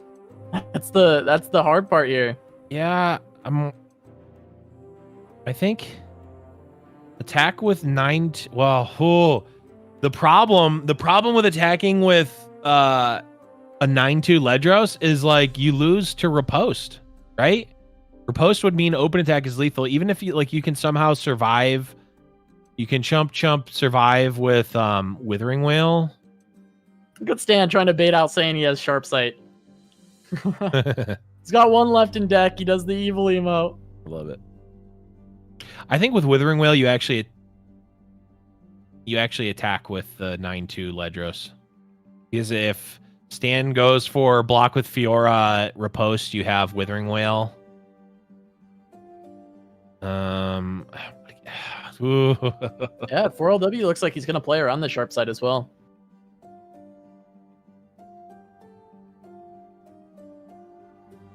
There's only one left, but it looks like, I mean, he's scared of it. Maybe Stan got in his head a little bit. We'll see. Stan is known for the strategic emote. I mean, to be fair, like, it is reasonable to play around it, but it's one left. You've seen two. Yeah, it's...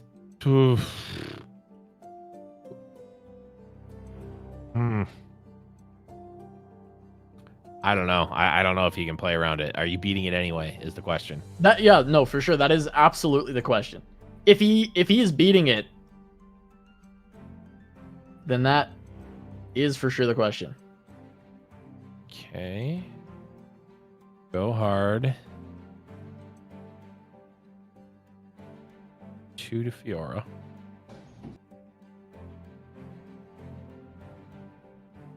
Notably, no more whale mana. Yeah, not for this turn at least.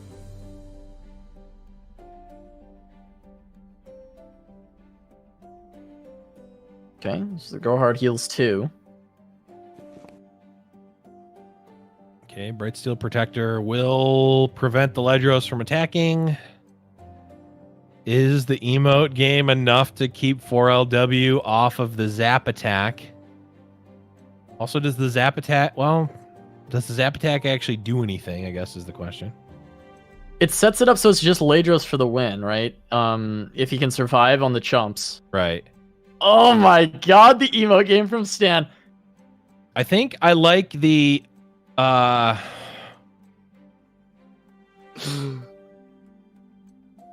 he got him! He passes it. He passed it. But now, okay, so now... It's relevant if he draws into the Sharp Sight now.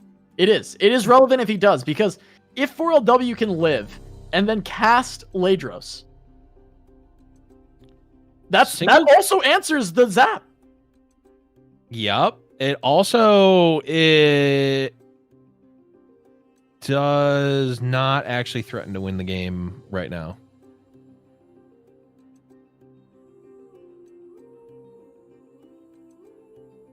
Is that did that non-attack really? Is that really going to cost 4LW the game here? I'm not sure yet. I'm not sure yet.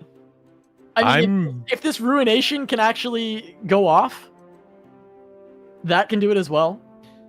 If the attack goes through, stands at 1 here. Everything is exactly the same except stand is at 1. Blocks happen, and then you can play Ledros to threaten lethal. You can't actually do that now. Yeah, he's trying to clear the board. So then we get... Okay, this is fine. The deny probably has to happen here. Which then we get the Ruination on the next turn. Yep. It allows for redevelop, but this is still probably good.